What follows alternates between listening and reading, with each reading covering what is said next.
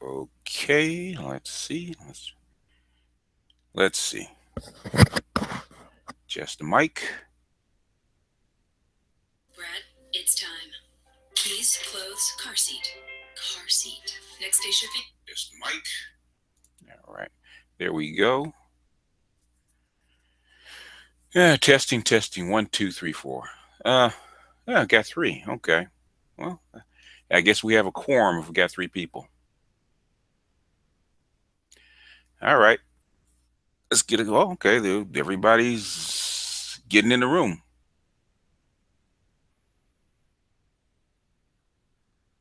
I guess we have a lot to discuss.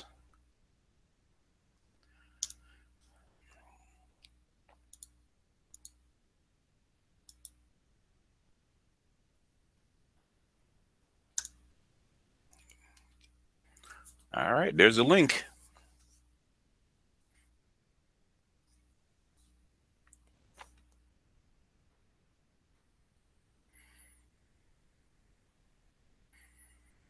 There's the link. Female free so far, huh? I can't tell who's in the room, but they said we got 16 people watching. So that's enough. How's everybody doing? I'm sorry for the late start. I wasn't going to start this because I just packed up and sent my grandson off. It's about 9, almost 9:30 here on the West Coast, and normally I start like 2 hours earlier, but I had to babysit.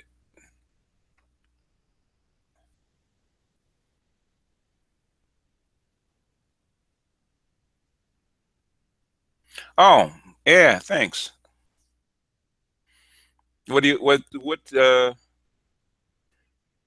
Leonard, what was the first video you saw, and which one did you like so far? Hello.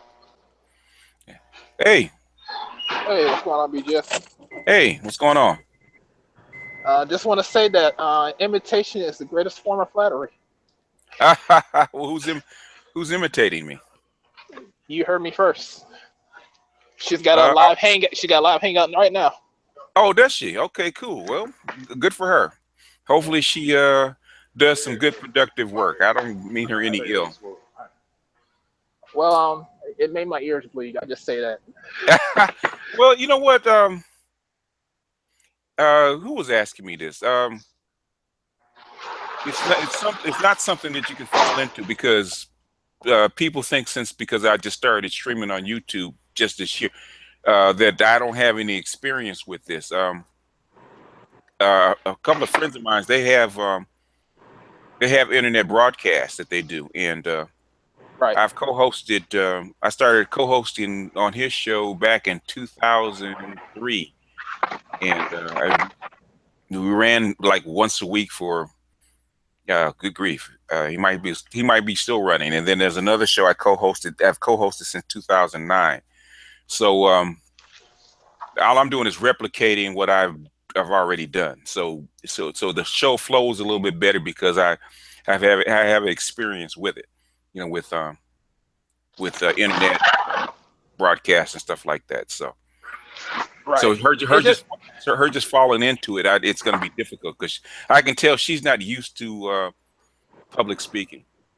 have you chimed into it at all today? I into hers. Yeah. I I think it was like 3 hours ago that she started. No, I mean I know she did a test last night, and I was listening in on it, and Okay. she's gonna find out it's not as easy as it looks. No, because she hasn't been doing a lot of talking. She's been letting other people talk, and it just seems like they have no idea what's going on whatsoever. Well, the thing is that what I think what makes mine's unique is because I do have because I've been on several paths for like the last 35 years, so I do have a wide breadth of knowledge. I might not be an Yeah, and expert in any one thing, but the thing is, I have a wide breadth of knowledge. So there's a lot of topics I can talk on, and basically, I can just open it up and says, okay, ask me a question, and we can talk about whatever subject you want to talk about. It may not always be the best, but the thing is, I can actually have a conversation about almost anything. Yeah, that's what I like about your hangouts because you can do that. They've been talking 3 hours just on black relationships and the black community. It's just been strictly on that. One thing is that's what they want to talk about, man. As long as it's productive, I have no problem with it. Yeah, but I don't think they know. They're not coming up with any ideas or anything. It's just that they're just spewing stuff that comes strictly off the top of their head. Yeah, I mean, well, it is because a lot of well, hell, even in here, a lot of stuff that I know I don't even bring up in here. I mean, I touch on it, and a lot of stuff. The thing is, I don't even put in my videos. I just answer the stuff because you guys asked about it. Most of the stuff wouldn't even be in here, and some of the stuff I even put up is because the subscribers actually asked for it coming out of a hangout. Can you make a video about this? So I put up stuff. Oh, but I do want to say one thing. One guy did use the term "classic men" in our hangout, which I thought was pretty good. It's spreading. It's spreading. I'm liking that. What's the name that you got? It's the name.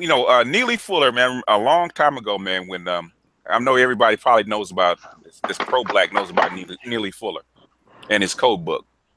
And there's something that he said when because I've talked to him a couple times, like during his book signings and stuff like that. He would sit there and talk to us for like 3 hours and shit. And one thing that always stuck with me, he said, "What do you call a man?" And he said, "What he wants to be called." Right. So you guys didn't like educated, lame, or anything like this. So I said, pick a name. Pick a name that you guys want to be called. I'll rock. I'll spread it out there and I'll rock with it. And if that's what you want to be called, that's what you're gonna. That's what I'm gonna call you. So classic man it was. Okay. Rosemary, get your little tail on here. Stop hiding in the background. BGS. Yes, sir. Why did you do the Isabella Storm or whatever her name's? Isadora Storm, because because a lot of women, when you tell them that what women do, okay, the negative stuff that women do, they won't accept it. When a woman says it, and a woman is complaining about it, they will listen to it. So it doesn't matter what her conclusion is. She's giving you the information. Now she might say, well, it's still a man's fault, but that doesn't mean anything. It's the information. And I was showing that to Rosemary because she was talking about it. These women know what they're doing, especially the one about how so-called thugs trap good black women. That man did not trap her.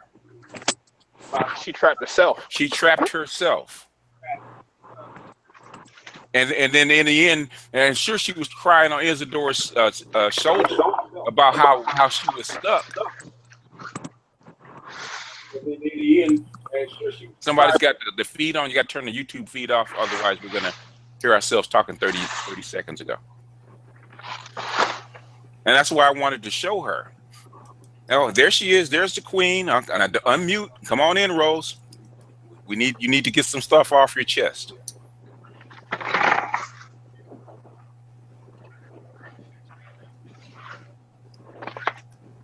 Hey, can I add something real quick while she's gathering herself? Go ahead. Yeah, I just wanted to say that, just to piggyback off what you said, one of the things that I've said in the last hangout, and I'm going to keep saying it, is women, it is really more of a woman's role in their lane to basically crowd control other women. Generally, this is the older women that really respect the younger women. But typically how it's done, because that judgment from women is far more effective to women than if men are just saying that, but they can't just pawn at. I just wanted to add that. Yeah. Because especially in the black community, because it's a matriarchy, and a women's voice holds more weight. The mother's voice holds more weight. Just because I think I told you guys this. Maybe I hadn't told you guys because I don't know who was in the hangout when I said it. My children have gone to school in the black community and they've gone to school in the white community. and I had to go talk to different teachers, female teachers, right? I remember my ex. She was living in Lancaster, really right where Crystal and Karazin, basically their family actually moved to in Lancaster, probably not too far. And she always had the old lady always had trouble with the white female teachers. Always, she always had. They always went back and forth. So I had to get out. I had to get my ass up, drive 80 miles out there to them, right? And I had to talk to the teacher. The white female teacher always deferred to me, always. She didn't want to talk to the old lady. She wanted to talk to the man of the house. She wanted to talk to the father. She wanted to talk to me. Now, when my kids went to a black school with black female teachers, guess who they wanted to talk to? The mother. They wanted to talk to the mother. Hey, I got a question for you. Marriage is for suckers keeps asking, why do we waste so much time on anti-black females? Well, the thing is, because we get tired of we get it's an open topic tonight, Obsidian. Talk about anything, and you know how my hangouts roll. But I'm saying marriage. Okay, the thing is about marriage, and Rose, you can jump in at any time. The thing about marriage is what I wanted to raise because you guys probably know. You guys see my videos. Marriage is essentially dead. The only reason it's still alive is because society and government still keep it alive. Oh no, I meant like that's actually the true candle. So he was asking, and that's something I see amongst a lot of comments, amongst a lot of different channels, is black men are like, they feel like we're wasting time, or we spend a lot of time allowing women to suck the oxygen out of the room. So I just wanted you to speak to that sentiment. Repeat that again, because I didn't quite get that. Repeat it again. Okay, so there's a lot of men in this kind of, let's say, black manosphere that believe that we allow women to suck a lot of oxygen out of the room, engaging with them, and they believe we should just wholesale not engage. There was some comments in here to speak to that, and I've seen that a lot. So I just wanted you to speak on why you. Okay, they, you know what? At the end of the day, like Obsidian says, it is my hangout. Okay, the reason you come here. I agree. Excuse me. We can hear you, Rose. What do you want to say? Let me finish my statement though, real quick. Yeah. Okay. The reason I believe that you come here, basically the hangouts are for you. You can talk about anything. If you don't want to talk about women, or you don't want to talk about whatever it is on the table, you can actually get on here, bring up a topic, and we'll roll with it. Because most of the time we don't even talk about women in here. Okay? Obsidian needs the link too, by the way. Sorry. I just dropped the link. I'll drop it again, but I just dropped the link, but I'll drop it again. I keep telling them to scroll up. I dropped it about 2 or 3 times, but the thing is that it's an open hangout, and the reason that we talk about women is because you guys are interested in it. I keep getting these questions when I talk about game. Guess what the most popular videos are when we talk about women. Because we talk about politics, we talk about the black community as a whole, about culture, we talk about a whole bunch of things. Okay, relationships is because that's what you guys want to talk about, and you know, I assume you want to talk about it is because guess what, you have to deal with it. So that's how can we deal with it. So the brothers that don't want to hear it. You know what? Like I keep saying, I got almost 3,700 subs now. The channel was built from between 200 and 500. You know, if this ain't the channel for you, this ain't the channel for you. But what I'm saying is my hangouts are always open. We talk about more than just that. But since we have the Mistress Rose on the line, I have been harassing her to actually have the fortitude. I'm glad she did the fortitude to actually come on and take a seat in the square. I'm gonna give her the floor and see what she wants to say. I think she got really upset. I think, you know what? The thing is about the moon. There's something about the moon. There's something I noticed about the moon as far as the female cycle. Okay.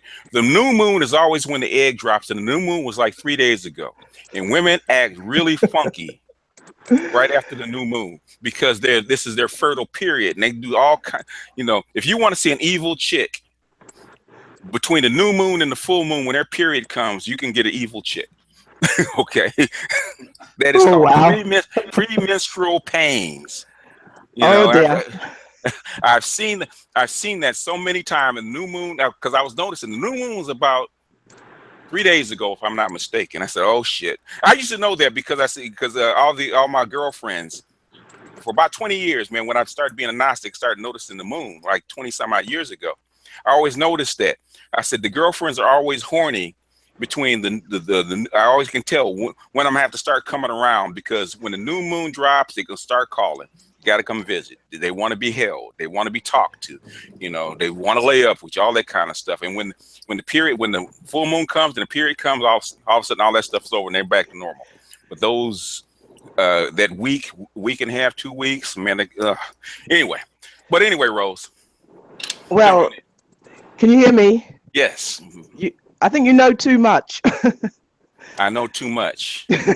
Is there such a thing? Well, you know, that's what I asked. Anyway. That's what I asked for when I was 8 years old. I wanted to be Solomon, because Solomon was a wise man. I always wanted to be a wise man since I was 8 years old. Anyway, go ahead. Yeah, it's nice to speak to you. But you know what? I'm not going to stay long. Please. No. You can't get out of there that easy. No, I said I wasn't. I don't have much to add. I said it all in the comments, actually. No. There's a comment section and there's interaction. Okay. There's interaction. It's not the same. Honest, you know it's not the same. You're British. You know it's not the same.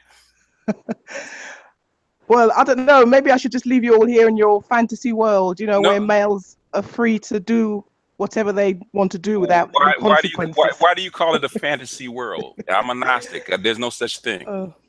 Already slick dissing. No. Hey, it's me and her right now. Fall back, bro. No, just you guys are all adults, right? I'm an old man, so I guess it makes me an adult. But nobody with special needs or special ed on tonight. Have you seen anybody with special needs, special ed? Because we haven't heard you talk yet, so you could be in that vein. I mean, Zoloft is sold all over the world. In fact, that's what drove me to be MGTOW. That Zoloft, I had 2 or 3 of them in a row. Sex was good. Sold all over the world. You gotta come off your feet. But go ahead.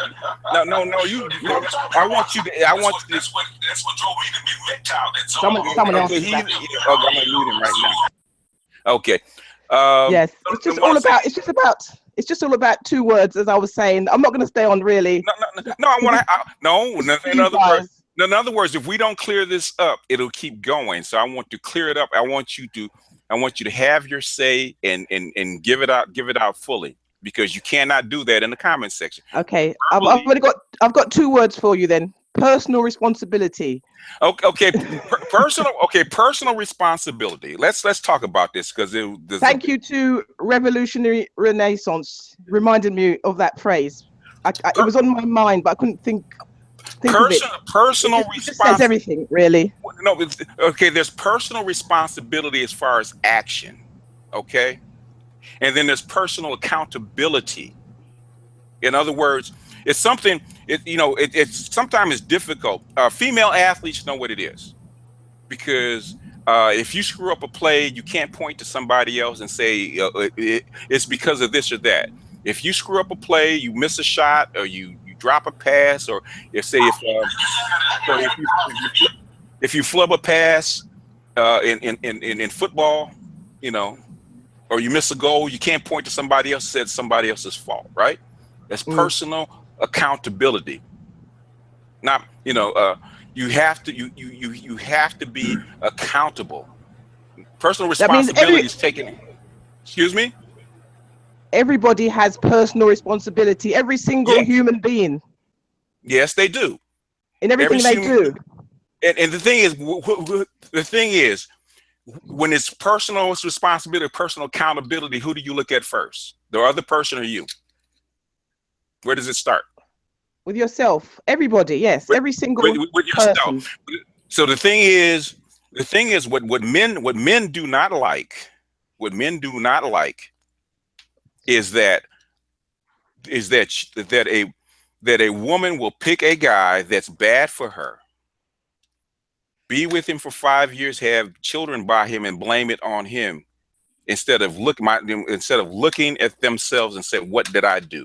I have never seen. I'll give you a good example.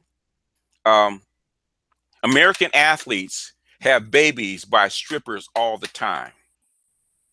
Have you ever seen an American athlete have a baby paying child support to a woman that he is no good and blame that woman?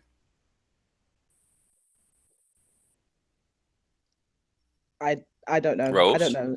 No. Okay. You're in Britain. I'm sure the footballers, the big footballers, do the same stuff all the time, right? Have babies out of wedlock and mess with chicks they're not supposed to mess with, right? Mm-hmm. They do that all the time, right? Yep. Do they blame the woman? Yes. They do. They blame the woman that she's no good and she fooled me and that kind of stuff. They blame the woman. Yes. They do. But then you don't hear from the women. You just hear from them. It's always one or the other. It's like nobody can say we're all responsible. I'm not sure. Well, I don't understand. In America, it doesn't work that way. Men never say that. Yeah, exactly. Men never blame the woman. They don't blame her. They just pay. Okay. Well, everybody is to blame. That's all I'm saying. That's it. That's all I've got to say, really. Well, the thing is not that what we're getting at is not that everybody is to blame. Okay. If you screw up your life, why are you blaming somebody else for you screwing up your life? That person, say like in Isadora Storm, you had two examples. That's why I put them up. She's giving all these reasons why this woman chose this guy and fell for him, right? Mm. She left decent men. It's not that she couldn't attract decent men. She didn't like them because she couldn't get what she wanted out of them, right? Which is basically put her on a pedestal. Whereas the other guy actually did. The no good guy actually did, right? Yes.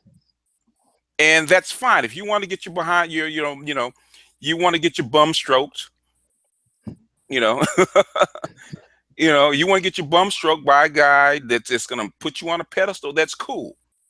But why?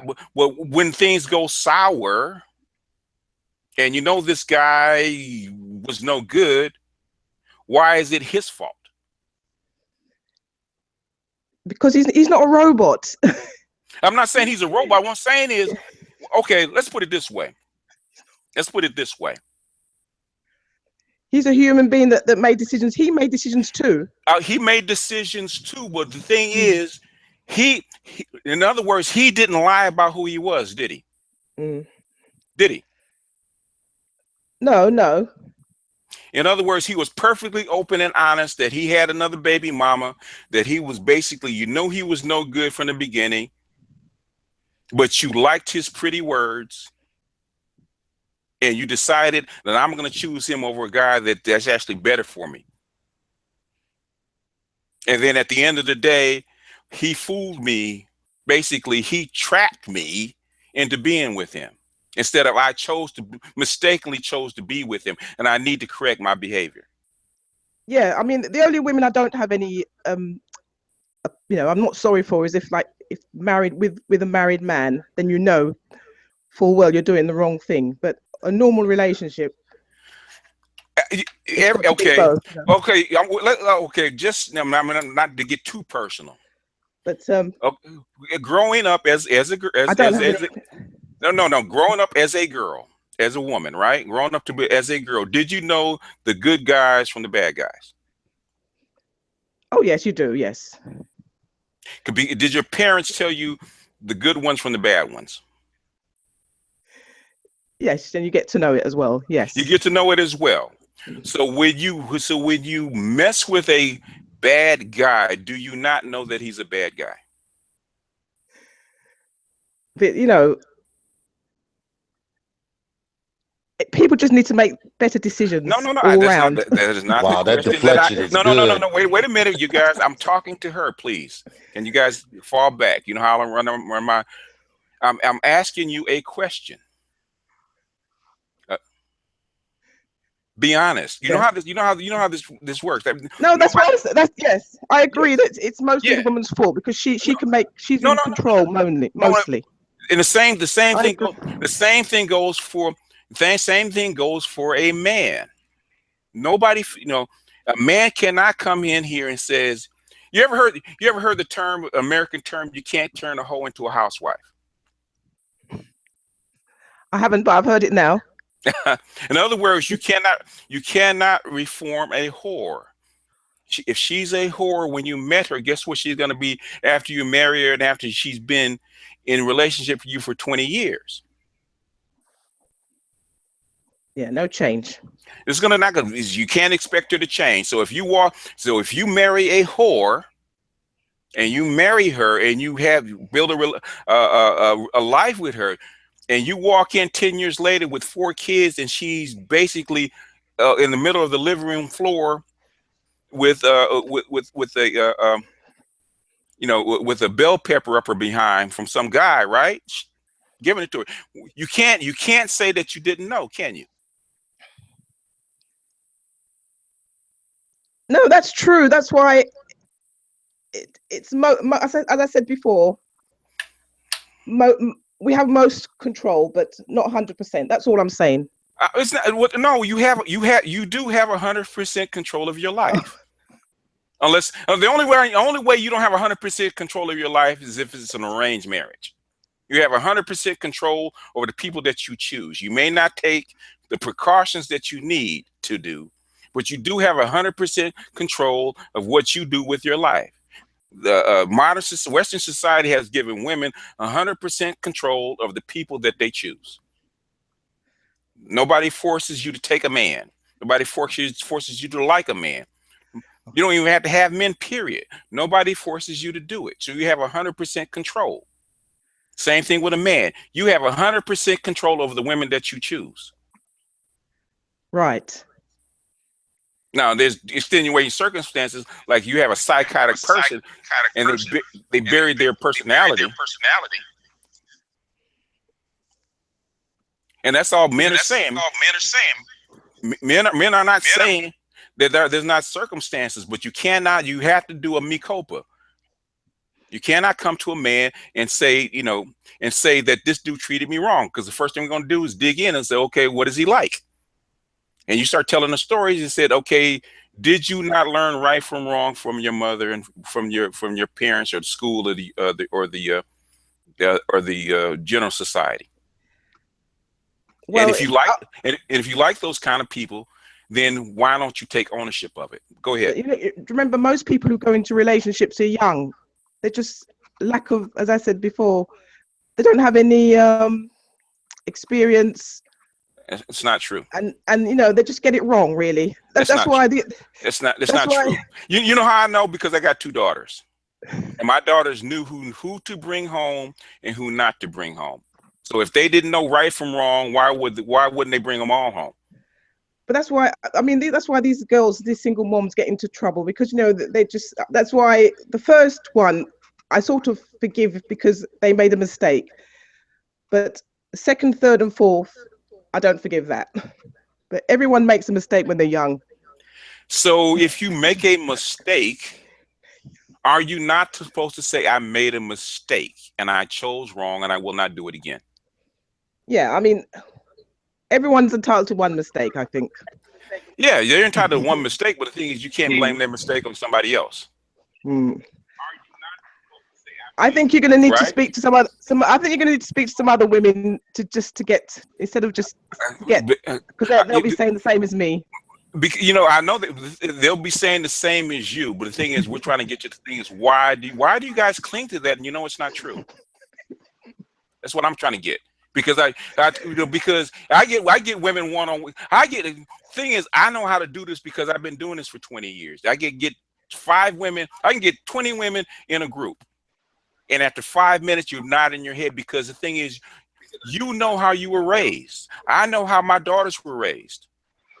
I know that's like my daughter, I give her a hard time. You cannot come to me with that crap because I know how you were raised. It's just nobody forces anybody to do anything. in this world. You can choose. You can choose what you want to do. But when you choose, you have to do what? You have to take responsibility for your choice. No one's forcing you. Exactly. But the thing is, if I take a needle in my arm, whose fault is it that I put a needle in my arm?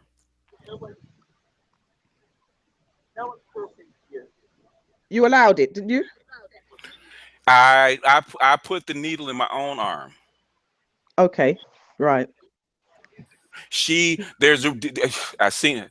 The thing is, when you work around a lot of women, and you work around a lot, and you see them interacting with men, and you see what they like. There's a reason women choose those type of guys.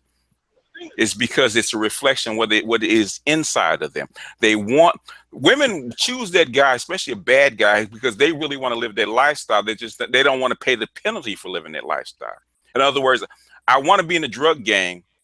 But I don't want to go to jail for it. I don't want to get shot at. I don't want to be on the corner.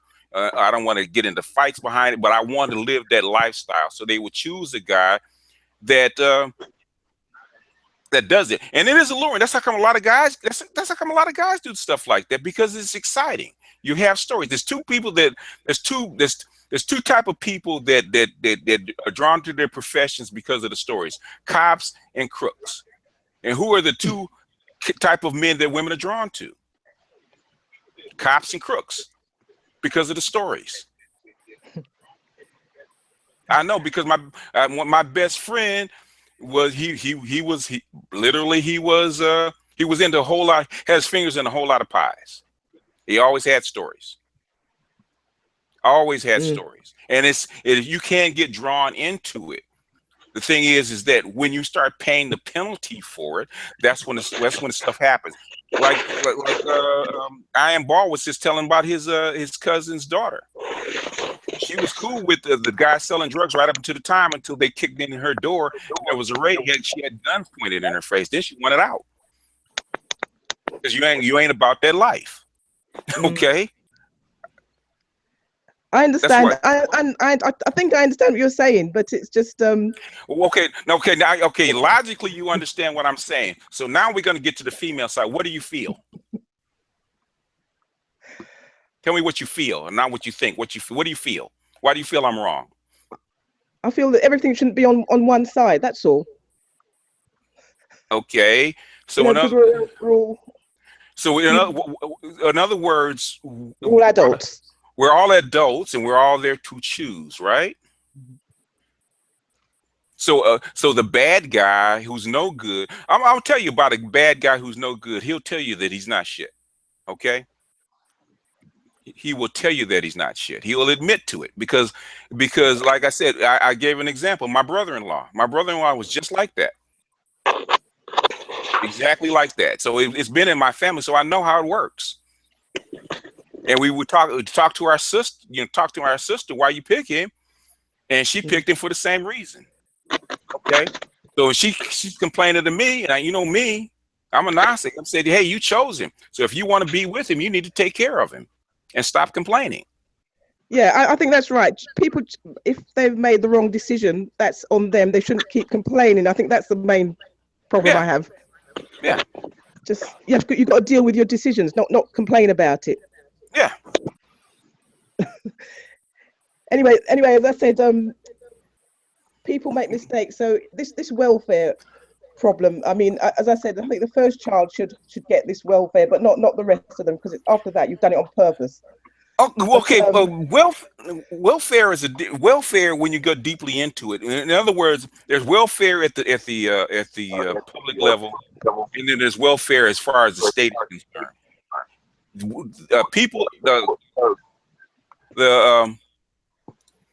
The state knows that women will not have children if they're not paid for. Mm. Welfare being rewarded. Yes. Yeah, but in other words, UK needs its 2.11 children, so they know that women will not produce children that they can't be cared for, paid for, and if men aren't working and men won't do it, if they want those children, they're going to have to come up with some kind of laws or a series of laws that are going to make the society pay for those 2.11 children. So child support, welfare, all of that is all mixed in. Okay, basically, if you're having children and welfare is paying for you, you're a broodmare for the state, because the only people that really care about having a number of children is not basically the male or the female. It's the state. The state needs a certain amount of children, so they have to fund it some kind of way. That's what welfare is about on a state level. If you want to know why the state does it, the state doesn't do it because of the woman's benefit. But that's on a higher level. Yeah, most people don't think of it like that, do they? Because you're not taught to think like that. You know, you are to put it in a British term, you're betters. That's their problem. That's the way they think of it. You know, your betters are the one that think like that. Yes. You are not supposed to. You are a subject. Yes, that's true. To act like a subject, right? If I'm speaking in a vernacular that you can understand. Yes. But anyway, I'm really gonna drop off. Okay. It's great talking to you. And I want to leave this. Go leave me with a closing thought. Go ahead. No, I'm just going to leave this hangout to you guys, because I think it's really important for them, and you're doing a good job. So even though you disagree with me sometimes vehemently, and I said, okay. No, I said, with Rose, Rose is in this comment section today. I said, oh, that's right. It's right after the new moon. It's that time of the month.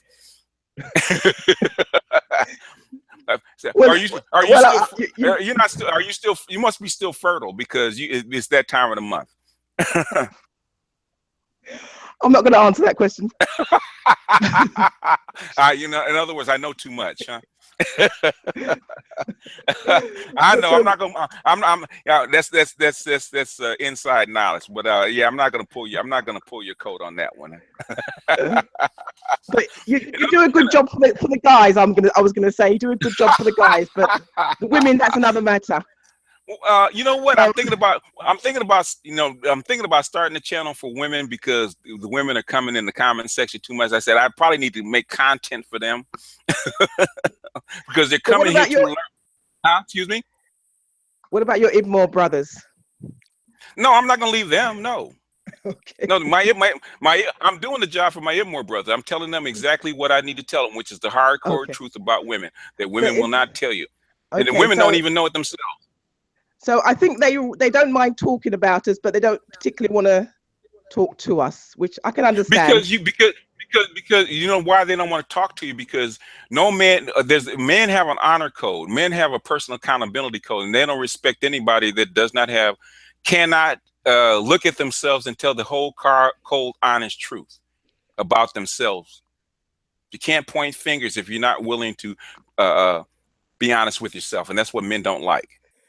You know, because you're treating men like they're idiots. Because the thing is, we're all in the same community, we're all in the same neighborhood, in the same families, and we see what you do. So for you to come back and lie and misrepresent it, it makes them angry. They don't want to talk to you because everybody knows what the deal is. That's fine, because it seems that's the best way to keep things smooth. Let you just have your own discussions. I think that's best. Okay. All right. I know the brothers want to jump in. Hey, you're very brave for jumping on, and I had to. Hopefully, I didn't break too many fingernails by trying to pull you, dragging and kicking out of the room and into the chair. No. I had to do it just to engage with you. It was nice. Okay. All righty. All right. You know that I'm a real person. I know you're a real person. You're a real woman, because I noticed that by the comment section. Okay, BGS. All right, thanks very much. All right, cheers. Take care. Bye. All right, fellas. Finally. We needed the UK dude on to check that. The thing is, we had to clear some things up. She's been in the comment section a long time. I've been trying to get her in for a long time. So she's on. So I said, I'm going to give her the floor and we're going to have a discussion. So we had a discussion. Obsidian, yeah, he was still trying to get in. I don't know what's going on. I don't know why he can't get in the link. Everybody else is. I don't know what's up with Obsidian. Maybe you guys can help him out. Yeah, we've been trying. I've been trying to invite him in and do everything. But can I respond? I just want to jump on it. Yeah. So, my thing, this is actually why, a lot of brothers don't like engaging like women on the Hangout. Personally, I love it because to me it's like the circus. It's a case study. You're a very calm, older, wise man, and you can say it in a way in which they won't, go retreat in their shell. Yeah. But at the same time, it's like them talking to common sense. If common sense could be manifest, and then you get to see when they have to actually speak against absolute common sense and absolute logic, how foolish what they're saying sounds. I mean, like that's what I was talking about. She got on the call. The first thing she wants to do, and this I guess they do it across the pond too, is establish dominance by talking about we're crazy. Yet she's the one sounding goofy. Well, that's the whole thing. You want them to say things so that basically you can actually deconstruct it. And you saw how she ran away from the emotional part when you asked. You notice how when they always say, "How do you feel about?" What do you think about how you feel? They don't want to answer that question because they don't like to reveal that. You have to draw that out, especially honest feelings. Go ahead, bro. Can everybody hear me? Somebody? Yeah, we hear you. Oh, there you are. Okay, you got in. All right, I'm finally here. Okay. All right, so yeah, my problem, and I agree with the brother who just got finished speaking. My problem is, what Rose wants is to do what a lot of black women do, and Darth Hideous does this too. Every time we have this discussion about out of wedlock child bearing, the discussion goes to, well, no woman got pregnant by herself. That's true. Yeah, no woman does get pregnant by themselves. It takes two to make a pregnancy. It takes one to have a baby. Yeah. So the woman has the full responsibility to have a baby. She and she alone decides whether to have the baby or not. Have an abortion. So yes, it's true. It takes two to make a pregnancy. It only takes one to give birth. Yeah. You know what, Obsidian, because I'm going through this myself with my daughters, and I speak to them like how I speak to my daughter, is that even if it's equal, even if it's 50-50 across the board, that does not absolve you from what you did. What I did does not absolve you from what you did. If I impregnated you and I'm a no good guy, me impregnating you, and I might be a cad, I might be an ancient dude, but that does not absolve you from having a baby by an ancient dude. Not only that, but we have I can't speak for the UK, but here in the United States, we have laws on the books to deal with men who are irresponsible with their dick. Yeah. There are laws on the books to deal with child support, deadbeat dads, all the rest of it, from the federal level on down to the state level. There are legal remedies in place for men who fall down on the job with regard to their kids. Yeah. This is a false equivalency and a red herring a lot of these black women put up. The issue is that a lot of black women are doing this because of the welfare mind state. They are being subsidized to do that. They are being subsidized to do that. Yeah, they are. I think like when we talk to women, or at least I know when I talk to women, like there's a certain way that I talk to them, and there's a certain way that they hear information. When I talk to like my wife or something, if I say something and I'm just strictly logical, like she will not receive it. She will not receive what I'm saying to her. And she will immediately like like it just won't go well. So I think it's just, I think really what we're saying just really has to be tuned to the way that they listen, because I don't think. I think we're saying something, and we think we're saying, like, we know what we're saying, like, and we're being very logical. But when it gets over there, like they're hearing something completely different. Well, the thing is, what are the three things, especially for black women, that's wrong with them? They got to be right. Shame, guilt, and the gotta need be right. to be right. Yeah. Yeah. Well, and here's So where I'm coming explain from. the workplace for me then. Excuse me? Because in the workplace, it's either you're doing it or you don't. All that emotional field translation crap does not translate. It's either you performed or you didn't perform. Bingo. Yeah. Well, and black nowadays, it's, wait, one at a time. Go ahead, Black Street. My bad. Black Street, go ahead. Oh no, I said I'll let Black Street go first, and then you Edward, and then Obsidian. Okay, well, I'll go off of what Edward was saying, like the workplace. I guess where you getting that like they can kind of do what they do in the workplace, but when they get home, it's not like. Is that where you were going with that? Yeah.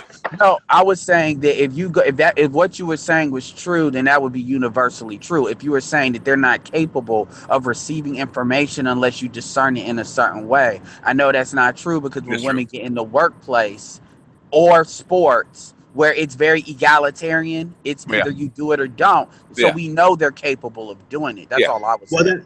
Well, hold on. Well, yes. Well, to a degree, I agree with you. And here's where I don't. Here's the degree where I don't.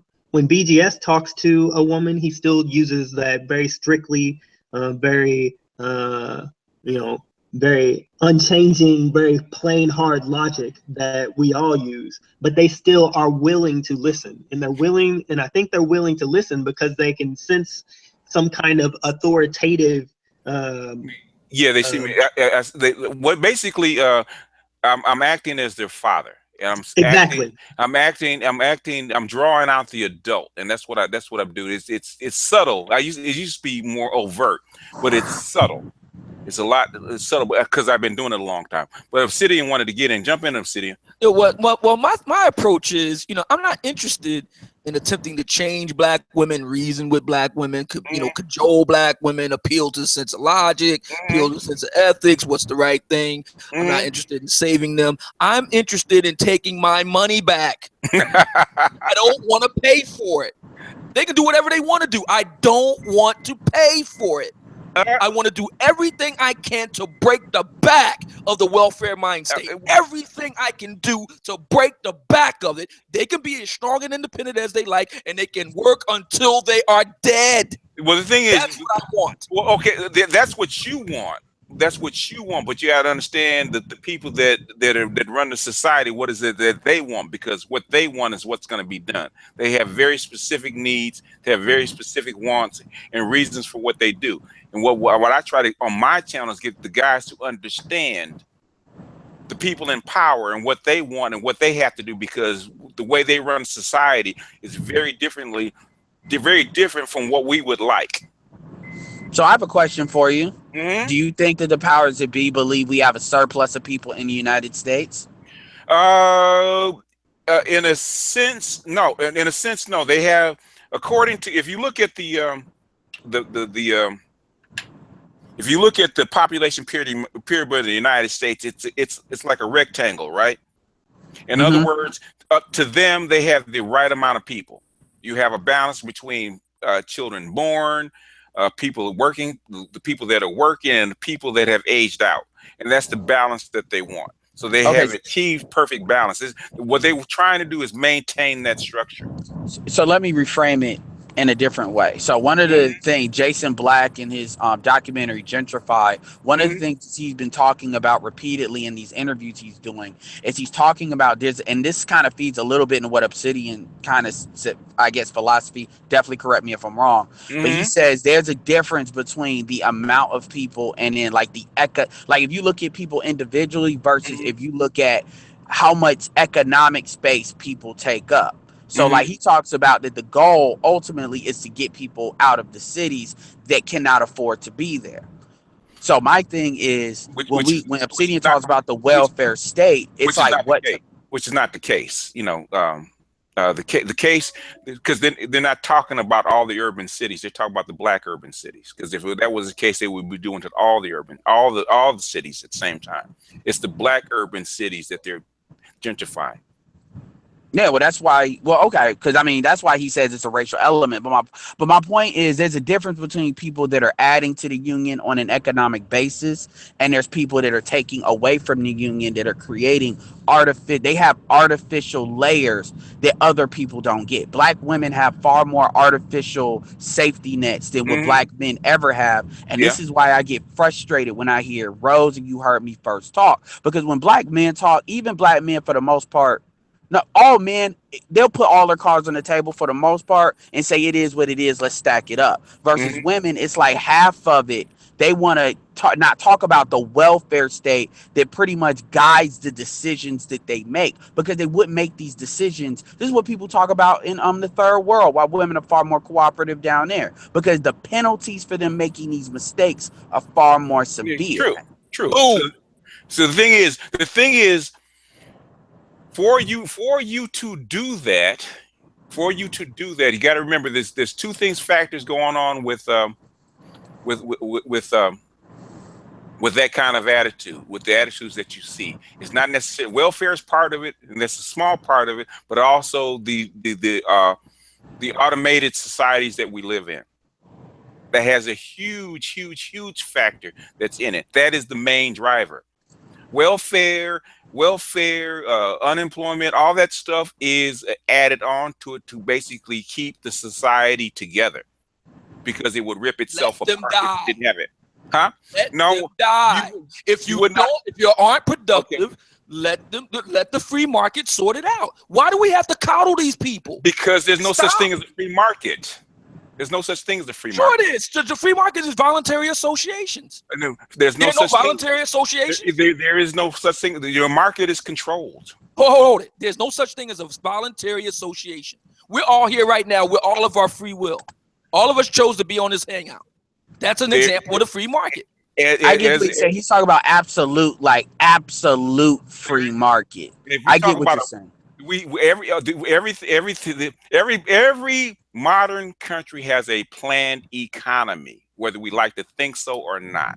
Okay, so why is it that those people who don't equip themselves with the skills and the abilities to meet the demands of that particular market, why don't they deal with the fate of what happens when you don't meet those standards? Because if you do not have these social programs in place, if we do that particular thing, your society, not just those people will die, your society will eventually die and get taken over. And everybody. Okay, so let's look at Black America for a moment. We know that about 20 to 25% of it is underclass. We'll just use that for a moment right here. Okay, so about 20 to 25% of Black America is underclass. Are you seriously arguing that if we got rid of those people, Black America will be irreparably damaged as a result? Yeah. How so? How many people? If we talk about 25%, we got 40 million black people. We talk about 10 to 12 million black people that would die, right? Something like that. What about the underclass white people? What about them? Same thing. So if we talking about let's give a round number, like say 10%. So we talk about 15 million white people. So we'll be talking about like say 50 million people. Okay, how do you replace those people? We don't. Okay, we're streamlined, we're leaner and meaner, and we're more efficient. So no, actually, if you're on an island like Japan, that's true, but eventually your society will die. See, I feel like we're talking about these things the way they are because they're not reproducing.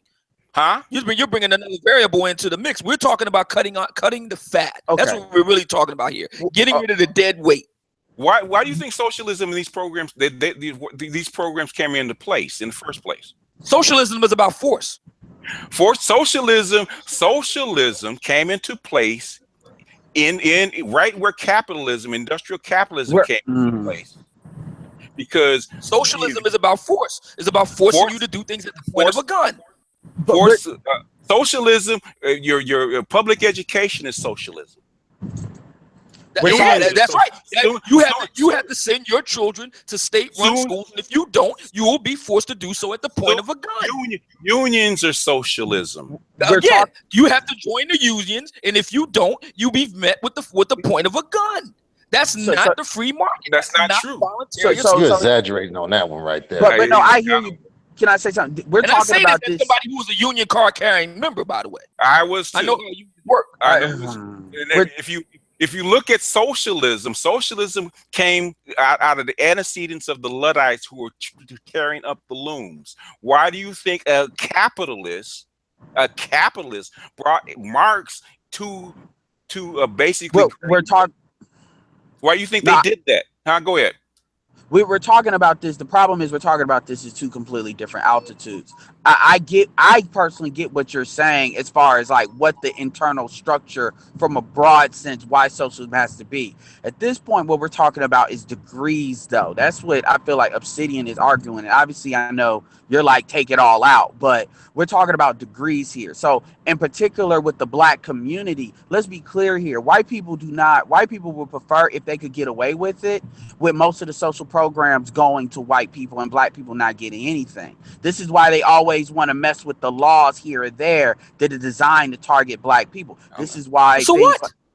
Well, okay. No, I'm not saying that is a bad thing, but what I'm saying is I feel like we're not understanding that. So we're talking about the greater society versus just black society. That's why BGS. I care about black white people. Listen, I know, but when I say black men need to become Republicans, I don't give a damn about white Republicans. I care about what's best for black men. Black men have got to break the back of the welfare state. It's not going to get broken. It is destroying black America. It's empirical evidence of this. Okay, the thing is, Obsidian, okay, now we can have a discussion. The thing is, you're going to get more of it instead of less. That is the bottom line. Yep. Because capitalism, as it now sits, has come to an end. Okay, and they're now trying to figure out how to keep it alive and in what form. Let it die. Do everything you can to let it die. Let what die? Okay. Let the system die. Okay. As you go ahead, Grace. As you stated, the Luddites were breaking the looms, and they had to institute a social program to actually remedy all those people that would be being put out of work, i.e., probably union. Yeah, union. They can have some welfare, Social Security. It's the grand negotiation. It's a grand negotiation, pretty much. You don't tear up our society. You let us make money, and basically we're going to give some of that money back, and we're going to make sure that you have a decent life. So this idea that our society is going to be torn apart. Are you really serious? Look what's going on now. Look what happened in 1991 with the riots out in your neck of the woods, Black Gnostic, in LA after the Rodney King incident. Korean grocers armed with rifles kept those knuckleheads at bay. Those are citizens. You're not even talking about quasi and outright military forces. Crack down on the knuckleheads. Just Obsidian. But my thing is you being very ideological. That's the thing. Obsidian. What you saw on the TV is bullshit, okay? It's bullshit. If you're in a city of 10 million people, if they want to burn down every Korean grocer, and they burned down a lot of them, every Korean business in the city of Los Angeles, they could have. There's nothing that you can. No, they welcome to try. These gangs have AK-47s. Those little and those Koreans have high-powered rifles. AK versus a high-powered rifle. Those gang members have more people than the Koreans. You're going against 10 people against 2. Eventually, they're gonna have more bullets than you. I mean, we ain't talking about fight that now. You can't. I was here. Koreatown is about 5 miles from where I'm at, and most of the Korean businesses did not get touched. We have the means to crack down on it. We just don't have the will. You do not have the means to crack down on these people. You got 312 million people. Send in the Marines. You got send in the Marines. They tried that at Obsidian. They experimented with that back in 1993, and they found out the Marines would not fire on their own people. I've been doing this a long time. The thing is, you got 99. The Crips are your people. Huh? The Crips are your people. They're doing a bunch of litmus. You got a lot of Crips in the Marines. You do. But anyway, you have 99 people. You have a lot of Bloods in the Marines. Purge them out. I was in the Navy. They can't purge them out of the Marines. They purge them out. Just like they can't purge, they won't purge the KKK out. They were finding gang signs in Iraq. So how are you gonna purge out that? There's so many Crips and Blood. There's so many Crips and Bloods like on the boat. Like I was in the Navy. This sort of thing can be done. A lot of people don't listen. In order for you to make an omelet, you got to be willing to break some eggs. It's that simple. One at a time. One at a time. Okay. Let the brother respond.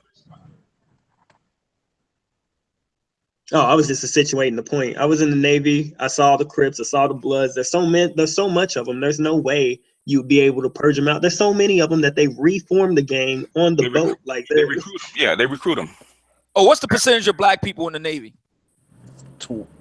Oh man, I don't know that off the top of my head. 10%, something like 10%. Okay, so we can afford to lose that. Okay. This is the reason they decided that this is the reason that they don't do this. That's the reason that you can send in the troops. You can send in the troops into Chicago. You can do that. You can roll those tanks into Chicago and wherever else. Okay, but the alt-right militia will start arming themselves and will start because they think they're going to be next. The same way they rolled those particular mini tanks or personnel carriers into Ferguson, which was a test case, and also into Baltimore. There's a reason that they took them out, because more people came. And then you're gonna have even bigger crowds that are against it. You got 99.5 million people out of work. And you start this stuff. Whose fault is that? Whose fault is it that they're out of work? It is because you took their jobs. Automation. Why didn't they get the skills they need to compete in the free market? Because there's not enough jobs for them to do that. Why couldn't they? I retooled myself. I lost my job and I retooled myself to become a podcaster. There's not a lot of people do a similar situation. Because you cannot. 99.5 million people cannot find a jobs where automation and whatnot has taken. Who said you need? So it is an automated guy that's changing out the toilet in your house? Is a robot doing that? How many of those people do you need? Well, how many toilets are there in America? How many people? How many plumbers do you need? How many bricklayers? How many carpenters? Exactly. How many electricians? So in other words, to have that kind of project where you can employ 99.5 million people, it takes a state effort. You cannot do it. Why? Why? Because capitalism and the free market can't do it. You had to take a state-run effort. Why? Why can't the people tool themselves for the demands of the free market and those that don't die? Because those people do not have control of their economy. Who doesn't have control of the economy? The regular folks do not have control of their economy. They have no control of what gets shipped in or gets shipped out. That's at a higher level. Address Rudy M, because he keeps talking a lot of stuff out the side of his neck. Rudy M, I'm gonna post a link. Rudy M can come on and actually state his case live. Yeah, go ahead. Is the room full by any chance? No, I don't think this time. Okay. Anybody hear me? We got a lot of. We hear you, man. You got a lot of hum. A lot of feedback, brother. Real quick. Yeah. Have you ever heard of game theory? A lot of feedback. I mean, we are so beyond the pale right now. Yeah, I mean, are you on a wireless headset or something like? Because we're getting a lot of feedback. But he asked you, have you heard of game theory? Me telling me? Have I heard of game theory? Yeah, I've heard of it. Okay. I don't know what question you want. Real quick, Ethan, go ahead and state your question. I think the whole point of game theory is that Okay. All right. Yeah, you gotta change your headset. Yeah. That's bad. That's really that's bad. bad. Yeah, you got to do something about You that. gotta change your headset. Yeah. Yeah, can I say something real quick? Go ahead. Yeah, my issue with, like, I get this conversation is like the altitude is going higher and higher and higher and broader and broader and broader. I mean, at the end of the day, I guess the question is, how do we deal with black women? And what we're doing is we're arguing about the borders. I mean, Obsidian, I get what you're saying. You want to go like, what do they say? The shortest distance between anywhere is a straight line. You're trying to go the straight line route. I understand that, but the problem and what BGS is trying to tell you is we're not going to be able to do that. Now we can break down, but well, first of all, because let me break this down this way. This is what I would like to do as far as what black men should do. You say go Republican. I say personally that what black people should do is deal with the Democratic Party because that's what we deal with. But what we should do, hold on, let me finish, and then let me finish this one part. What we should do is do what the Republicans did and how they reformed the Republican Party by getting a lot of the moderates out and replacing them with people that more acted on their will, aka Boehner versus Paul Ryan, aka most of the Republican candidates minus Jeb Bush were actually either Tea Party elected candidates or they were elected on a Tea Party way from the presidency. Black Democrats should basically do the same thing to the Democratic Party. Basically, African Americans should start replacing every single black politician, by the way, with politicians that more reflect our values, and a lot of those values may be more closer to what you say, but basically that way so we can control what we already control. Because the reality is, if black people just wholesale start voting Democrat, and Republican, here's the thing. I have no problem with black people voting Republican. I think black people should vote in Kentucky for Rand Paul, as far as I'm concerned, and protect his right flank, because I like what he says about a lot of different things. So I'm not saying that, but what I'm saying is we got to be more strategic, and just saying, oh, we just vote Republican so the white folks can do what the white folks already want to do with welfare and stuff, that's not going to solve the problem, because at the end of the day, what BGS is saying, they will take into account for their people, because they know how white people are when you take their shit. They get a lot violent a lot faster than what black people do. You see it in the alt-right and in Donald Trump. So what BGS is saying hold on. Trump denounced the alt-right. Officially, of course, but the alt-right is who elected him. He's an alt-right candidate. Black men are also elected. Hold on a second. And white women elected him. Obsidian, put a pin in it real quick, okay? If other people want to kind of join in the hangouts, if you're not talking, kind of cycle out and let other people in, because we're full right now. So if you're not engaged in the conversation, kind of cycle out, let other people in, and you can come back in later, if that's okay. Okay, go ahead, Obsidian. No, my thing is, we keep allowing ourselves to go into all this conspiratorial theory stuff black folks love. Black folk ain't never met a conspiracy theory they didn't like. We go into all of this extraneous stuff. My argument for black men is that we have to be laser focused. In my podcast yesterday, Incentives Drive Behavior, I laid out a simple 4-point plan that black men can do to help in their own way break down the welfare mind state. Number 1, vote Republican. Number 2, vote with your wallet. Number 3, vote with your feet. Number 4, vote with your dick.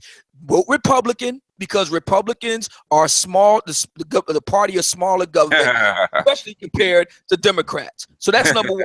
We know what their position is with regard to the welfare state. So doing that automatically helps our position. That's number 1. Number 2, vote with your wallet. Don't spend your money with any black women that you know are in one way or another involved with the welfare state. Don't do that. Number 3, vote with your feet. I made the example about education. If you have kids, don't send them to public schools, and that includes charter schools. Send them instead to parochial schools and private schools. Work a second job. Work a third job. Do whatever you can to put your kids in private schools. Those are the schools where you'll see very few black women teachers. Put your kids there. That's very Another thing you can do is vote with your dick. Okay, don't fuck women who are in one way or another dealing with the welfare mind state. That's whether they're a welfare baby mama or if they're working at one of those glorified do-gooder nonprofits. There are ways and means that black men, ways big and small, can do to undermine the welfare mind state. We can do it. We just don't have the will to do it. And that's the big problem right now in dealing with black women. I was looking at O'Shea Duke Jackson the other day. Mm-hmm. He had a video up talking about how black women with kids demand that black men they get with don't have kids. And he, went through his video. And to me, the issue was very simple. Obviously, the reason why a lot of black women do it is because they want a man who can provide resources that aren't committed somewhere else. If you have children of your own, obviously you can't commit resources to her. So that the reason why they do it is pretty straightforward. The issue isn't that. The issue is black men don't come back with a counter. Okay, Miss Baby Mama with 3 kids, and you want me to have my own place and car. All right. So what do I get in return for entering into this voluntary association with you? My concern is you being feminine submissive, sucking my dick in front of my mirror, and you being bent over my couch. How do we make that work in life? Baby mama. Okay, well, we're in the city. We got other people that want to jump on, so we're gonna start taking them first and cycle through. Go ahead, Big Doug. Go ahead. Yeah. Why do we have to join? Hey, he's talking. We'll get to you next. Okay. Yeah. Why do we have to join any party? Why shouldn't we just control a corner store or something like that? Okay, you're asking that to whom? A city. Okay, I understand what he's saying, but why do we have to join a party? Because we live in the real world. That's why. Okay. The truth you wanted to say. I'm about approaching problems with practical solutions that work. Okay. Can I answer real quick too? No. The truth. We're trying to get people to other people in because they waited patiently. The truth wanted to say something. Go ahead. Okay, this is for Obsidian. Maybe I got 3 things. Okay. The first thing is you had brought up conspiracies. Mm-hmm. Hold on, let me take it. You brought up conspiracies. Tonight, I was talking to a guy in You Heard Me First in her chat room. Mm-hmm. And they were talking about the welfare state. We're talking about the welfare state and how that has helped undermine the family with incentivizing broken families. And people were saying that was on purpose. They said that was on purpose. It was malicious. And I said, well, is that true? No, that's not true. But anyway, I didn't know if it was true. And no, it's not true. Okay, the second thing I wanted to talk about was with this political party. I was thinking an additional benefit to joining, maybe not necessarily even Republicans, but at least being politically active and having our own political party, and maybe that does mean jumping to the other side, is that would help bring about a certain sense of community. I think it's not just necessarily the policies that could come through, but also a sense of a new community and a new building. I thought would have a profound impact, because as Democrats, it's been bequeathed to us already. It was already here as a platform, and it seems like being more political and jumping ship would make quite a difference. Okay. Let me ask he had a third thing he wanted to. Go ahead. I can't even remember my third thing now. Okay, go ahead and answer, Obsidian. Those are the answers. Let me ask all the guys on the question, because I talk about this a lot on my channel and on my live shows. It's a fact that 15% of black men, most of them highly educated, I might add, voted for Trump. But it's also true that 80% of black men who did vote for Hillary Clinton. So for everybody out there that are black men who are Democrats, I want to ask you a question. Why did you vote for Hillary Clinton, number one? And number two, what has the Democrat Party actually done for you to address your concerns as a black man? I want to answer that, but I want to let the others answer it first, because I know how to answer it. So. Go ahead, Truth. He gave you an answer. What do you want to say? Well, I never voted for Hillary Clinton. I don't consider myself a Democrat, never have. So I don't know if that really applies to me. I voted for Obama kind of begrudgingly just because, he was saying change, but, he's a Democrat. So I kind of know the games that they play. It was breaking up earlier, so I didn't really hear the first thing that you said. I don't know if you talked about maybe the first 15 seconds of what you said, but I did get your question. Okay. Anybody else?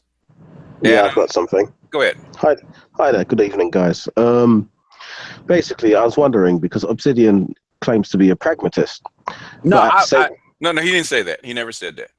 No, he said he likes to do stuff that works, right? Yeah, but he never said he was a pragmatist. I think. Okay. I don't think Obsidian was a Can I answer his initial question? Because I don't want nobody to think they're running away from that. I thought y'all okay. So here's the go thing. ahead. I did vote for Hillary Clinton, and I will go as far as to say I did vote for Bernie Sanders. Okay. Here's why. Look, I've been accused of being a Republican, so I'm not one of these ideological Democrats. It's all about tactics. Here's the deal. We can aggregate our power around the Democratic Party more than we can do around the Republican Party. That's generally why. Now, as far as why I voted for Hillary Clinton, I voted for Hillary Clinton for one reason only. It was for the Supreme Court. Because I know, ever since I've been born, the Supreme Court has been conservative. And the reality is it's far too conservative because there's nothing to check the white supremacy. That's why. And if we could flip it, I'm not trying to make it liberal or ultra liberal, but if we can flip it a little bit and bring it more in alignment in the middle, because basically I live in North Carolina right now. The way they reorganize these laws and when it comes to the voting rights and stuff like that, the reality of the situation is the only thing to stop the fact that that stuff didn't get passed as far as them splitting up a lot of black districts was because Anthony Scalia died and actually caused a lot of chaos in this state because they had to redo the districts and they were clearly breaking up. Okay, well, I can't stand Anthony Scalia, so we have political differences, but my point is, here's my point. I'm not against black people voting Republican. If you can stand on what you're talking about, what most of them can't. But what I'm saying is, the reality it's not just about vote for Hillary Clinton, so therefore we're voting for gynocentrism. It's other tactical things. So I mean, I get what you're saying, but everybody's not just blindly voting for Hillary. My thing is this. Here's my thing. I am for wherever black people aggregate. If black people just wholesale aggregated around the Republican Party, I would be for that. But the problem is what you will do is dilute the black vote. Like I'm talking about voting tactically, because all that will happen is black men will vote Republican. We got a full board. We got people wanting to get in. So I would love there was fewer people. I would love to give you guys 15, 20 minutes to give full answers, but I'm trying to be diplomatic with the hangout time. So in other words, kind of shorten the answers up a little bit, and if you still feel some kind of way and nobody jumps in, you're welcome to continue it. So anybody else want to talk? Anybody else? Nobody else wants to talk. I'm gonna let Obsidian answer. Anybody else? Going once, going twice. Go ahead, Obs. Go ahead. Okay, so have black men. Let's talk about black men. So have black men's, and look at all the cities that are dominated by one party Democrat rule, many of them black. Houston, Detroit, my hometown of Philly, etc. Baltimore, have black men's standard of living gone up or down in the last half a century under black Democrat one party rule? I mean, it's gone down. It was gonna go down anyway, but it's beside the point. Yeah. We don't control the problem is see the thing is we don't control it though. We don't control the Democratic Party like we could based on our numbers. So it's easy to say yes, but the reality is we don't control because we don't control our economy. The thing is your economy is under the G20 and has been since 2008 when they signed the Accord and the TARP actually came out. So basically, you do not control your whole entire economy anymore. So it's because you can't control the banks. The banks are under the Bank of International Settlement. So basically, what you have now, whether the reason that you're still working and you're still eating is because the banks did not collapse, and basically your global structure did not collapse. So basically, the fact that you're still here is probably a miracle. So to follow your logic out, Black Gnostic speaks, there's no point in voting Democrat or Republican. It doesn't really matter, no. So since you don't have any control over your own destiny, that was my exactly. The only point is to give up. No, it's not the point to give up. The thing is, you have to be more pragmatic. The party doesn't matter because there's only, in other words, we discussed this in my think tank. There's only so many pieces on the board that are still left. You know, basically, basically you have a new pimp in the global game now, which is China. China is the pimp that just announced the game in the G20. So if you can't control the politics locally, Tip O'Neill famously said that all politics is local. If you can't control the politics locally, you don't have a role to play in it. Seems to me you just might as well just get it over with and put a gun to your head. No, what I'm saying is you have to be pragmatic about it. In other words, you have to look at every politician, everything on a case by case basis, and you vote the person that's going to fulfill whatever ideology or things that you need. There's a lot of things that you can do that people don't do, and they focus far too much on the president. And that's exactly what I was trying to say. And the problem is we don't engage enough locally. And the problem is when I say we don't control our economy, I'm talking about black men that are business owners, black men that are entrepreneurs. So we don't have that kind of economic. Wait, one at a time. Okay. Yeah. If I want to get people in to speak that haven't spoken, because get Miss Naika Baby in here. Get her in. Wait. Hold on. Get her in. We'll get them in, but the thing is, we got to get people to cycle out because we have a full board, and so the other people can get in. So people that don't have questions, that are just listening, kind of cycle out, so other people can get in and cycle back in later on.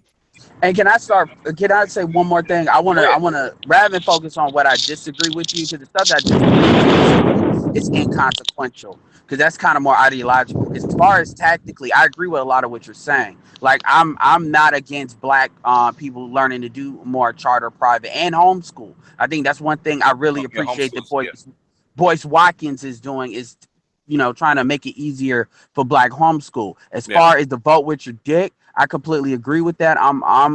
I am for putting women on a dick diet. I'm not for negotiating with women that are single mothers. If you're a single mother and you got more than one kid, do not have sex with them, period, because you never know if they'll keep that sperm. It's that serious.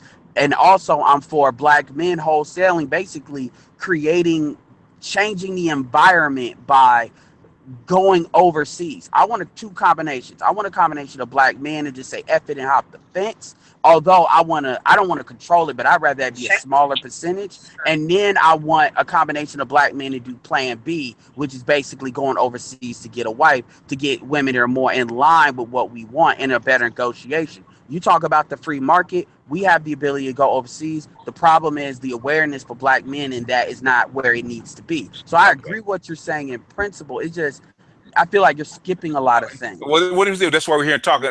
Anybody else that's on the line that wants to talk? We got people in, new people in, and hey, how's it going? Can you hear me? It's the Watcher. How are you? Hey, what's going on? All right. Much respect to y'all, brothers.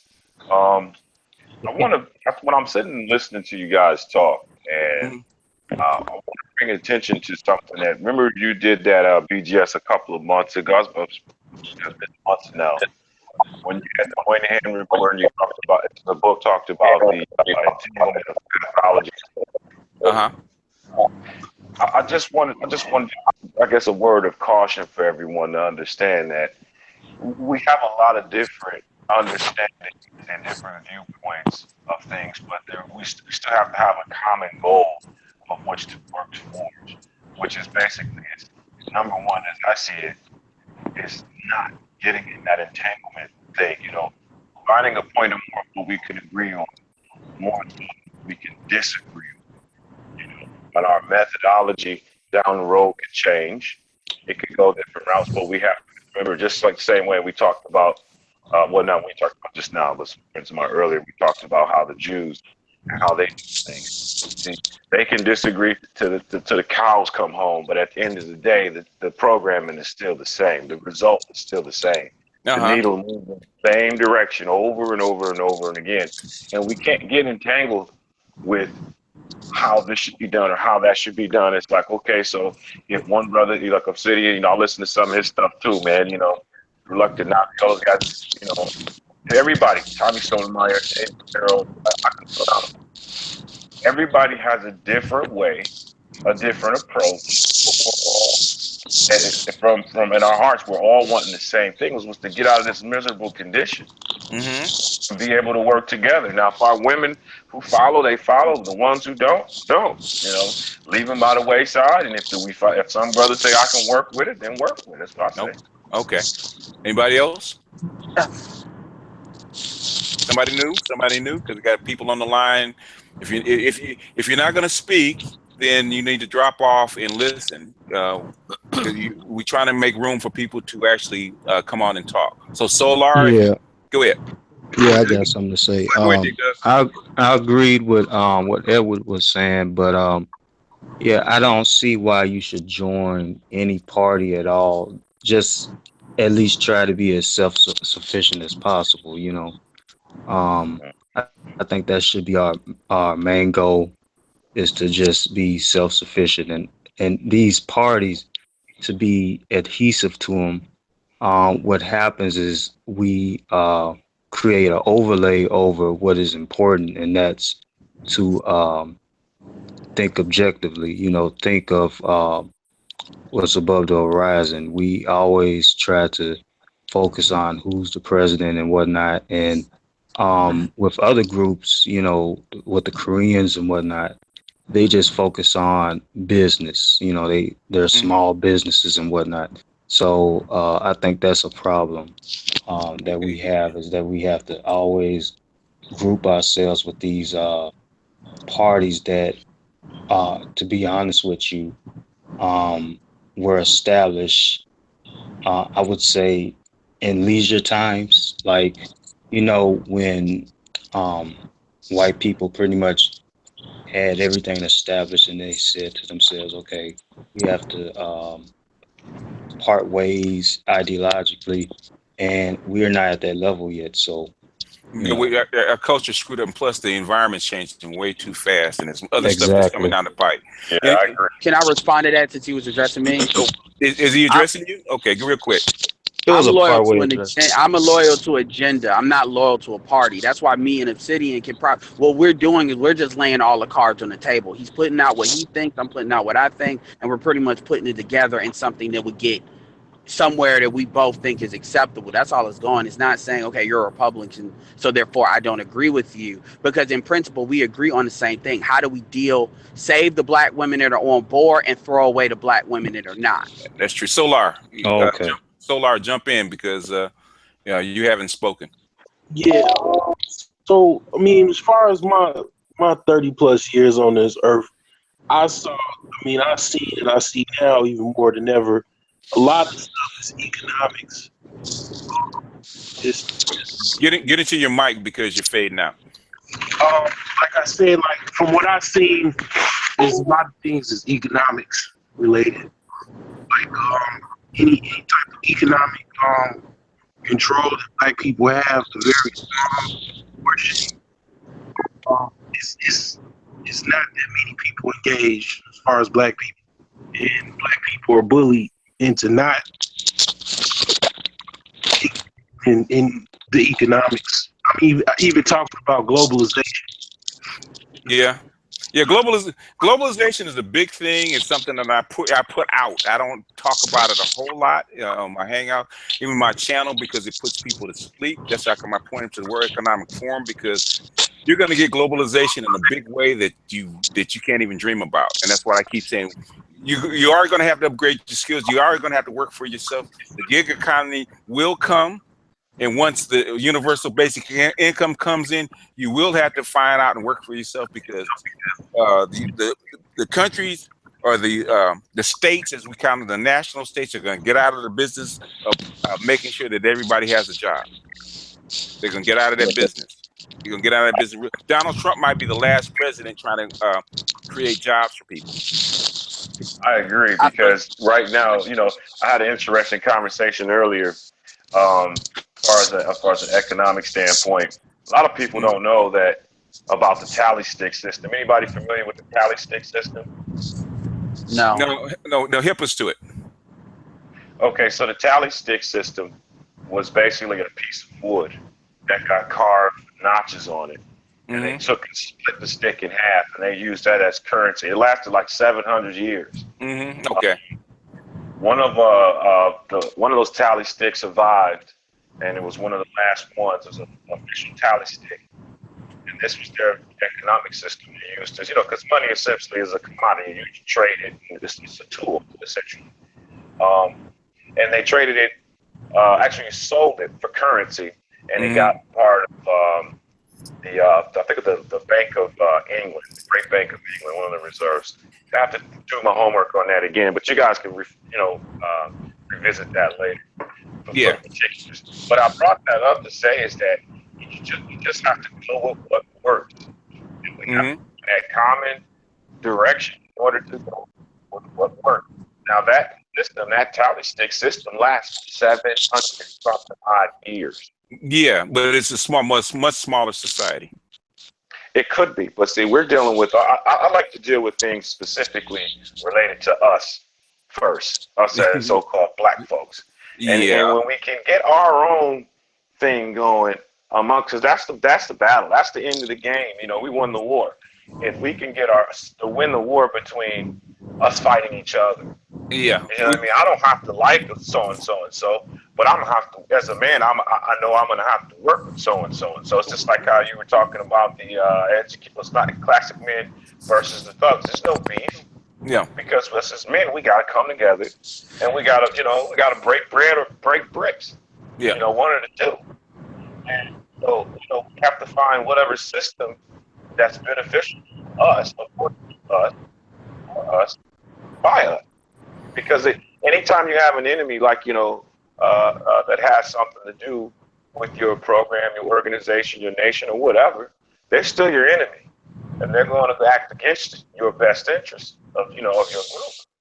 So that's why I say we really have to stick together and find out more of what we agree on, and not fight so much or have not so much discourse about what we don't. Because like I say, I might like my sandwich with the crust cut off. You might like yours cut in half, and somebody else might like theirs, cut diagonally. No, but we all have to be able to make our family effectively and sit at the table and eat, just like every other race of men on the planet.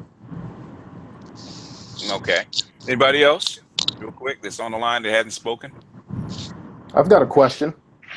Go ahead. This is for you, BGS.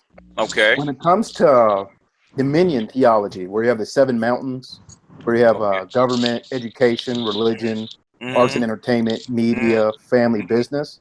Yeah. As an African American group, which one of those? I'm assuming that it's family, but which one of those do you think we should go after first? Like, I'm not saying we should believe in dominion theology, but just as a concept, I mean, it does make a lot of sense. Like, we should try to hone in and build ourselves up, perhaps using a theology or a concept like that in some type of way so we can really rebuild our community. Well, the thing is, with family is probably going to have to be the most important because that is our weakest link. That's how come everything else doesn't work. Yep. I see. Because black people don't have, as a group, don't really have a strong moral code. They really don't. Well, what are that's the problem. What are solutions on that for family? Maybe you can make a top 10, things we can do to help build our families, because we're seeing this bickering back and forth between men and women. Choose the right woman. Shame. Okay. Well, shame is one. Okay. The quickest way to actually start changing these communities, believe it or not, the quickest way to do it is the one thing that the black women and the feminists do not want to do. That is immediately separate the boys from the girls as far as schooling concerned. Single sex education, if you do just that and you start with that, you will see an immediate dividend and an immediate change, and you won't have to spend any more money. You won't have to hire any more teachers, none of that kind of stuff. Fundamentally, black boys and black girls learn differently, they react differently, and they have been proven in Chicago and in Texas and Washington, D.C., when you have a single-sex education, you see immediate dividend. You could immediately start seeing changes. That's the first thing. If I had a you choice, can get that by putting your kids in private schools. Yeah, what I'm saying is, money to put your kids in private Obsidian. Get the money up and pay it. Obsidian. Everybody can't do that, but I'm saying if you hit the school board as black voters and black parents hit the school boards and say this model get the works. Money up and pay. There's not you can Obsidian. I live in California. We have tried charter schools, private schools, vouchers, all that.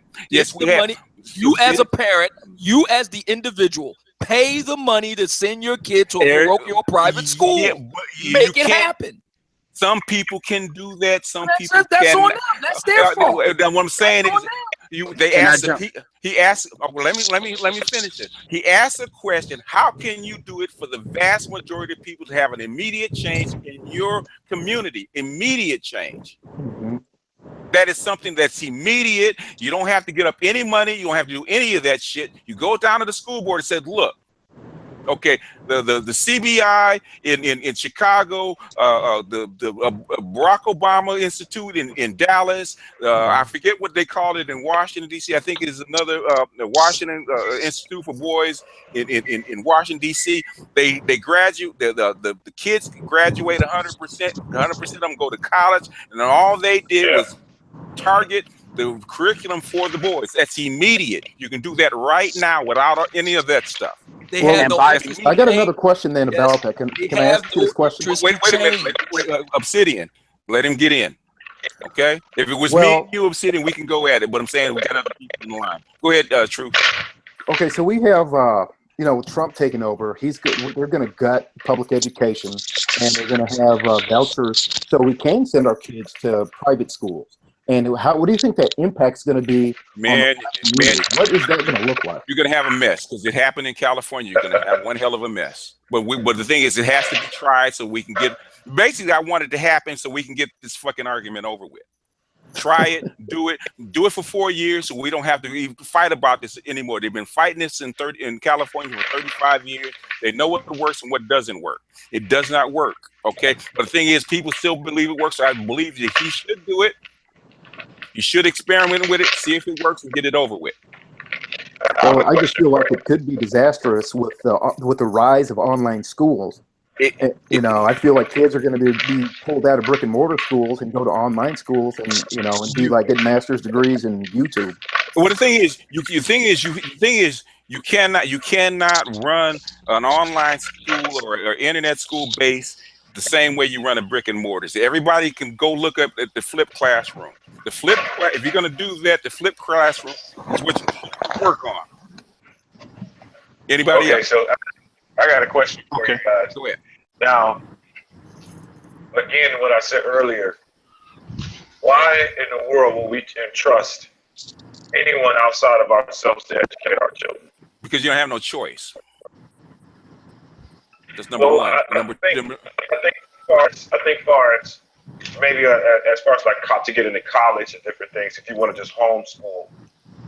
But what I'm saying is, the onus shouldn't be because we put so much emphasis on education. Well, if we split hairs about it, education is more divisive as far as us. It's built to socialize you to be an American. That's what it's built. Exactly. There for. In other words, if you can get 48 million or however many adult black people that have children to all agree, all get it, all buy in, and all do the same thing at the same time, that is good. If you can do that, which is damn near impossible because we've been trying to do it for the last 7 years. Okay. Well, I didn't just show up on YouTube with this problem. We've been working on this problem for about the last 7 years. Okay, so we know what people won't do because I got people out there trying to do it. Because you have people like It's a very simple fix. Wait. It's not that simple, Obsidian. I can tell you that now.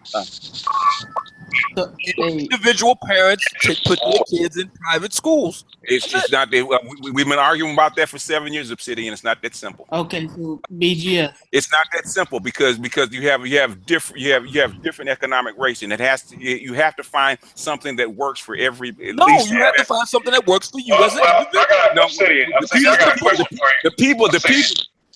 Obsidian, the people that it works for are already doing it. All right then. So those who don't, that's too bad. What they? That's not the question that was asked. Obsidian. Go ahead, Albert. Okay. Break it down real simple. I think the cultural component is what we're missing. What you're saying with put them in the school is fine and dandy, but we're missing a unified front. What you're saying about, joining the Republican Party is basically just like brother saying earlier, just basically a unified front, having a cultural norm and sticking to that cultural norm. Yeah. The norm needs to be based on an agenda. Here's the deal. What BGS said about separating the girls and the boys, this is somebody that voted for Hillary now. I actually don't believe the Democrats ever incentivized that. So I understand that I would, if Obsidian was you, would use that as a way to rally more black men to vote Republican. That is something I would be on board for because of the ultimate result for the agenda. And I do believe that that could be sold to Republicans more than Democrats. See, that's what having an agenda is about. It's saying, look, this is the agenda and this is how we go about doing it, no matter, what tactics. And another thing I want to put out there too is everybody, or not everybody, a lot of people are calling in here talking about unity and unity and unity. I'm more in line with Obsidian. Is the reality of the situation is we have to do, I will say this, we have to focus on what we can duplicate versus Obsidian. I feel like you're very individualistic and there has to be a balance to that, because at the end of the day, if 1% of black people can do what you're talking about, that's not going to help even that 1% ultimately. It doesn't move the needle. But all this stuff about unity where it's like, okay, we can't fight and we need to be united, that's not going to happen, because to be honest with you, I don't think a lot of black people even are unified in their survival. I really don't. So we need to stop talking about the unity thing like starts in the right direction, because no, we got to let people jump off the roof. Okay. Unknown. You can't. Unknown. You can't talk over people. Number one, you can't talk over people. You got to wait your turn. Number two, you have to get into the mic so we can hear you, because we think that you're an echo. So number one, you got to wait your turn. Number two, now that it's clear, get into the mic and say what you're saying. This is the watcher. The watcher. Okay. What I was saying was respectfully is that get into your mic so we can understand you. Our cultural well is poisoned, and we keep drinking from it. So at some point, we have to figure a way to get this society. We can't be individualistic. What do we keep drinking? He said our cultural well is poisoned, and when someone's kind of way, we're going to have to figure out how to bring basically new water into the well, which is something Edward talked about bringing in women from outside the culture. Yes, and we can expand on that in different facets of that. We can expand on it, because but Obsidian's right too. Wait a minute, Edward. Unknown. Let him finish. Go ahead, finish, Watcher. What I was saying is because right now, what we do know, what we all can agree on is what we have now does not work. That's true. So we have to do something different. Why not start right now today? Question. Oh, go ahead, Albert. Okay, how is that doing something different, any different than what let's say the nation did, or what the Hebrew Israelites are trying to do, which is just separate themselves, rebuild, and refocus their attentions? They're not doing it right economics. Yeah, you got to separate. You got to separate. If you're gonna do that, you got to do what the the Amish do, or what they call it, the Mormons do. You got to completely separate yourself, which is going to be difficult. But you can't do it in an urban city. It's almost impossible. So, okay, we got places that are underdeveloped or non-developed. Mm-hmm. Why not just, go out there and just make a Blackistan Central, whatever you want to call it? Focus on it. Well, you could, except for you could in a small group. So the thing is, as far as a large group, a large percentage group, they're not going to allow it, because what I keep telling people, there's a myth of a level playing field as far as Black America is concerned. There isn't. They do. Well, what I'm saying is, they do want to get rid of your community. That is not a conspiracy. They actually do. So even if you took the American financial system, because I was listening to the brother earlier talk about the tally stick, you couldn't make your own company town where basically inside this realm, there's no such thing as Section 8, no such thing as welfare. You work for your food, you work for your place, you have the amenities that we produce and we trade out for other goods. Well, hopefully the United States will get to the point where they will allow that, because 25 years ago, remember David Koresh? They tried to do that with yeah. Hopefully they will allow it this time. I think they will allow it because with the universal basic income coming in, they're going to have to allow you to break out and start your own communities and stuff like that, where that actually does go on. So I think there will be some of that will be allowed. We'll see how much. Anybody else want to jump in? Iyab, I mean, I'm trying to get people in that haven't spoken. Iyab, I think is it Iyab? Brother BGS. Yeah, what's up, BGS? Okay. Go ahead, Albert, real quick. The people who are having problems getting in, tell them to clear out their cache on their browser. That's what the problem was for me, at least. Okay. Say it again so they can get it. Clear out the cache in your browser because it has multiple caches from other Hangouts in there, and it'll mess up the quick link that they have for Google. Oh, okay. All right. Go ahead, Iyab. Yeah, BGS. As blacks in America, I'm thinking that the blacks in America at least need to have control of one industry. People actually being behind it from other cultures and races, without the Jews in the means of production. Times it's Yemenis and Chinese people running the delis. And as an Eritrean from East Africa, I think that the main thing we need to do is open stores and open more businesses in the community. But the problem is the Indians and so many others have a monopoly on it. You know what I mean? Well, okay. The biggest to real quick, because I've been dealing with this problem to good grief. When we started dealing with this problem back in 1989, okay, we've been talking about this. The biggest problem with black business in the United States is not black business and them starting business. The biggest problem with black business is the cultural psychology that will not support black businesses. A lot of black businesses in the past, like in the 80s and 90s, and even the early 2000s, died because of lack of support. It's not the supply side, it's the demand side. Getting black people to support their own black businesses, hire black people and whatnot, because we have been convinced and acculturated to believe what? The old term, the white man's ice is colder. If you get into the mic, man, and because we can barely hear you, gotta get into the mic and chime in. Okay, so I'm in Detroit, right? Detroit, Michigan, right? And okay. I want to see if they. I've lived here off and on my whole life, but in Detroit, you have primarily your black businesses, beauty shops, car washes, and churches. And when I say that's I would say that accounts for maybe 90% of black-owned businesses.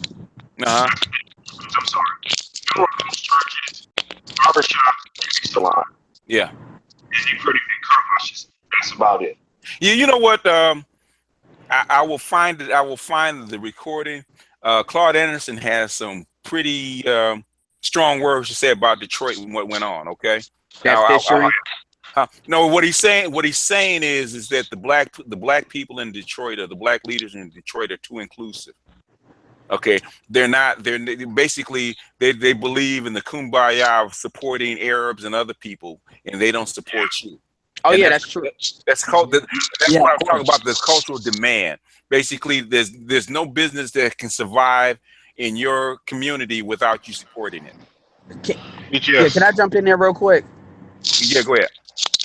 Okay. So here's the thing. Because I feel like it's like we're jumping everywhere when it comes to David Koresh and all that. When it comes to the cultural aspect, that's where I'm a lot more Obsidian, where we need a shock to the system, and there are certain people that want to pull a culture in a certain type of way, and there are certain people that are invested in the way things are now. And the problem is we have to be willing to do whatever's necessary to somehow separate or get rid of those people. And that I completely am on board with what Obsidian is doing. The problem that I have with Obsidian, what you're talking about, is you're raising the bar too high where few people can hit it, versus we need a more lower bar, which is a generalized understanding. We still need a bar, but it's like he's talking about everybody needs to go into private school. I know, but everybody going to private school. I didn't say that. Well, I mean that everybody needs to pay for private school if they can, right? What Obsidian says, for those who can do and have the fortitude and the willingness to do it, and the forthright to do it. And for those who can't, basically you're going to fall off. That's what he's saying. Okay, fine. Let's go with that. My thing is, though, what if only 5% can do that? Versus if we go with what you're talking about, when you talk about separate the boys and the girls, and we know that's more of a valid solution, it's more universal. The people that can play for private school, and like I said, the people that want to homeschool, they can still do that, but that's still another solution that will help more people. It won't even be 5%. Trust and believe, because we. You get what I'm saying? So we need a broader. But let somebody else jump in. Jump in. Go ahead, Albert. Okay, from the perspective of having lived in multiple different communities of different wages and whatnot, as you say all the time, the water seeks its own level. The kids from the suburbs want to be like the kids from the hood. So even if you train them in a good spot, if they're trying to reach down and be around a bad element, or not necessarily a bad element, but something that they find exciting and interesting, if they're not having something to focus on that's better than that, and they reach down, they're gonna go downward anyway. Yeah, which is something Monahan said back in 1965 in his report. That you had neighbors, who father died, nice neighborhood, middle class, and we're on the fringe of DC. They're going out, going to go-go shows, getting high, and just doing dumb shit, and come from money, from money. Yep. Yeah. So because the culture's fucked up. They don't. There's no culture to actually keep the doggone thing going. A lot of businesses in Los Angeles, black-owned businesses, failed because the owners died and the children sold off the business. So how a lot of that happening. How do we grow past that point? Because I get that we have to have some financial stake in the future, but with the automation that's coming. And the amount of perfection in automation, all bets are off. All bets are off. You basically, you're gonna have to scramble, because nobody knows what's coming. Anybody? Okay, we got a lot of people. A lot of people on the line. I had a question. Okay. I'm gonna let you ask your question. Let me make the announcement first. A lot of people on the line. If you're not speaking, you don't have a question, can you guys cycle out and let Edward's been on a long time. Cycle out, Edward. And let some people through, and so other people can actually get on. So go ahead, brother, ask your question. If you've spoken a lot, please cycle out so we can get other people on. Because you know how long I keep the hangout going. You're gonna have ample opportunity to get in. Okay, Edward, go ahead and cycle out. Continue, brothers. I'm gonna go ahead and cycle out. I'll watch. Continue listening. Okay. Oh, there's a brother that had a question. I did. I had a question about. Maybe it's 2 or 3 questions. Go ahead. First, who are you asking it to? Who are you asking to me or to you and Obsidian, I guess? Okay. Yeah, go ahead. Anybody who wants to answer. But what about? Is there a way that we can kind of rally our community, like our middle and more upper class people? Well, the thing in the STEM. In the STEM. Yeah, and then in the STEM, and really push that. Obsidian can tell you.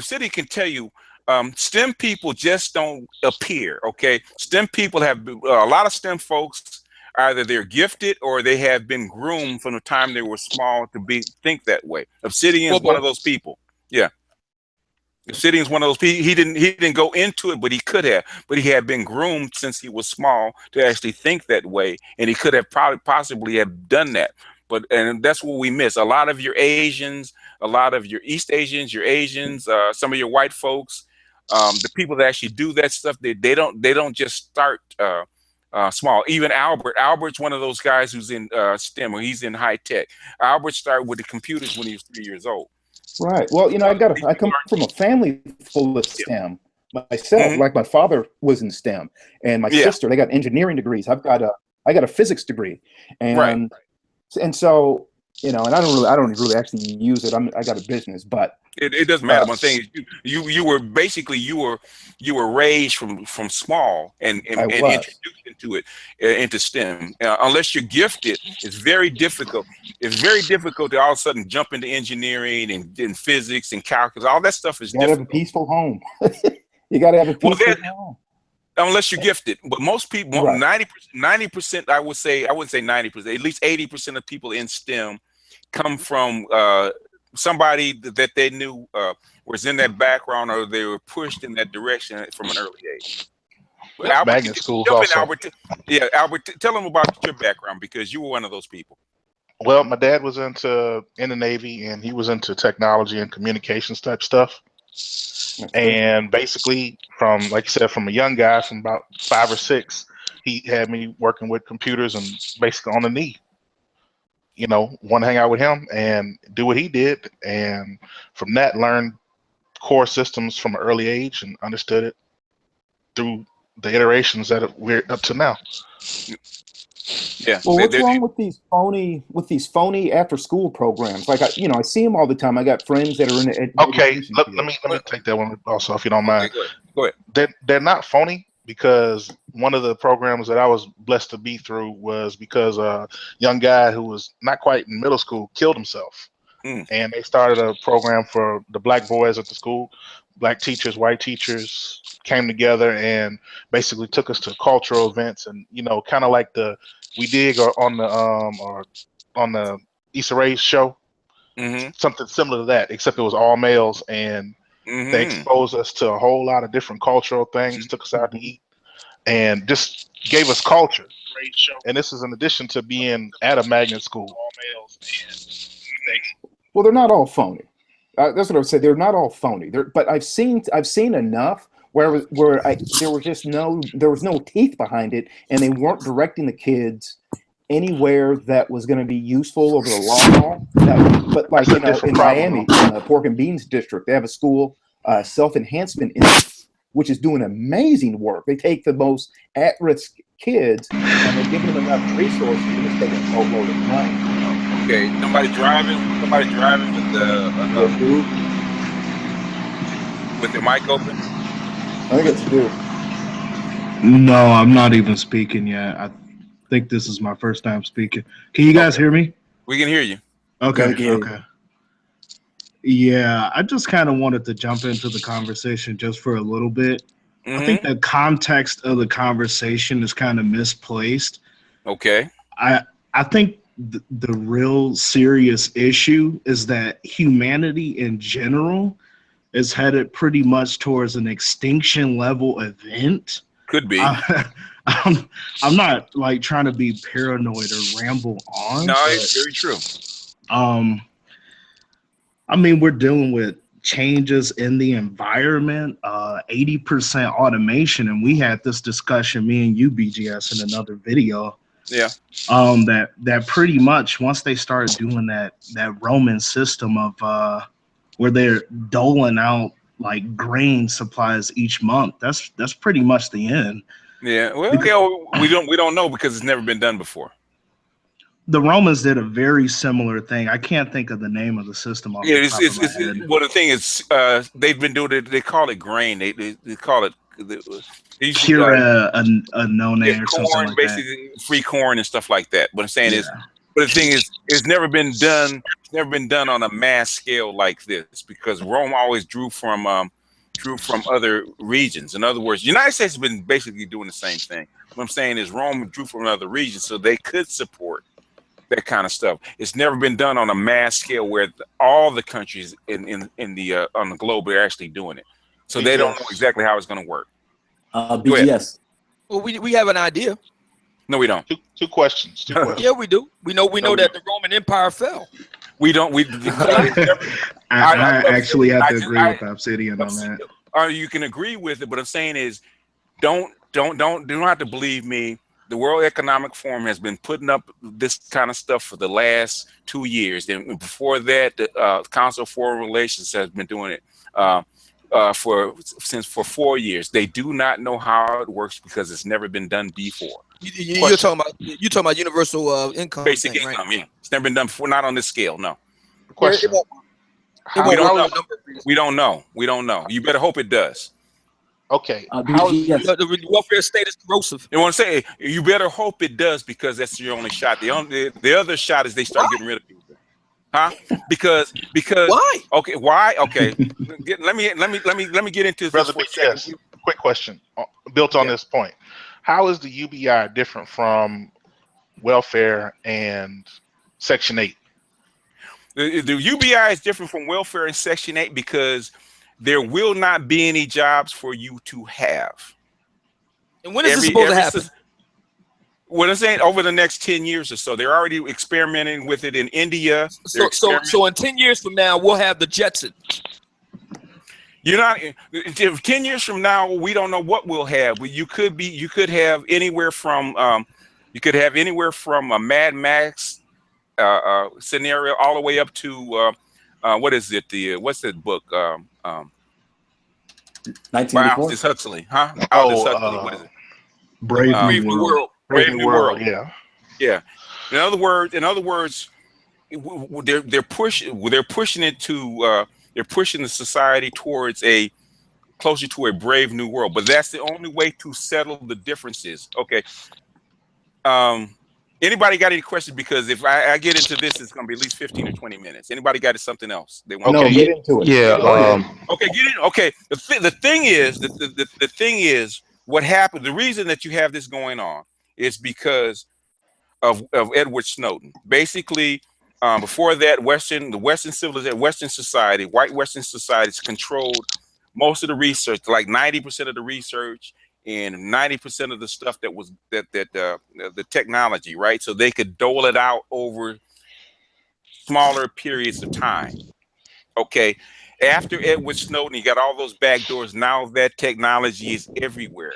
So in other words, in the next few years, you're going to have a automation or technological arms race. So in other words, if you do not develop the technology, you will get left behind because somebody else will take the same technology that may have been developed any place in the world, and they will develop it. And what kind of tech? Biotech, as far as gene therapy, gene splicing, artificial wombs. We're talking about artificial intelligence. We're talking about high-tech robots. You name it, it's there. Self-driving cars, self-driving. So let me see if I can sort this out. There are three major game changers that, if you follow the TED crowd, technology, entertainment, and design, whatnot. You follow these people and Google folks and all these people, all these major tech minds. The argument and futurists and whatnot. The main three big game changers for humanity along the lines of technology are as follows. One is in the genetic engineering area. Mm-hmm. Black Nonsense Speak already talked a bit about that, and artificial womb tech and gene splicing and all that sort of thing. So that's one. Number two is quantum computing, right? So you got quantum computers. For those of you who are like serious trekkers like yours truly, when you hear them talk about, their Starship has X number million, mega quads of data, neural gel pack computing and stuff like that. That's what they're talking about. That's number two. Quantum computing is the hardware. Right. And number three is artificial intelligence, right? So where are we? That's the only one I have a problem with. No. Okay, well, I'm saying quantum computing and artificial intelligence go together. Now the thing is, high-tech robots and high-tech machines is the third, and the last is biotech. So you have advanced robotic machines, you got quantum computing and artificial intelligence, and you got biotech. Those three things are converging. Are you familiar with Boston Dynamics? Yeah. Okay, Obsidian? Yeah, I heard. Okay, so you got machines that are able to act in the real world. that are able to walk around. You throw in quantum computers that are able to control and manipulate these machines, or swarms, in a sense. You have machines that are going to be able to act and do things that humans can do in human spaces. Have you seen some of the Chinese rapid building techniques where they're able to build concrete houses in a couple of days? Have you seen some of the additive technologies where they're able to 3D print shoes and clothing and stuff out of different materials, various materials, like clips, or the GE additive that they're starting to advertise now? I have. Yeah, we seen it. He's asking Obsidian that specifically. Yeah, I've heard of it. Okay, what these technologies are basically going to do is processes that were 400 people deep are now going to one person. So that's the job loss that we're talking about. Yep. Having seen let him finish. Let him finish. Okay. Having seen these technologies develop in the last 10 years, basically, from my graduation time till my professional time, and seeing, like, literally they just got rid of a few thousand people at the iPad Foxconn factory in China. It's 60,000 people, that they needed to do to produce those iPads. So in theory, you could bring that factory back, but what took 60,000 people now is a line of maybe 100 to watch the machines and to pull out the ones that are broke. Yeah, and they're going there with Ford and GM, because I have a engineer at Ford. He's telling me that the only reason they don't fully automate Ford is because they don't want to put people out of work. So they, instead of making robots, they're making cobots. In other words, robots that manufacturing. Yeah, in other words, robots that are able to work side by side with humans. Now, so there's a lot of stuff that's going on. I was looking at it. Somebody else wanted to get in. Yeah. Go ahead. The only issue. Go ahead, Dig Dug. Go ahead. Yeah, the only issue I had was the AI situation. Have you ever read some of Martin Heidegger's books? I don't think so. Go ahead. Well, he has one book called Being in Time. Mm-hmm. And basically, and I know if you speak of AI, I know a lot of people have heard of the Turing test, right? Mm-hmm. So this goes beyond that. Basically, in Martin Heidegger's book, he states that we do not know how to approach objects ourselves, even though it seems as though we do. Like, for example, if we had a machine that had to open the door. Now, we do have that, because I've seen an example from Boston Dynamics, but it's all algorithm. Now, far as matching how we think, it can never come close, because it's something that they don't have. And that's never say never. Never say never. Yeah, but see, know-how is something different, something that can't be simply programmed. It's how can I explain it? I know what you're talking about. They can't replicate a human mind, but they don't have to.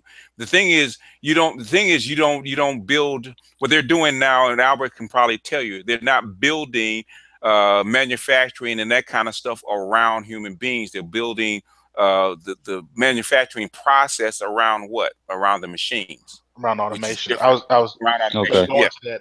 One of the products that I wanted to talk to Obsidian about was aerated concrete, and one of the brands that I'm familiar with is Yutong.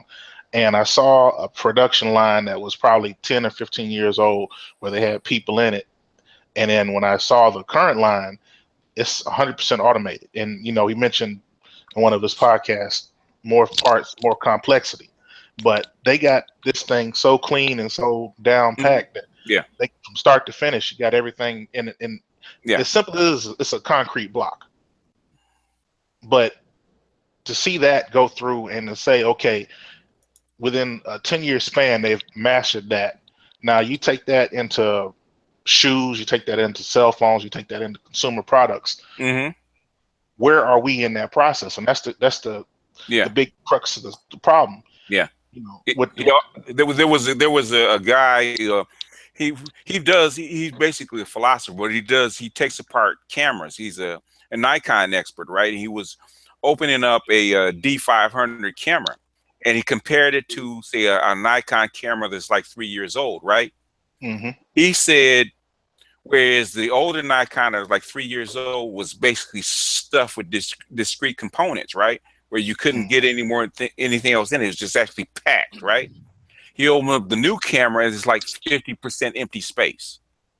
So in other words, a lot of these circuits have been the job of these circuits have been microtized. In other words, basically, as you get, the more you get discrete, the simpler the process actually gets, and that will expand. So that's what I'm saying. That's something that's completely different. That's never been done before. That will not. It doesn't have to eliminate everybody's job, but if they eliminate 80% of your jobs, what do you have left? You have 8 billion Exactly. people. I worked as an electronic engineer, and literally my job was taken by a robot. I was saying this in the chat. We went from a company of 300 down to 45. Yeah, but you retooled yourself, right? Yes, but then again, I beat people who had families to feed. But that's, like a lot that's the of way people. the free market works. The Obsidian, there is no more free Yes, and it doesn't work. There's no more free market. It wasn't free. If there was no, because the you did something they didn't do. You're not going to beat machines. Hold on. You're not. Go ahead, Gad. No, you will not beat machines. First of all, you will not beat machines. Second of all, the only reason why the company automated in the first place was because of government assistance. They were subsidized for the machine. Other people didn't do. You upgraded your skills. They didn't. You will not beat machines. I'm younger. I have an Ivy League education. I have advantages that older men, older women do not have. Well, that's too bad. I don't. That's too bad. And I don't want someone's kids starving to death just because I am better than them. Obsidian is the thing is those people are maybe not be your problem, but they're the society's problem, and they will disrupt society. They have to find a way. They cannot have 7 billion people out of work. They will disrupt. They're already disrupting society. Find ways to prepare yourself to have the skills to compete in the marketplace. Obsidian, lovely saying. Obsidian, if you draw up your plan, draw up your format. I told it to everybody in the chat because we discussed this before. Draw up your plan, draw up your format, come up with an idea. We will personally send you to the next Switzerland, to the next Davos, so you can present it because you don't need Davos for this. Yes, you do. Yes, you do. You do need Davos. All you have to do is identify a need in the marketplace. You don't have enough need. Okay, you don't have enough need. Yeah. BGS. Yeah. Food, water, shelter, entertainment. Past that, brother. What else is there for a person to do? Food, water, shelter, entertainment. Everything is an extraction off of that. Sex.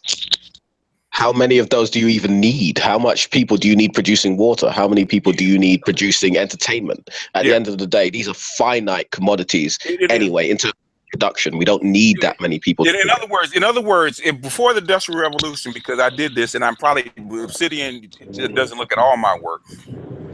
Before the Industrial Revolution, 95% of your people are on the land producing food.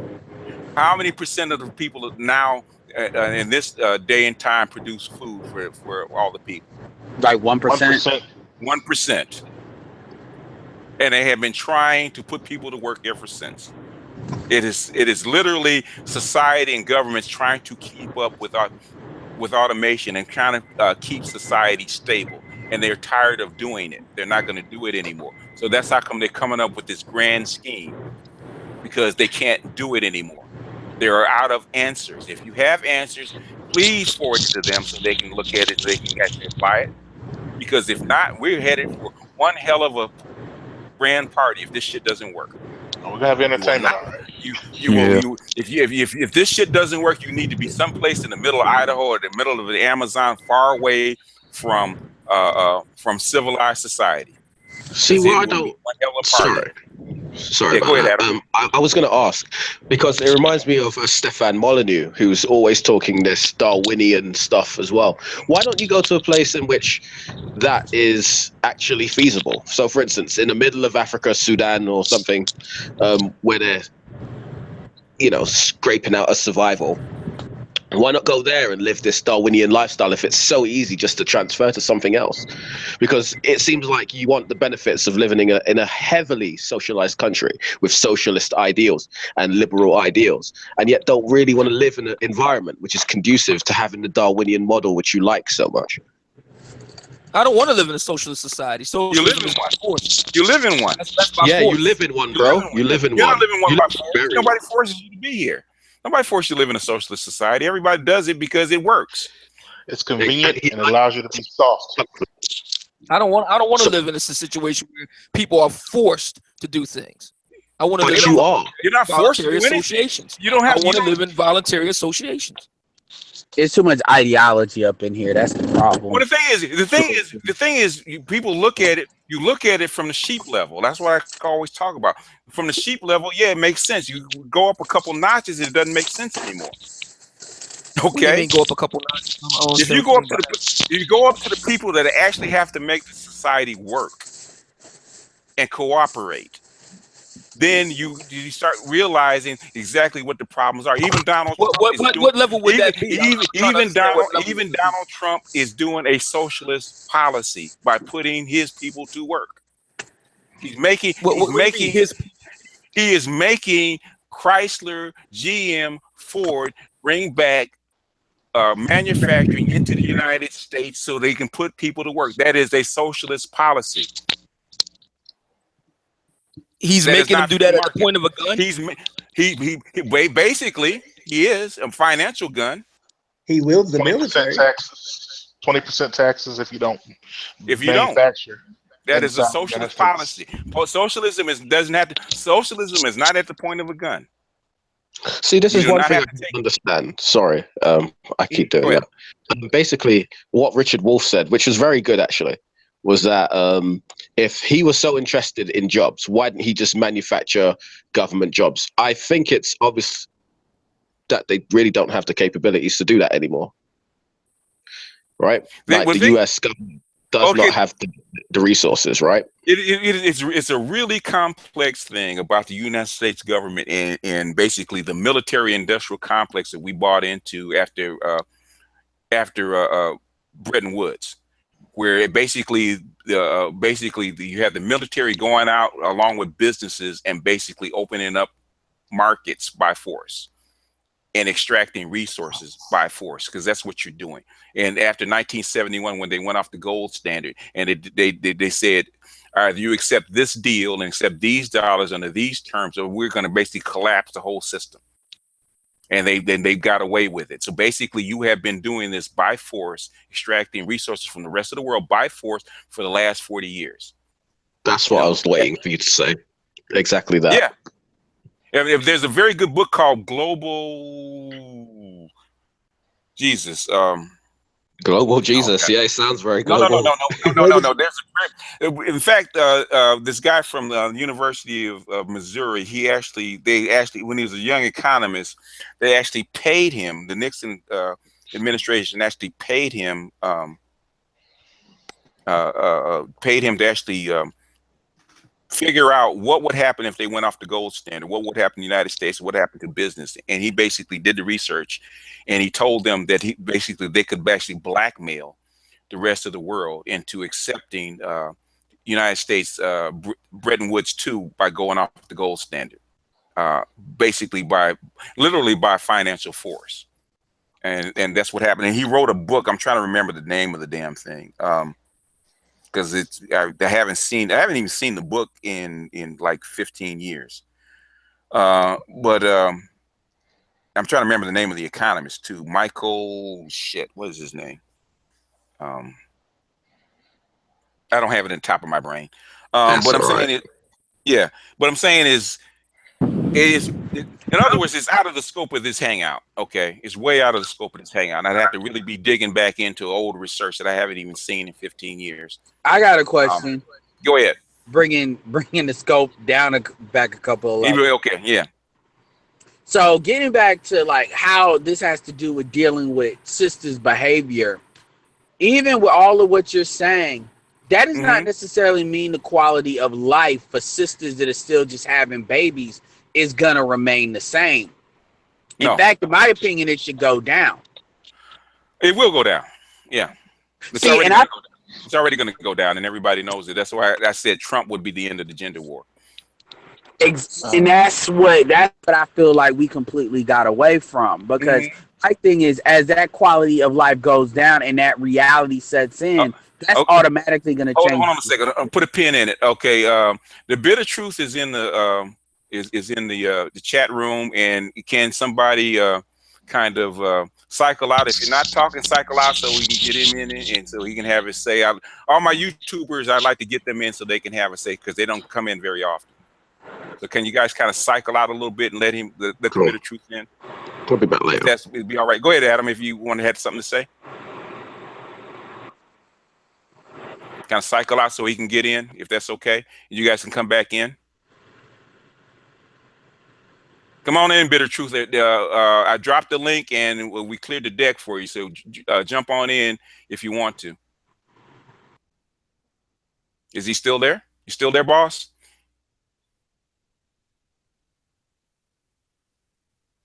Is he still there? Yeah,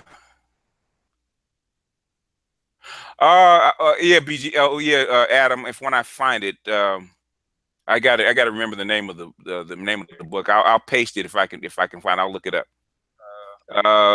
Bitter truth. If you're in there, man, jump in, because I cleared the deck for you. I got to remember the name of the. You got to turn off the feed. Truth. If I can find. I'll look it up. Oh, my bad.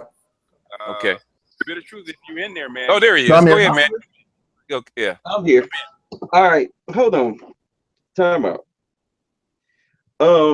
I got to take it back. Obsidian, got to take it back to what you was just saying, where you were just pretty much saying, screw the people. It's all about profits. That is exactly what happened to Detroit. That is exactly what happened to Detroit. The people running Ford and GM said, to hell with the people, we're about our money. And they pulled up stakes and bounced. And they left all those people out there. And Michael Moore did a documentary about that. And it was so painfully sad to see how those people went from living modest lives to suddenly now being homeless. And the sad part about it was the black sheriff who had to do all of those evictions, he knew those people. He lived in the same neighborhood with those people, and he had to kick them out, all because a company wanted to go from making $100 million a year to $100 billion a year. Just screw the people. Never mind all that. That's exactly what's happening in Flint with the water, where they're trying to force the people out because a corporation decided, hey, let's just poison these people and force them to move out. We'll go ahead and settle, do a little settlement, pay out a few lawsuits. Okay, but the whole thing is we want to take over that town. So you're trying to tell me that it's okay for a corporation to screw over its labor force in order to, have capitalist greed? He's asking me a question? He's asking you a question. Yeah, I just asked you a question. Yeah. Okay, so my response is, what is the role of Coleman Young in that whole situation? You mean the token? He's not there for the people. He's there for the corporations, because that's who feeds him. But y'all voted for him. So the same people that you're talking about. Wait, one at a time. Okay, sorry. Let Obsidian finish his statement, and then you go. Okay.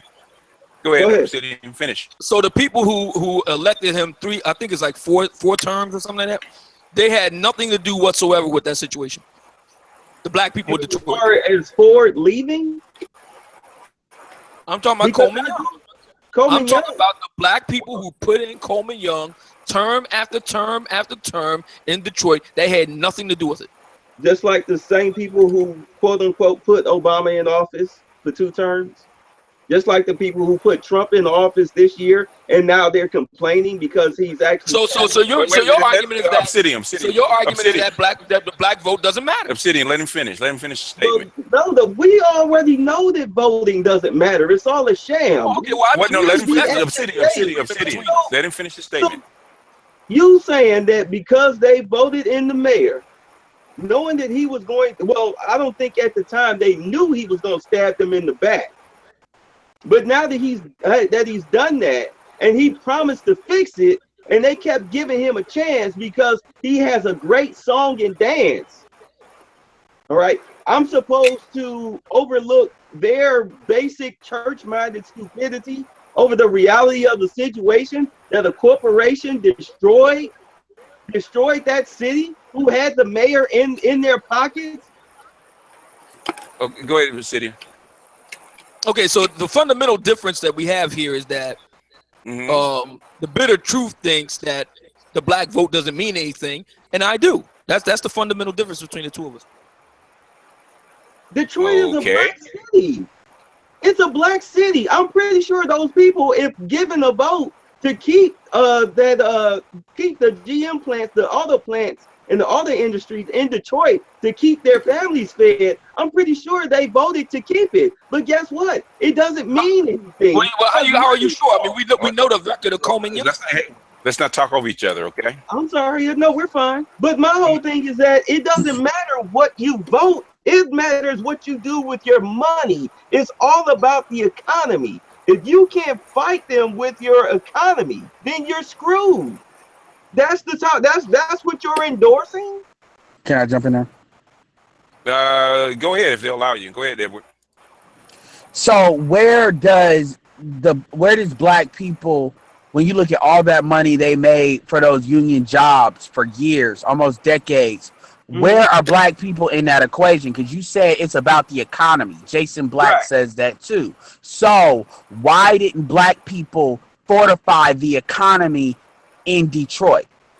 Who's the brother, the economist? His name is on the tip of my tongue. He's the one. Dr. Claude Anderson.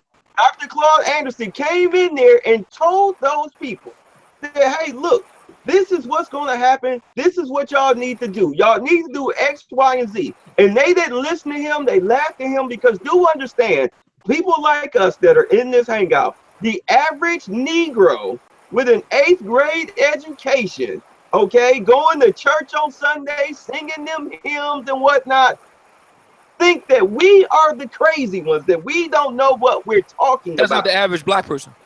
But that's not our problem. At the end of the day, it is our problem, because do understand, we live in these cities, okay, with these black people whose corporations, who work for these corporations, who wind up pulling up stakes, or they wind up firing people because they've switched automation. They found a way to save some money, and now these people, as we see, slowly but surely, we see our neighbors either getting eviction notices on their door, or they're forced to move because they can no longer afford where they are. And you know what happens when poor people get desperate? Crime goes up. Okay. All right. You live in these neighborhoods with these people. So yes, you are directly affected. Okay, Obsidian, then Edward. I want to get into. He's arguing that it's the average black person got an education and all this. That's not true. Okay, that's not true. Okay, Edward. I missed it. Okay, my response is, if I tell you the sky is falling and you basically look at me and laugh at me like Dr. Claude Anderson did, well, maybe a city needs to burn in order for the rest of the cities to see that this will happen, because black people are hard-headed. And the reality is, Dr. Claude, and see, here's the thing, I'm not even going to put it on Coleman Young, because the reality of the situation is, and I understand that this isn't you, and I know this is hard to hear. I'm from Chicago, so I understand that. But here's the reality of the situation. The group of Detroit, I mean, I'm listening, go to youwillbemove.org and listen to the interviews which Jason Black does the interviews in Detroit. The reality of the situation. Let me finish, Edward. Edward's going to Okay, what I'm saying is you can see what they think when they're calling in. The reality of the situation is, even as it's happening, you got black people talking about they left on purpose. You all can't even agree that you all own the table. And that's what BGS was talking about. He said, Dr. Claude Anderson was saying when he said that, you know, they all want to share everything. That's on you all. What I would tell you is you should have got out of the city and moved somewhere where people got some sense. Okay, the truth wanted to get in. Go ahead, the truth, and then we're going to go back to a bit of truth. Well, I listened to, I read an article here. I'll post it in the YouTube chat right now, and it was Steve Bannon. I guess I can't post links in there. Anyways, well, Steve Bannon's got he's got a article on BuzzFeed, and it's a transcript of a conversation that he had. And he talks this. What's the title of it, if you know? Let's see. It's right here. It's this is Steve Bannon. This is how Steve Bannon sees the entire world, and it's on BuzzFeed. And it talks specifically about him challenging this form of two different types of capitalism. Neither of which are very good, but he talks specifically about this brutal form of capitalism where most of the wealth goes to the top and and the masses don't see much about it. And so I'm just wondering, like Obsidian, like why would you, what makes you think like the continuation of this is going to be a good idea? Because I'm against wealth redistribution. Okay, you can be against it, but the thing is, we're against it. But the thing is, what we're against doesn't really mean very much in the scope of things. When we're dealing with reality and what's going to happen, we can be against it. But the thing is, we don't manage this country or this planet. So, I'm pragmatic. Well, in that case, if that's the case, then there's no point in having a discussion. Nobody votes, and we just accept our fate. No, we can always have a discussion because individually we have to do what we need to do. That's why we're here to do it. The thing is, the choice has been made. Well, we have to understand the choice. Most people don't. Bit of truth, go ahead. Okay, so all right, because you know what? It's not about, again, it's not about voting. The Asians do not vote. The illegal immigrant Mexicans do not vote. You know what they do? They work with bitter truth. Bitter truth. Wait, hey, nobody interrupts you. You're next if you want to speak. Well, let him finish. Right. I'm sorry. With their money. They buy politicians. All right. They use their economy in order to get things done for them. They don't line up at the polls and then sit back and start praying and whatnot. No, they talk with their money. Okay. The Russians talk with their money. The Irish talk with their money. Everybody talks with their money except for us, especially when it comes to politics. Okay, wait, I have a quick question. I just have a very quick question. Okay, go ahead, Duke, and then we'll let Bitter Truth finish his statement. Go ahead, Duke. Yeah, I just have a question to Bitter Truth. Do you have any evidence that Asians do not vote? Like any articles or any sources? Because I just find that incredibly hard to believe. Well, the thing is, nobody can produce anything very quickly online because it's a hangout. You're going to have to contact him later. Because okay. But I'm sure if I ask Google is your friend. No, that's true. What I'm saying is, if I asked Duke for evidence of something that he was saying, he couldn't produce it readily front of him because it's not in front of him. You have to contact him later because if Bitter Truth is probably like me, I got about 20,000 different articles and stuff like that in my database, but I couldn't readily produce it for you right here on the fly. So I mean, the primary premise of this argument was that these other groups do not vote. But asking for citations. Wait a minute, hold on. Let me clear them up. I'm talking about as a collective. We're talking about collectively. Of course, you have people of different ethnicities who have bought into the lie of the American dream and the American system, but collectively, they don't worry about the voting process. They don't care who you put in office, just as long as their money works. As long as they take money, they don't care who you put in. And the one thing that happens in society, especially with politicians, is that they are the biggest prostitutes that you'll ever come across. They work for money. That's why if you get in the politics, you should be rich by the time, and within 5 years, if you're a politician, by the time your term is up, if you're not rich, you're doing something wrong. That's true. Duke, respond, and then Obsidian. You got a response, Duke? No. Okay, the Obsidian, go ahead. I don't disagree with Bitter Truth when he talks about the importance of funding politicians. You get no argument from me on that. with regard to the to the point about Asians not voting, that's just not true. Right here in the city of Philadelphia, we have an Asian representative in city council, and I believe it's a he, Danny O, I think his name is, and he hails from the Chinatown section of Philadelphia. So I mean, the idea that Asian people don't vote, that's just not true. Now, going back to his point about black people not in Detroit in particular, black people have had in Detroit a half a century of one-party Democrat black rule, and that city has been run in the ground over the course of that period of time. Black people have gotten the government that they deserve in Detroit, and that's the case in many black cities across the country. So the reason why the situations are so incredibly fucked up and dysfunctional in black America along political lines is entirely the fault of black people. End of. You get the leadership you deserve. Question, brother. Go ahead, Albert. Okay, so this seems to be boiling back down to a cultural issue. With the leadership that you deserve, it seems that we are not putting our energy and our resources into stuff that makes sense for us as a group or as a collective. If we are getting what we deserve, how do we get rid of the materialism that blinds us? You know, us seeking things like, if you look at like I got an Asian coworker, and I know BGS has mentioned this in the past. He brings a peanut butter sandwich every day to work. Mm-hmm. Anybody knows him know that's TMI, but every day he eat out maybe once a quarter, maybe once every 3 months. He'll go out. Oh, hold on a second. Albert, hold on for a second. Duke, Bitter Truth put a link for about the Asian voters in the chat, so you can go check that out. Go ahead and finish, Albert. He did. So, okay. This guy has the discipline to bring that peanut butter sandwich every day to work. You know, I was looking at an article today on MSN. It's talking about Warren Buffett. He eats a breakfast that costs $3.74 every day. This is a billionaire. He could eat whatever his fancy was. Steve Jobs wears the same black T-shirt, turtleneck, and blue jeans every day to work. Billionaire. Bill Gates drives a Toyota that's 10 years older than it needs to be a billionaire.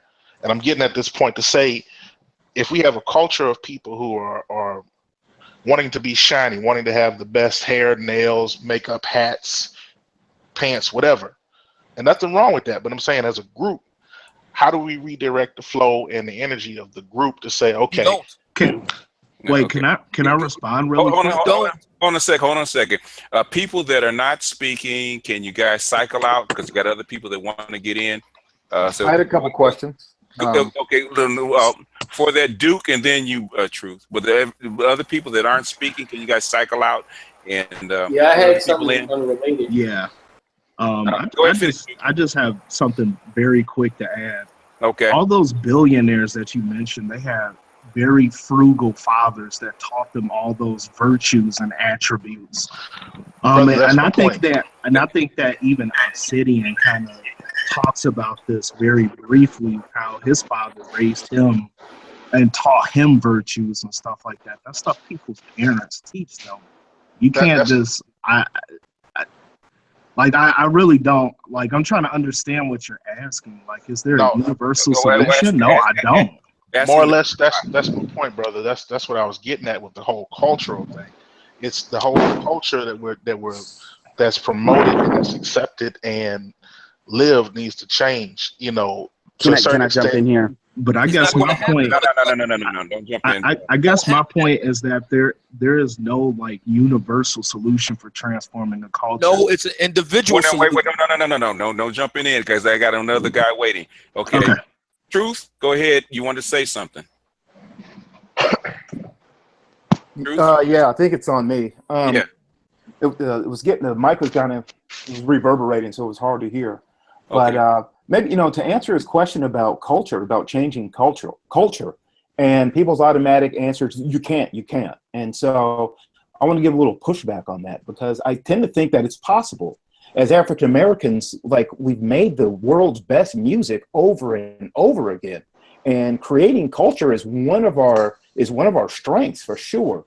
And so I wonder if, what if in each city that we lived in, we gathered, rappers into like a Google Hangout or some type of groupthink like this, and we really talked about making a cultural change through music and what type of impact that could have. I don't think that's beyond the scope of something that we could do. Yeah, because the part of the culture that's all screwed up and fucked up is the cultural agreements and cultural trust. That's part of the deep-seated culture that's difficult to overcome. Somebody else wanted to jump in. Yeah, me. Did you? I have another question. I had one question. Whoa. Go ahead. Quick question. Go ahead.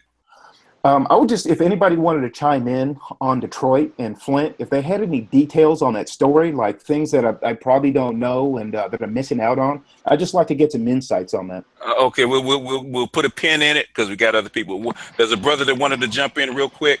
You ever seen Roger and Me? I wanted to jump in. No, there was somebody else. Somebody new. I had a unrelated question. Go ahead. All right, I'm a man with no children yet. And I wanted to know, like, if I do end up having daughters, what can you do to help them to not get alpha widowed? Isolate them from niggas. I'm sorry. The biggest thing is to help them understand. There's a very good book called The Alchemy of Love and Lust by Teresa Crenshaw. Teach them about their bodies, teach them about protecting their bodies. And the next best thing is surround them by very good, fine, upstanding females with some kind of honor code. That is the biggest thing that you can actually do them to keep them from getting alpha widowed and that kind of stuff. Okay. All right. I mean, that's a quick question. Okay. People that have already answered that don't have any more questions, like Duke and Albert, can you guys cycle out a little bit? And True, can you cycle out so other people can get in? I'm gonna let Obsidian talk. Go ahead, Obsidian. Yeah, this idea. I mean, I know it's see. Listen, the problem that we have here is a very romantic view of problem solving. This isn't the Borg. Okay, this isn't the collective. We are individual. America is based on the idea of the individual. Change will come from the ground up. Going to rappers and movie stars, that's a top-down approach.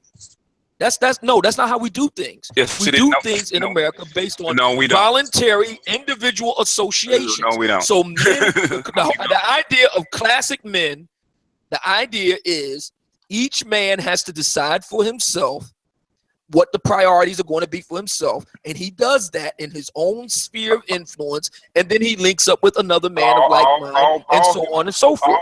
That's how change is going to happen. So with regard to the education question, the individual man has to say, do I want my kids going to schools that I know are fucked up? Or do I want my kids going to the best possible schools that will reinforce my values? And I'm willing to pay for it. I'm willing to put skin in the game to make that happen. Am I willing to deal with a woman who's basically a male knockoff? She talks like a man, wears pants like a man, has an acerbic attitude. Do I want to pay for that? Or do I want to pay for a woman that's feminine? She wears dresses. She's submissive. She actually looks like a woman, acts like a lady. Do I want to pay for that? That's where we have to go with these types of questions. You have to do both, Obsidian, because the individualism does not work. Can I get in? You have to do it on a collective basis to make change. They have tons and tons of books, like The Tipping Point and all that stuff. It has to be done collectively. But that's just it. I'm not talking about making change. I'm talking about doing what's best for the individual. Maximizing the individual and then meeting people like mine and then getting together with them. That's what I'm talking. I'm not concerned with saving everybody. You're not. You have to be concerned with saving everybody because you have to live amongst everybody. You do not live out in the middle of the woods alone. Otherwise, you'd already be there. Go ahead, Albert. Okay, I kind of cut out and cut in, but to answer your question, Brother Obsidian, it does not work. If you are individual, it does not work. I got family members that have married and did well with their choices, and as mentioned in previous other conversations, that next generation is going to have the problem. You can give a child everything that they could want, the resources that they can want, and if they don't have a good mate to choose from who is also from that same class, and on top of that, liking that person, unless you're going to have an arranged marriage where you're having a structured society that works around, and they have no choice. Putting that child in that perfect environment will not work without the society or the culture around them being one that they're able to graft into. Okay. Bit of truth. You've been quiet a minute. Did you want to jump in? I know you're chomping. Yeah. I mean, I want to take it back to like 10 minutes ago. We was talking about as far as like the culture, how we can use our culture in order to boost our economy. And in all honesty, the biggest problem is, as we see with like Dr. Dre and whatnot, is that we are so quick to build up an industry and then sell it off to the highest bidder. And that happens with our culture, is that it's we work to get that record deal from like Sony and Paramount and all of whoever else that produce music and movies and whatnot. I mean, look at what happened with the Nat Turner movie. Yeah. Okay. He was so quick. He spent $10 million to get the movie made, and just so he could sell it off to the highest bidder. Okay. Well, he had to. Yeah. Right. He lost all control, all rights to that movie. And that is one of our biggest problems. This is why, like, when American Male, he was in my chat room the other day with the last video I did. I'm sorry, I'm not trying to plug myself. But he said, what economy? Go ahead and plug yourself. Black people have. And I'm like, that is our economy. Our problem is that we are so quick to sell out, okay, to Europeans and other folks because we just want to cash out. Because it apparently to this new age Negro, I guess sustaining a legacy is just too hard. They just want to take the money and run. Okay. Everyone wants to jump in. And it destroys us. It's what keeps holding us back. Okay. You understand? This is why we're so hard on our entertainers. I mean, monologuing, man. I know. Because they have the money. They have the money. But they're just so quick to trick it off and pull a Floyd Mayweather. It's headache. I know. Go ahead, Edward, respond, and we're gonna go back to who's after that. Go ahead, Edward. All right. So what I was trying to say is, as far as Nat Turner, he sold it because he needed a distribution arm. He couldn't have did that on his own. He had to repay his investors. So. That too. The actual NBA players, Tony Parker, Michael Finley, and another one, other brothers that actually invested in him. So we got to get our information right. But I'm saying that's part of it. I'm not saying it's the whole part. Oh my God!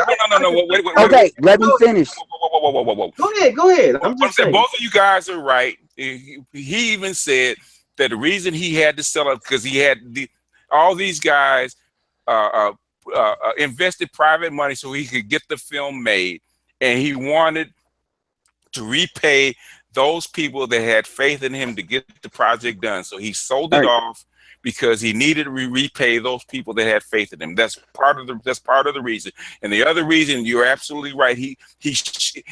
And any other term, he probably should have not. He should have distributed it himself. But he wanted to get the film made, and he wanted to repay the people that had faith in him. So both of you guys are actually right. So go and finish your statement, Edward, and then we'll go back. Bit of truth. Okay, so my main point was really going back to Detroit. Man, I hear what you're saying about culture. I actually agree with that. Legacy is a big part of the thing that's missing out of black male culture. So I completely agree with that. But the problem, and this is where we get into the classic black man debate versus street dude debate.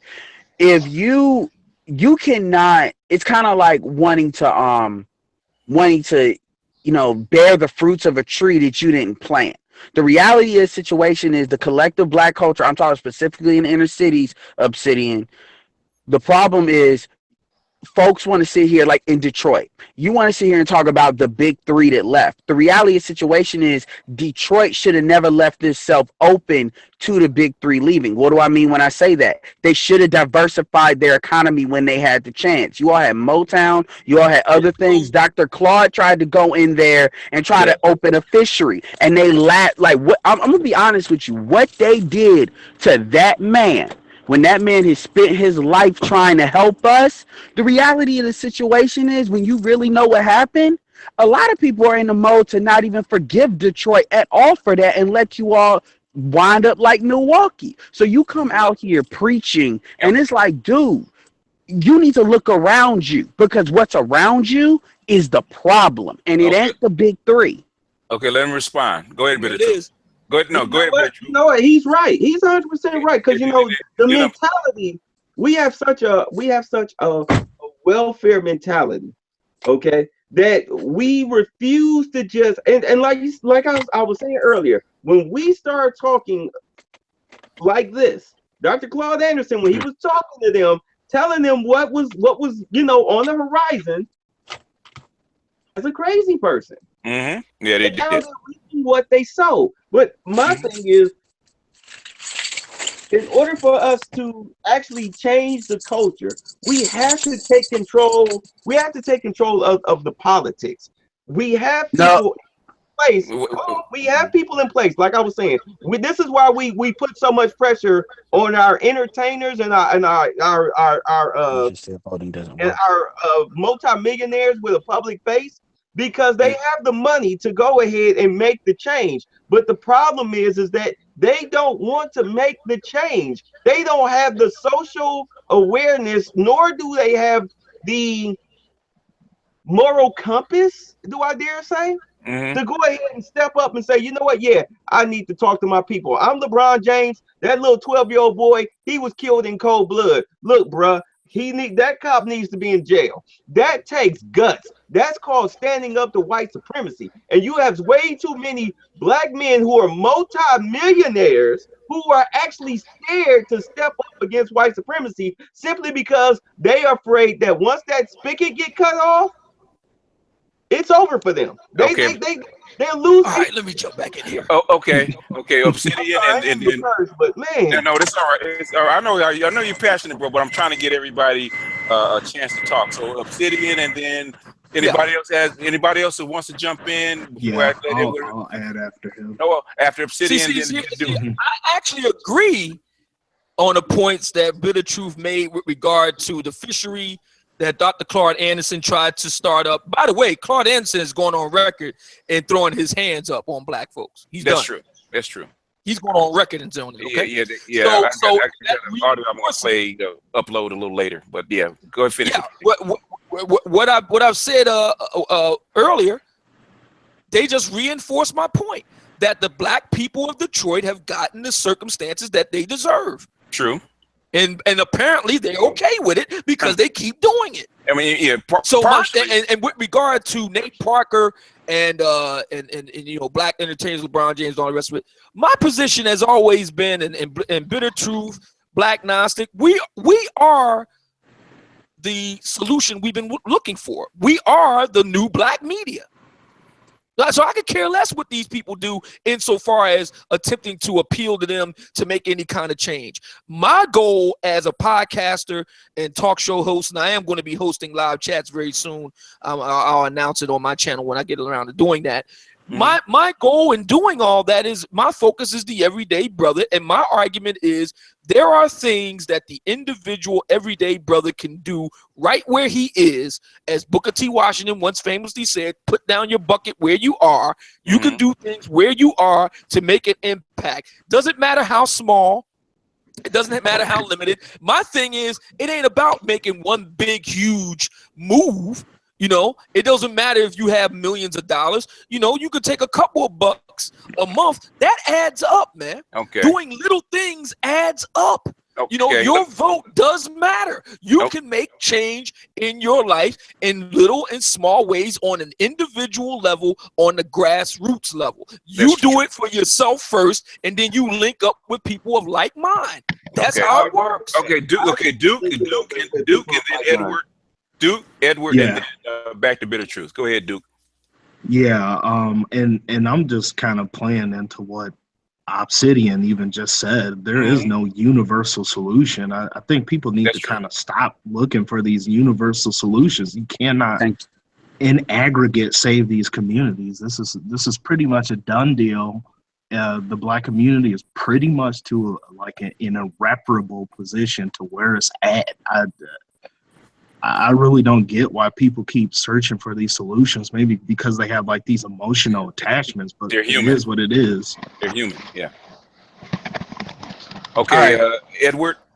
Go ahead. Yeah, the reason why they search for it is because they're emotionally weak, and I'm just gonna say it just like that. They want an easy way out. It's kind of like if you look in a house, you know that movie that show Hoarders, and your mind can't your mind cannot break things down in compartment parts because you're looking at the entirety, and the entirety is a cluster. Sarge actually did a video on that talking about 5 compartments. We don't have any layers that we can build off of. That's the problem. Now, getting back to what Obsidian said, here's the thing that nobody wants to hear, and I do not agree. I get what you're saying on an individual level, and I get you're getting closer to what I'm talking about, where you got to link up in units. You got to be smaller groups. But here's the thing: the reality of the situation. This is directed at Bitter Truth. Is we have to make a decision and say, look, certain cities are not going to be able to be saved. They're just not. Especially with BGS talking about they want to break up the communities anyway. And the reality is, in order to change people, they have to look at oblivion. That's really, in our situation, what we have to do. So when you talk about what about all these people and how do you save them, my thing is they had their chance where they were making $30-$40 an hour when they had those jobs. Their parents had those jobs and they tricked it off, or their kids sold it off. They decided to jump off a cliff then. And Dr. Clark Anderson came around and tried to help them, and then they laughed him off. At the end of the day, it's over. And to be honest with you, for Chicago, I hate to say this, but if Chicago doesn't get their crap together, Atlanta, it's over. So we have to be able to tie off the loose ends. We have to have the courage and the fortitude to look a woman in her eyes. I mean, you see her drowning, to not help her. Same thing with an older person when they cut that section off of. And at the end of the day, we're going to have to feed some of them the white supremacy so the new generation can see what will happen and change can be made. You want to save people that's like, look, BGS, all due respect, anybody that's like over 55 and fucked up their life, I'm sorry, it's nothing I, as a 30-year-old, can do for that person. But as an individual, I can try to live the life I need to live for these people that are coming up, in which by the time I'm BGS's age, they ask me, what did I do? I got things that I said I can do. And as far as the economy standpoint, they say it very quickly. Dr. Clark Anderson, I'm going to back up. Build power, wealth, influence, find somebody else that's doing the same. And as far as what Obsidian's talking about, he's talking about little things like it. Let me talk about upgrading your skills real quick. We got to shorten them up, but go ahead and make your point. Okay. Well, all I mean is, you could come out here and you could do a mobile. I know a Korean that he owns his own mechanic shop. He's hired black people. I go to his shop. He started out as a mobile mechanic and just got his certification, then went to working for Dominicans, then got his own place. A black person could easily, with no real skills, could go and start a detail shop if you're willing to go get a loan to get a van, get the stuff, and do it good. There are things people can do, but the problem is you have to start focusing on the right things, and then most people are not going to do that, and you just got to link up with the ones that do. Okay, we can't save everybody. Okay, Bitter Truth. I got a question. Right. Okay, real quick. Wait, let me say this real quick because I gotta go to bed. I gotta go to work. But look, this is the thing right now, because right now in your chat room, I got people who are totally missing my point here. Talking about that I was begging celebrities for money. Listen, guys, pay attention here. What I'm saying is that our black celebrities, our high-profile black billionaires, got to be held accountable. Right? Yeah.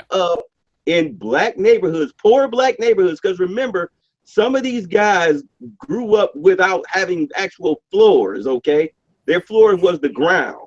All right, they come from poverty. All right, they get out here, they hustle, they make that money. And this is what kill me. You can't sit here and say, each one teach one. We need to look out for each other and then think that you can do it without using your economy. As a black person, when you get that money, when you get multi-millions or whatever, you're supposed to turn around and buy like an apartment complex, okay? Or maybe start a grocery store chain in these black areas that are food deserts. Create some type of industry. I got into it with people who couldn't understand why. Okay, like there was some guy. He was a rookie in the NBA. He was about to get drafted last year, and there was 2 teams vying for him. And he didn't want to be the number 2 pick because he wanted to be the number 1 pick because it would have affected his shoe deal with Nike. And I'm like, instead of trying to sign a shoe deal with Nike, how about you go out, you take your rookie money because you about to be a multi-millionaire the second you sign a contract. Hire a design team to design a shoe. Put it on the focus groups and make sure that the focus groups get it right for you. And then you go out and find a manufacturing plant, all right, and produce the shoe and sell it yourself. That way, instead of you just getting a $90 million check from Nike, you get $900 million coming straight to you. You writing checks, not getting a check written to you, and people couldn't understand that. And that's the same thing that I'm saying right now. Not, hey, you a black millionaire, give me some money so I can start a business. No, that's not what I'm saying. I'm saying you have to invest back. So do I. And I want to do a 20-second response. You have to invest into these black areas in order for black people to be able to succeed. Do you understand? I get what you're saying, brother. This is what killing me. All I'm hearing is one-man army, self-aggrandizing, aggressive individualism. Now I get closing yourself off and surrounding yourself with people that you can work with, because you can't work with everybody. Let's be honest, you can't work with everybody. But just trying to do it by yourself, come on now. I understand what you're saying, brother.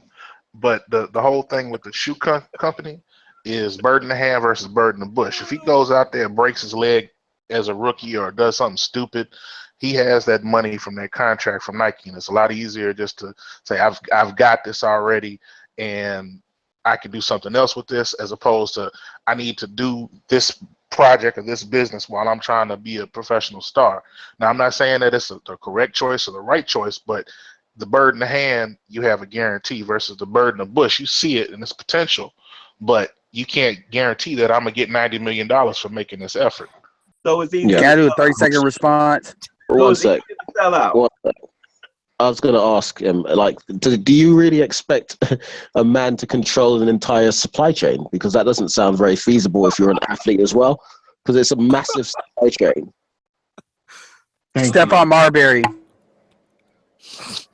Thank you. Starberries. I got a quick question. Can I do a 30-second response real quick? I promise it'll be less than 30 seconds. Go ahead. At the end of, okay, so this is how you do it. At the individual level, this is what you tell them. Screw black people for a second. What you tell that NBA player is this. You're going to. Hello?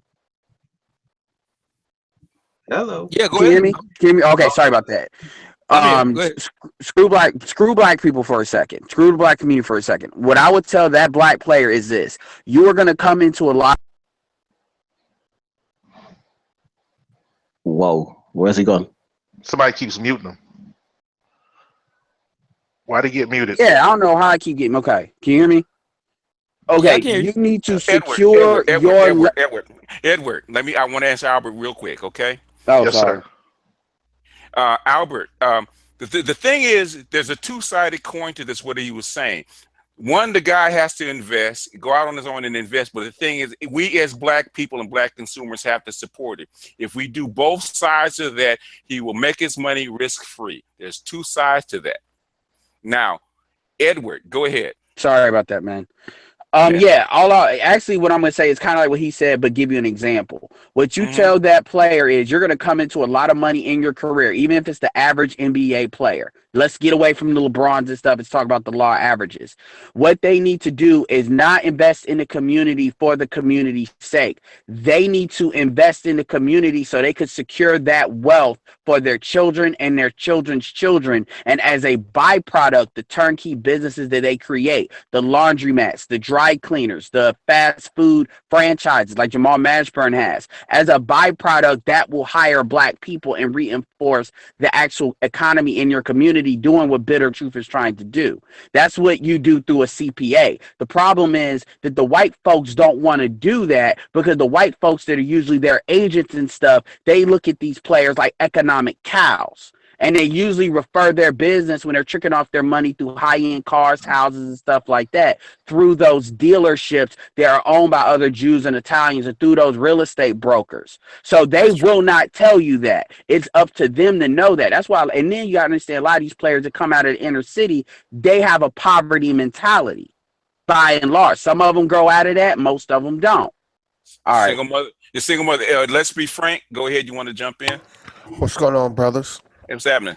I just came in and I think I got the gist of what you guys are saying, but could it be that it's a neither nor situation? As we said before, there is not a monolithic black community anymore. I don't think it ever was, and I think maybe Obsidian is correct that this is a done deal, and basically. As I said before, in my opinion, what's going on with particularly Black American males, really, I guess the females are just a side issue. Mm-hmm. I believe it has always been about us. True. In my opinion, the gender war has always been about us. I think it boils down to our relationship with this Black American female and the culture that's based around that. But at this time, I believe that we're in a phase of creative destruction, really starting from scratch. Pretty much, brother. No one's coming to your rescue at all. It's not happening. Basketball players, politicians. Let him finish, Albert. It's absolutely done. So you're starting from scratch. And if you're starting from scratch, it begins with the individual. Yeah. Okay. That's Albert, what this is. Albert responded, then Obsidian, I think, wanted to jump I want to borrow one of yes. Obsidian's points on this one. He always talks about the ability to horse trade. If the government is providing the average Black female who has made bad decisions $35,000 worth of benefits, as an average Black man, I have no way to step in and say, sister, Black woman, whatever, you need to act this way.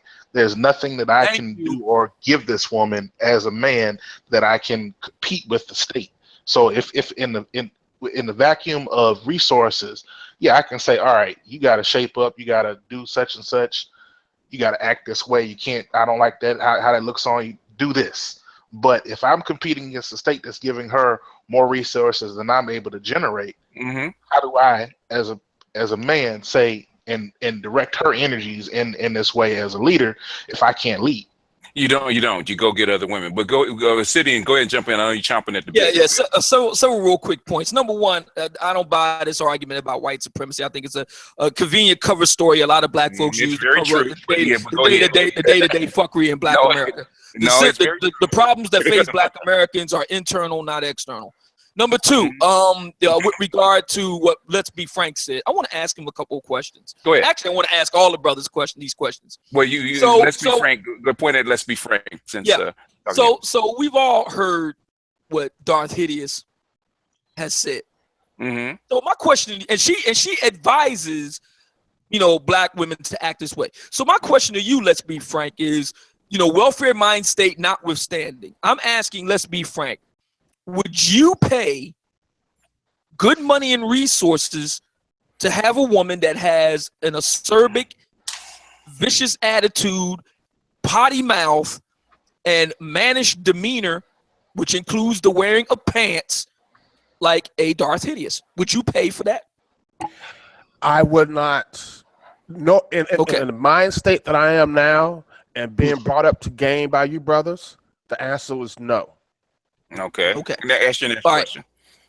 All right. My next question is, I almost Well, you know what? I just leave. Because my thinking is this. It's very simple. I mean, we all know the situation with the welfare mind state, but my thing is very simple when it comes to horse trading. They've done all kind of studies on this and everything. And mating is Darwinianism at its finest. I mean, men want youth and beauty and chastity. Women want men with status and resources. That's the deal. Okay. That's the deal. I'm gonna go so with Black if you're a man, you don't want to pay for an old, shot out, bedraggled with all kinds of baggage and issues, chick with a bad attitude, a potty mouth, and wearing pantsuits. You don't want to pay for that. Bottom line. Yeah, okay. See, a big problem in the black community, and this is the reason why I said one of the three important things that a man has absolute control over is voting with his dick, is because, see, a lot of black men are basically humping. They're rent-seeking humping. That's what it is. See, what they're doing is they're humping chicks that they don't have to actually pay for because the welfare mind state takes care of it. So this is the reason why, and beggars can't be choosy. So this is the reason why a lot of black guys will screw anything. That's true. Because they don't have to pay for That's it. true. Okay. But make brothers actually be on the hook for paying for a lot of this shit. And believe me, a lot of dudes will pull their pants to fuck up. Okay. I want to get Bitter Truth. Hold on a second. I want to get Bitter Truth in because he's got to go to bed. So I'm gonna give him. I just got a question. Give him 3 minutes. Go ahead. Go ahead. Jump in. This is a small question. What is it with you and the pants? He don't like pants. What does that have to do with anything? Go ahead. That's a good question. That's a very good question. And this is my own rule. I'm not saying this is what other men have to do. I always say that it's always up to each individual man to decide for himself what he wants to do with his life. I can't decide that for him. I won't presume to tell him what should make his dick hard or what he should enjoy or whatever. But for me personally, in my house where I pay to stay at and I pay all the bills at, the only one who wears pants here is me. So if any woman wants to be in my house, they wear dresses. Okay, that's how it works. What about white pants or stretch pants? The only time I make an allowance for pants of any kind, the only time I make allowance for pants of any kind is workout pants, not them ridiculous sweatpants. Okay. Talking about the yoga pants style. That I make allowances for on the basis that she's actually working out. Well, you know what? I'm about to go upstairs and tell the women in my house from now on. This the law. All right, y'all. I'm going to bed. It was good talking to y'all. It was nice meeting you. All right, brother. I'm catching you yes, time to time, cracking me up. But stay tuned because we're going to be doing some hangouts of our own pretty soon. So just stay tuned to that, and also going to be getting back on the air. Obsidian Radio Live on the Blog Talk Radio Internet Radio Network. You're always welcome. A bit of truth before you leave. Go ahead and shout yourself out, man. Tell them where they can find you and all that stuff. All right, y'all. What's up? I'm Sante Bay of the Bitter Truth Show. You can find me on YouTube, Twitter, Facebook, and on Blackspot, BLAQSPOT under Bitter Truth. Okay, if you can leave, you can go leave a couple of links in the chats for folks. They heard me. Okay, they heard you. Okay, all right, man. Go ahead, man. Go take your ass to bed, man. You got to go pick your tobacco tomorrow. Yes, I do. Yeah, that's a really important point, man, about the dresses. For me, I mean, if a woman is really being a woman and she likes being a woman, why she wear pants all the time? That's a good point. I can't answer that one. Anybody else want to jump in? I know everyone. Yeah, go ahead. I have some. Oh, yeah. Go ahead, Theo. Yeah. My question is, do you think that Donald Trump is an alpha male? Why or why not? He is. He's an extreme alpha male. He's a narcissist. So he's an alpha male. Now, what's your reasons for that? Huh? What's your reason for saying that? Because I've observed Donald Trump over 30 years and he's never changed. He prides himself on being an alpha male. He's always been that way. He's very bold, very decisive, very upfront, very domineering. That's what we would call an alpha male. Okay. Can I jump in for that too? His physical presence and everything else points to it. So he is what he is. Go ahead, Edward. And he's master his situation too. I mean, even when he's bankrupt in his mind, he controls his situation. He was able to bring some bankers back to the damn table. Yeah, I mean, yeah. Well, Donald Trump is who he is. We can say a lot of things about Donald Trump, but being an alpha male is not even a question. Yeah, and I don't like him.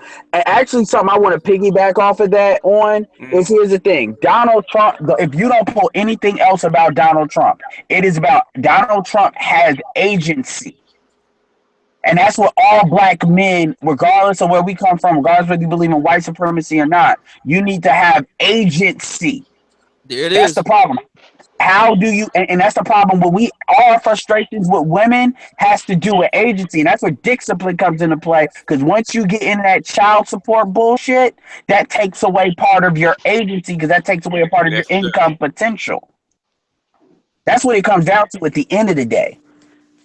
Yep. That's true. Yeah, you just jumped on. Go ahead and say something. Yeah, what's up? I don't know what to say right now, but okay. Let's go back. Okay, somebody else that hasn't spoken for a while, Duke or Albert, or Duke or Albert. Yeah. Duke, you want to go first? I gotta. Oh no, sir. You're good to go. Go ahead, Albert. All right, I'm feeling you on that whole agency thing, but if you're competing against a state, you got to come with at least $100,000. $60,000 ain't gonna cut it. Okay, let me respond to that real quick. Not if you get a chick overseas. Next question. That's true. You gotta, and that's what a lot of horse trading. What is horse trading? But also, a lot of your conscious folks in the background are saying that because of the cultural virus that we have rolling through the black community, you have to go outside the community, bring new women in, or fresh blood in that's not contaminated, culturally contaminated. So that's one thing. I just had an argument with an African sister over there because she believed that because she was raised in Senegal and she's black, she has the same culture that we have over here in the United States. And I was telling her that was wrong. Yeah, I know. But what I'm saying is feminism is everywhere. It's not rampant everywhere, but there is feminism everywhere. She is an African feminist. So anyway, I got a question. Has she ever met an African American woman in real life? Yeah, she's here. She's been living here for the last 15 years. Okay, well then they just good at lying to her. No, what I'm saying is that's what she believes. You can't. No, if you live amongst the community, you can't lie. Okay. Let's get it straight. I mean, black folks, if one thing we are flashy, we are showy, we don't hide ourselves. What we are is in public display. Did you tell her to watch Insecure? Huh? You should have told her to watch Insecure or get debriefed because they were African and made that show, right? She's in Los Angeles. She knows Insecure is a very good reflection of what's in Los Angeles, and she lives in Los Angeles. But the thing is, she works. She's been all over the world. She's an African liaison for businesses, and she's been an African liaison for the World Health Organization, a whole bunch of different organizations. So she's very well connected. So in other words, I mean, we got a lot of in my circle. We have a lot of these people. So there's lots of folks that So if she's been all over the world, how can she think that America, because that's very rare that they'll say America and Europe is like the rest of the world. What she's saying is because she's black and because Senegal and other places have been colonized, that their experience is the same as what we have experienced in the black community here in the United States. So they were enslaved. And no, they weren't enslaved. What I'm saying is, I was trying to tell her that that's not true. It's a different experience. It's a different mindset, a different culture. And she doesn't get it because she wasn't raised here. So that's part of it.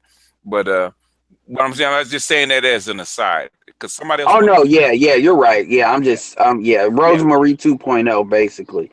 Yeah, something like that. I mean, I've met a lot of black Brits from across the pond that were female, and the Western culture does that. And the thing is, a lot of people have a very narrow worldview. Okay, that especially females, have a very narrow worldview, that what they think and their worldview is everybody else's, and that's not true.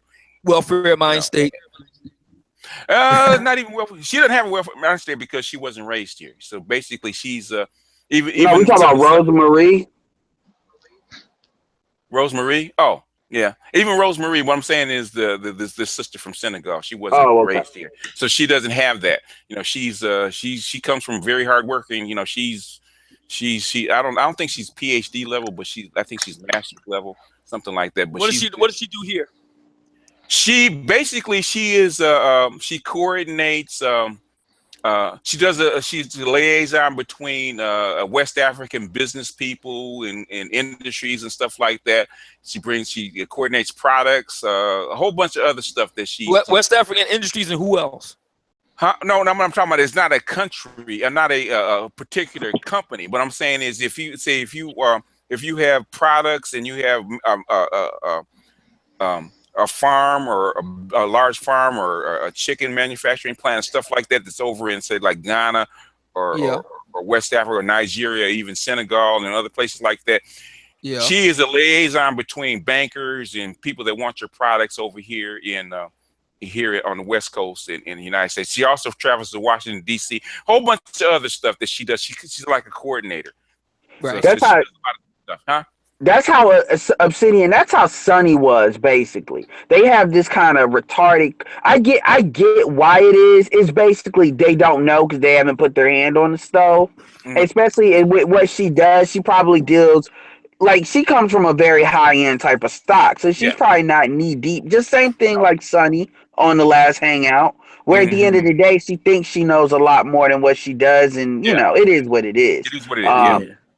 Edward. Because most women from continental Africa don't operate that way. You ask Nomalinga Shanley Moses of Boyce Watkins' channel, and she knows that there's a cultural difference. Most of them do. So. I think she's not from Africa. I think she's from the West Indies.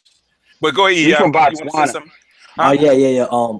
One second. My family's actually from Eritrea in East Africa, but I was born and raised in Brooklyn, so I can sense the cultural difference from a long spot. But it's just like a lot of continental Africans. It seems like some of them are trying to assimilate to the culture because, like, when they're in Africa, they see a lot of when they turn on the TV and they turn on the radio, they see the African American culture and they see like, oh, we could be a part of it, but they haven't really realized that it's not all the glamour that's being shown on the TV. And I got a question for you, man, as an East African.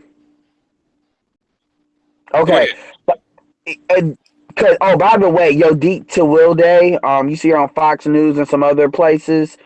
She's a lawyer. She's from Eritrea, by the way. Just look out for her.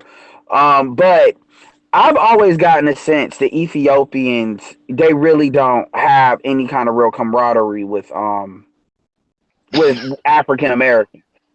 I want to get Ethiopian close but different. It depends on where you are. In Los Angeles, maybe not as much, but like in other places, like if you talk to Atlanta, like Minnesota and other places like that, maybe in Washington D.C., they're a little bit more friendly, but it just depends on where you are and where they land.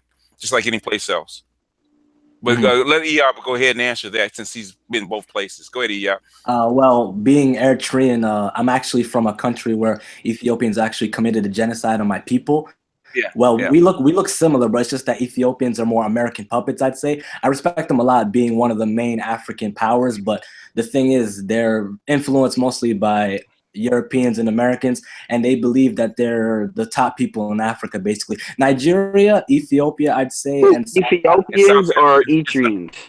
Eritreans they're separate countries. Eritrea. No, I know that the genocide was done from Ethiopia and Eritrea, but I'm talking about the mentality you just said. Is that Eritreans or Ethiopians? Ethiopians are snobbish. Ethiopians are very snobbish. If they see an Eritrean, like we look similar, but if you mention that you're Eritrean, they're probably gonna look down on you because we've been through a lot. Wow, that's interesting because they told me that.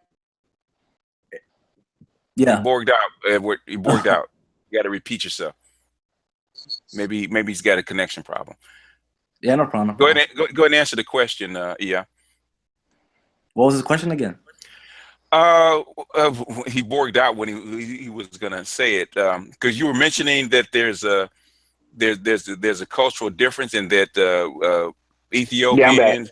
Okay, go ahead, Edward. Ask your question. No, I was just gonna say is I talk to a lot of Ethiopians. It's like a small vibe I get from them, but they've always said the reverse. They've always said you need to watch the Etrians because they think they're better than them and blah blah blah blah blah. And I took that with a grain of salt because But I always get like, and it's not just Ethiopians, it's Somalis too. I get this kind of, are you Muslim first or are you black first? Somalis, one thing I'm going to tell you about Somalis, brother, is Somalis always put Islam before their ethnicity and their color. That's exactly what I was going to say, because I'm big on the, are you black first or are you I'm very big, are you black first? And then with them, I get the reverse. Are you Muslim first? And we have more camaraderie with other Muslims than black people. This is one of the reasons with this Muslim ban, I kind of no fucks to give about it, because I don't feel like those folks help black people. But that's just another aside. Okay. Can everybody hear me? Yeah, we can hear you. Okay. So, yeah, I just wanted to ask that because I hear a lot of people talking about when they go overseas. I personally say if you're going to get an African, you get a West African. But they always talk about Ethiopia, and Eritrea gets put in there too. But, I tell them there's more of a cultural difference for East Africa. You got to remember one thing, Edward, that, like I would say, 90% of the Africans from the continent come here, man, are the top 10 or 15% of them. True, but the one thing I would say is most people that want Ethiopians and Eritreans is because they're more lighter skinned and their facial features are different. But being an Eritrean that's a little bit dark skinned, I've actually gotten a little bit of backlash from other Eritreans and Ethiopians sometimes because I'm more like, African featured a little bit. Okay. Well, yeah, darker I'd say. But most you're on the Horn, everybody, a lot of people are mixed, especially Eritrea, Ethiopia. Oh, of course. And to some parts, right next to Yemen. Yeah. Yeah. That's why. Of course. But go ahead, Basidi. So what I'm trying to get at here is my position is with regard to the black community, quote unquote. Mm-hmm. The die has already been cast on that. You already had a splintering of Black America, and the situation with regard to the so-called lame / classic black men. The issue there is, these are black men who don't feel any type of responsibility for the picking up the pieces for black women who chose to make certain types of mating decisions. I mean, and my position is that we should let the free market sort it out insofar as the mating situation is concerned. If a woman decides to make X number of mating choices and she gets X number of outcomes, that's on her. I want to respond to that. Go ahead. But would you say, okay, I'm not even talking about them though, but are we responsible for the community that we create for ourselves though? Amongst blue collar brothers and educated, classic black men. Yes. Okay, so that is what most of us are talking. That's the difference, and I'm glad you said that. That is a key difference. You got brothers that want to save everybody, and then you got brothers that's like, look, this is Noah's Ark. You better produce or you better get in line if you're a woman, and you better be a child without an attitude. Everybody else, it is let the free market. I know you don't believe in white supremacy, Obsidian, but for me, is let white supremacy have them. And we basically restart another community, and basically we do that around the ideas of A, having an agenda, B, having economics, which means you eat what you, well, not eat what you kill, but if you don't work, you don't eat, because everybody can't start a business, but everybody can work for somebody, be a part of a group that is bringing something into the collective. Does that make sense? Right. Question. I don't have any problem with that. Okay, that's basically my stuff. Yep. Go ahead, Albert. Okay, based off of what you said, how do we do this without 40 years in the wilderness? It doesn't take that long. It takes about a generation. All you got to 20 years in the wilderness. I get what you're saying, but I'm saying without that welfare and without the government intervention disappearing, how do we have that? You basically take people like you, Albert, and people like Edward, even people like Obsidian that are upscale. Let's Be Frank probably has already seen. Let's Be Frank, it does have a community that's like that already. You take upscale guys that are making north of $50,000. One person moves in, and the next person moves in. Next thing you have a community, and then that's where you start. It doesn't take a whole city. It takes like 40 houses. Stonecrest just did it. I tried to get some of my brothers to do that when in the city I'm in, and I said, okay, the houses here that are in decent condition that are $10,000-$20,000. Each of us buy one on this block, and it was like pulling teeth.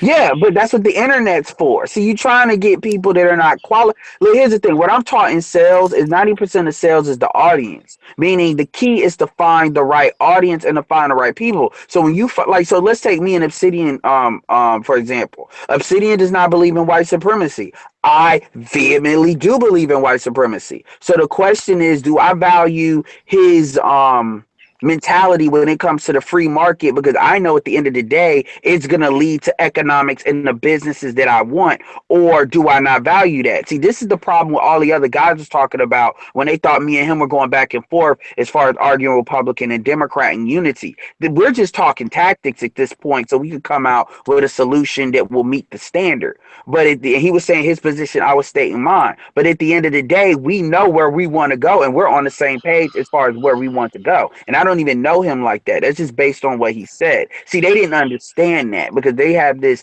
can't we all just get along mentality. I understand what you're saying, but what I'm getting at is you have to have a job that comes along with that.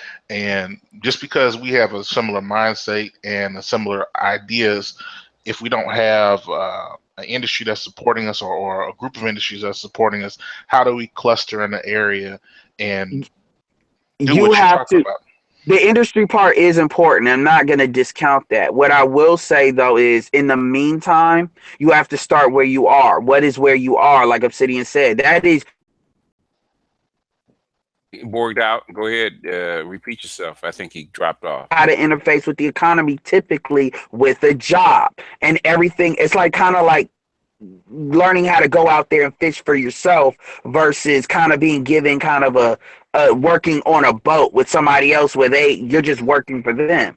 Also, what I would say, and this is very important, is I'm losing my thought. Like I said, you have to know how to work for yourself. But also, the new literacy is business literacy. Look, I don't know if Floyd Mayweather can read or not. For all we know, he might be dyslexic, don't want to say it. Let's assume Floyd Mayweather can't read. At the end of the day, Floyd Mayweather is worth $500 million or around there. He's worth a lot of money. Why? Because he fired his manager, and he did that on his own. You know why he did that? Because he was business literate. The most too many of black men are not business literate, and we are subject to either white supremacy or we're subject to black women and their bullshit. Okay, Albert, you jump in. It was Obsidian or Albert. Who hasn't spoken? There's some people that hasn't spoken. Yeah. That want to get in. Go ahead, Duke. Yeah, I'm just gonna add this quick question or this quick comment. It didn't take 4 years for the black community to become screwed up. It took decades, and conceivably it would take decades to even start communities. True, but I don't get this idea like this is going to be something that's going to rapidly happen. This is going to take generations, and it's going to be mistakes and disaster. I got proof. Yeah, who's that? Let's Be Frank. Who's that? Yes, it was me. Go ahead, jump in. I want to say, in my opinion, what's going on now is a filtering out process. Mm-hmm. And I believe that as of right now, it's all about the men, the classic men, the outliers, the blue collar brothers, starting at that base. And I believe that what's going on here on Facebook, Twitter, YouTube, this is a form of, how can I say it, deprogramming, if you want to think about that, getting brothers put up on game, getting brothers to really have their questions answered as opposed to what they were seeing growing up. All right, breaking that broken cultural bond and just building anew. Like as I said before, the focus is on us, and that last hangout that you had, I believe, should have gave brothers their final answer. Okay, move on. Yeah. Now, once you know you gotta move on, then now we gotta start looking at ourselves, knowing that even amongst us, we're divided. The ones that's left, and I believe that it's based, that division also based upon our relation to, I guess, if we want a women in our life or not, or what type of women we want in our life or not. Mm-hmm. So that's a further division. Mm-hmm. So I believe that we're going to have to really be honest with these divisions and find like-minded brothers who fit that mold that we have, and build and start to rebuild. And the one. Okay, you dropped off. Okay, he dropped off. Maybe he'll get back in. Okay, who didn't speak that wants to speak? Anybody going once, going twice? I always go to Obsidian or Edward. So if you guys want to jump in, you better do it now. Otherwise, I'm gonna let them loose. Obsidian hasn't spoken in a while. I'm gonna let him jump in if he wants to jump in. If not, go ahead, Edward. Yeah, what I wanted to say was, this is a cat in the chat named Bobson St. Pierre, and he keeps saying that. Yeah, and he keeps saying that brothers need to get their money up. That will solve their problems with women. I don't recall anybody in the chat thus far tonight, and I've been here for several hours, argue otherwise. Number one, and number two, baby is arguing that she doesn't have any children, this, that. So I asked her a question. I said, okay, so why do you think the black men and the black women who have themselves together, why aren't they coming together? And her response is because they're too few and too spread out. But that runs counter to the census data. I mean, black folks live pretty much around other black folks, number one. And number two, I mean, just in terms of demographics. And number two, there are more black men and black women who are never married than otherwise. I can kind of answer that, brother. See, I think that I can too. Okay, let him finish my answer, and then I want to hear everybody else's answer. See, I think the real reason why is because they're not sexually attracted to each other. That's the real reason why. Okay. Anybody else want to jump in and Okay, my answer to that is, and it actually doesn't go counter what you're saying, Obsidian, but it's a cultural issue.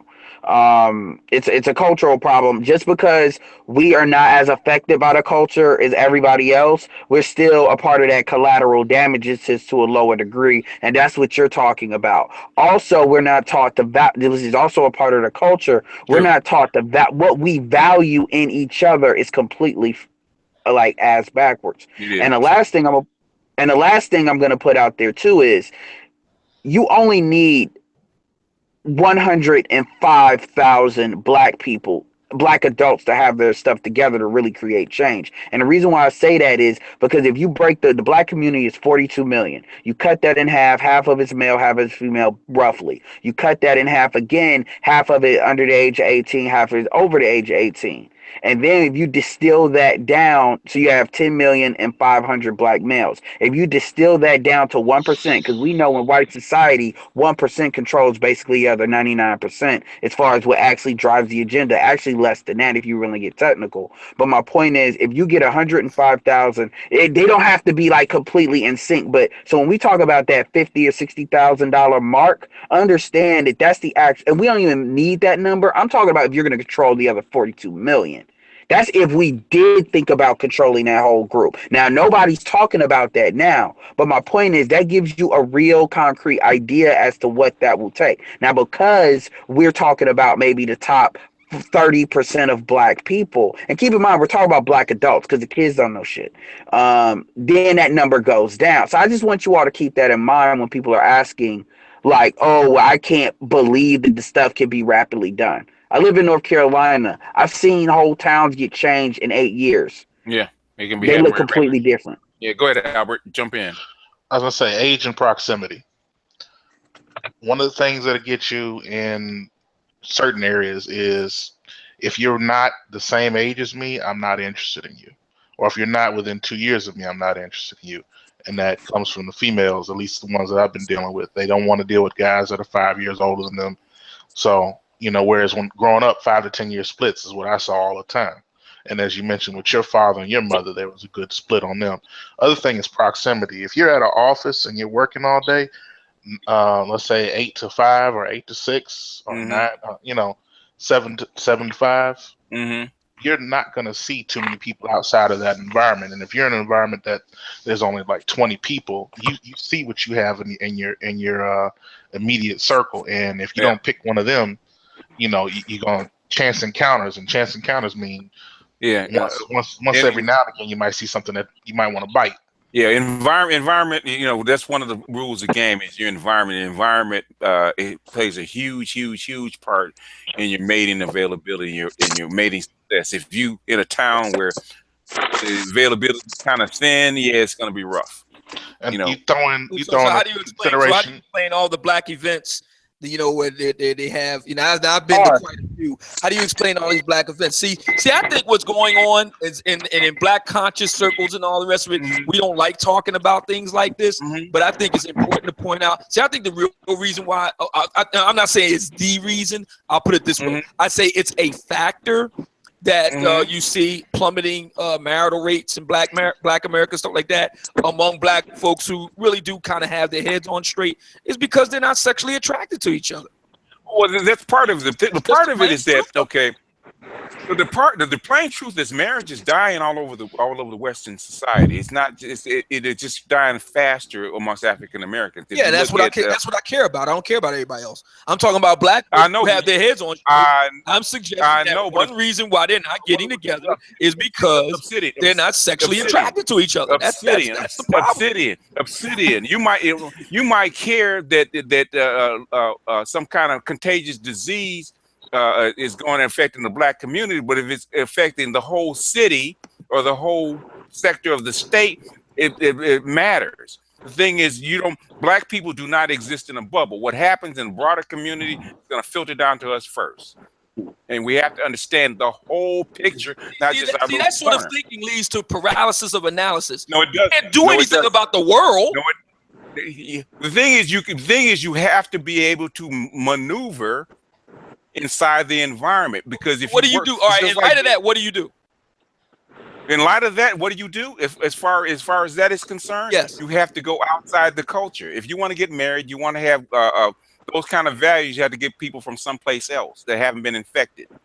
It's like talking about a local real estate market versus a national trend. If it's happening all over the world, then by definition, everybody's been infected. No, what I'm saying, no, I didn't say all over the world, all over Western society. You go to Africa, you go to Latin America, they're not part of Western society. It hasn't affected them yet. Feminism is on the rise in Africa. You just said that. But the thing is, we've had 150 years of feminism in Western society. They haven't. BGS. They haven't infected them yet. Yes, sir. Okay, this is something that I was kind of wondering about, and little controversial thought. Is the brother from the tree is still here? Hopefully, what you see happening with African society is things like Boko Haram. That is their fight against feminism, in my opinion. That's their extreme reaction. No. Let him answer. No, it's not. That's not the reason. No. Feminism has nothing to do with that. Well, no. Let me frame out the thought a little bit more. The whole thing with them is they say Western education is bad. If Western education, in my opinion, equals the feminist mind state, if that is what they're fighting, is it not? That's not what they're fighting, though. You got to understand, Boko Haram is mainly in Nigeria, and Nigerians are split in a lot of different ways, but religion-wise, they're split between Christianity and Islam. The Muslims want to control their women, absolutely, and they're causing violence to do that because a lot of the women don't want to be a part of that. So I get what you're trying to say in feminism, but it's so far from, like, it's kind of like women not being able to drive and saying that they're feminists because they just want to drive a car, but they'll wear the veil and all of that versus what we talk about in the United States. So it's like apples. I'm saying this in an extreme point. I get what you're saying, and I'm not taking away from that, but I'm saying in the extreme, if you look at what they're doing in Ukraine, they don't want their women to. Yeah, but the thing is, they don't have the cultural infection that the Western society has. Feminism I and all understand that.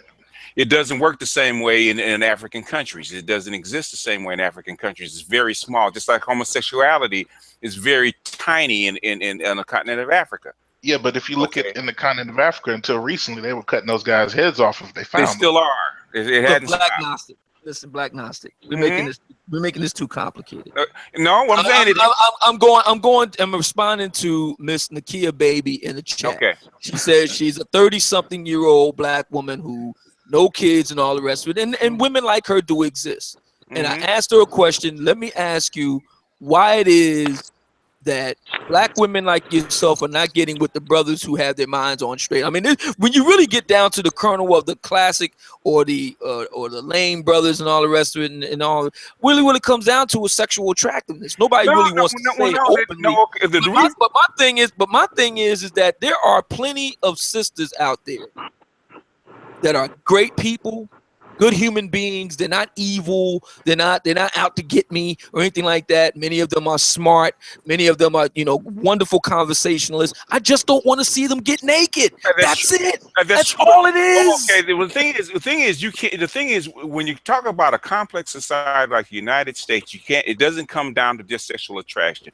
A lot of that is brainwashing by the feminist school system. That's how come you have women that are 36 years old, never been married, and don't have any kids, because that's what they tell them to do. That's been pounded in their head ever since they were 4 years old. What do you think is going to happen when they get 36? That programming is still there. That's the reason that it's happening. Their vaginal positioning system is all fucked up.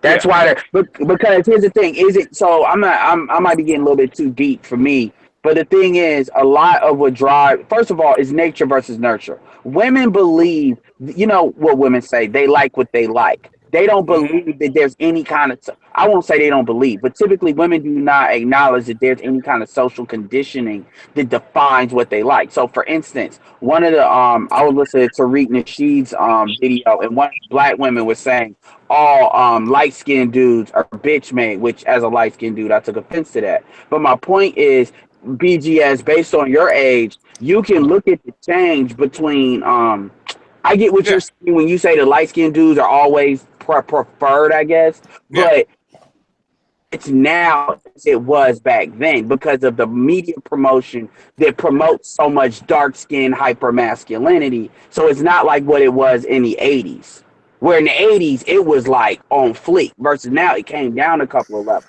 Women do not acknowledge that social programming really conditions them and drives a lot of their choices when it comes to those superficial choices. Nature versus nurture. It is both. There is no difference between the two. Nature and nurture are basically, it is both. It is both. You can't separate. It's not the nurture part. Edward. Yeah. I got a personal question. How tall are you? He said I'm 5'8". 5'8". Yeah. Okay. At least what I've observed in the circles that I've ran around, if you're not 5'10" or better and light skin, you got a hard road to hoe. It depends. No. I want to answer that. Here's the reality of the situation. That's when it comes. Honestly, I haven't had a hard time with women, and let me tell you why. Because, like I said, 90% of sales is understanding the audience. So the reality of the situation is, yes, and I do date mostly Black women, but I know which Black women deal with. Personally, when it ultimately comes down to it, I've had women actually add a couple of inches to me because they like me. So a lot of that is just what they say. Now, granted, women do act on that, but you gotta know who to look for, who lines up. Like, for instance, as a light skinned dude, I like dating dark skinned women, primarily because it meets my values as far as how I feel about black people, but also because I find that I get an extra premium. Here's another thing: I've been out of the country. Light skin carries a hell of a premium outside the United States. You got people in chats talking about improve the race by dating light skin or dating whites. So this is the thing that people don't know when you go overseas. Now, I'm not saying I want a girl that's talking about improving the race, but I tell you, if you go deal with them Dominicans put a premium on light skin. So you just got to know that stuff. But if you've never been out of your city or your region, you don't know that. You assume all black women are like the black women you know, and that's that environmental stuff BGS was talking about. Yeah, I agree. I understand exactly what you're saying. Yeah, because my brother's got that curly, because I got, that curly, I've been told the pretty baby shit all the time. And I'm going to tell you something that I know too, Albert, BGS. A lot of times when I was in high school, I used to wonder why a woman's mom would look at me like I thought it was funny. But now I go back in my mind, they were choosing up a mug because that's what they were on back then. That Little Richard, Prince, that lighter the better. They were on that a lot harder than what this generation is. It does exist and exists for a reason. I mean, you can moderate it from generation to generation, but that bias is still there. And when they said that most the majority of the time, light-skinned men will be preferred. Not all the time, not in every case. There's some like my ex. She's a dark-skinned woman. She didn't like light-skinned men because because she thought that light-skinned men had an attitude. That was her thing. And I hear that a lot. That light-skinned men think they're pretty. That's not the case, but that's the impression that's given about light-skinned men. A lot of that is they're intimidated because their own issues, so they feel they're not worthy. So if you fight past that a little bit, trust me. My girlfriend's mom had a problem with me at first because she's second generation Jamaican, and she just thought I was better than her. And I told her straight up, I said, I chose your daughter because not just because she's dark skinned, but her head is on straight. So that's in a black woman, that's so valuable. But yeah, you can fight past that. A lot of what these women say is bullshit. It's the same thing when BGS pulls them on the phone. They talk a good game in the comment section. You get them up. God forbid Obsidian gets a hold of some of these women. They'll just break down and cry. No, we don't want to see him through the Obsidian ringer. Okay. He's relentless. I'm a nice guy. Obsidian's relentless. That's why you heard me when she said that thing about how you were condescending. I'm like, dude, did you see the later on in the hangout? Wow. Oh yeah. Anyway, you guys went in on Sunny. Yeah. Wait, who's Sunny? And Sunny took it. She took it. Yeah. Sunny took it. Yeah. I'm saying. Yeah. Anybody else want to get in that hasn't spoken yet? If you haven't spoken, don't hold up the spot. Kind of drop off and let people in. You're not going to speak. No, I actually had something. I had a Go question. ahead, jump in. My question was regarding I think it's Bobson's comment. I can't see the chat anymore. But, We'll go ahead and speak your mind. His comment about how we all need to get our money up, right? Yeah. And my thought was, if we all pick that one vice where we spend our money unnecessarily. Like in my case, it's food. I imagine for women, it's like hair, nails, and things like that. If we collectively made the choice to not spend our money on these things and to pool that money every week or month or whatever, like we had a cycle going, and then we put that towards a business of ours, like we're practicing community economics. How does this sound as a? That's true, but Bobson needs to get his tail off to stop trolling the chat room and bring in and make his case, because that's how come I put up a hangout. So if you keep repeating the same thing over and over again, you need to get on and make your case and stop kind of spamming up the chat. Sure, you're right. And we all agree with that. Yeah, we agree with it. Yeah, that's not a disagreement. But the thing is this is not. Yeah, this is not a channel for basically advertising your ideas. Either you get in the ring, put your hat in the ring, get in there and present it just like everybody else, and stop being a coward. No, That's like I'm gonna put on it. No, huh? Yeah, you're right about that, because I've seen, like, growing up, like New York City, I see a lot of dudes who got money. They just simping and spending all this cash on girls, and I realize if they don't do that anymore, then the standard will go lower, and like it'll be like regular guys can. I mean, we can invest in other things that are more important and stop wasting money on things that, you know. Well, here's my thought, if I may. When I took a sociology class a few years back, our professor was talking about how these different groups of immigrants, like the Korean community, they practice group economics, and they have this thing called a lek, where each of the families, they would pool their money, they would put a little bit of money away, and they would pool their money over months and months and months and months, and then they would start a business. They'd open up a liquor store, and it'd be something small like that, and they'd establish their little sphere of influence there, and over time that store starts generating business, so on and so forth, and then that money gets put back into the lek, and it goes back into helping the community. So if so and so gets sick and they need to go to the hospital and their kids are hungry, blah blah blah blah blah, and so the community is really one big family. You don't trust each other enough for that. Yeah. There's been micro loans and susus, as we call them in the conscious community, around for a long time that do that. So yeah, it's been around, but the thing is, it's that culturally we don't always support the businesses like we should, and that's the biggest issue that is going on in black business that they don't really talk about. It's not the opening of the business; it's the supporting of the business. Welfare This is the demand side. Yeah, it's a welfare mindset. It's also cultural what did it say? Cultural damage that's been done over a long time, even before welfare. Yes. Yeah, it's always been there. I agree. Whereas when you look at a lot of these Latin and Asian communities, they also have their language. Everything is already, their culture is codified, essentially. It's like you're a part of the in group if you could speak the language and you can observe the customs, the traditions, and blah blah blah blah blah.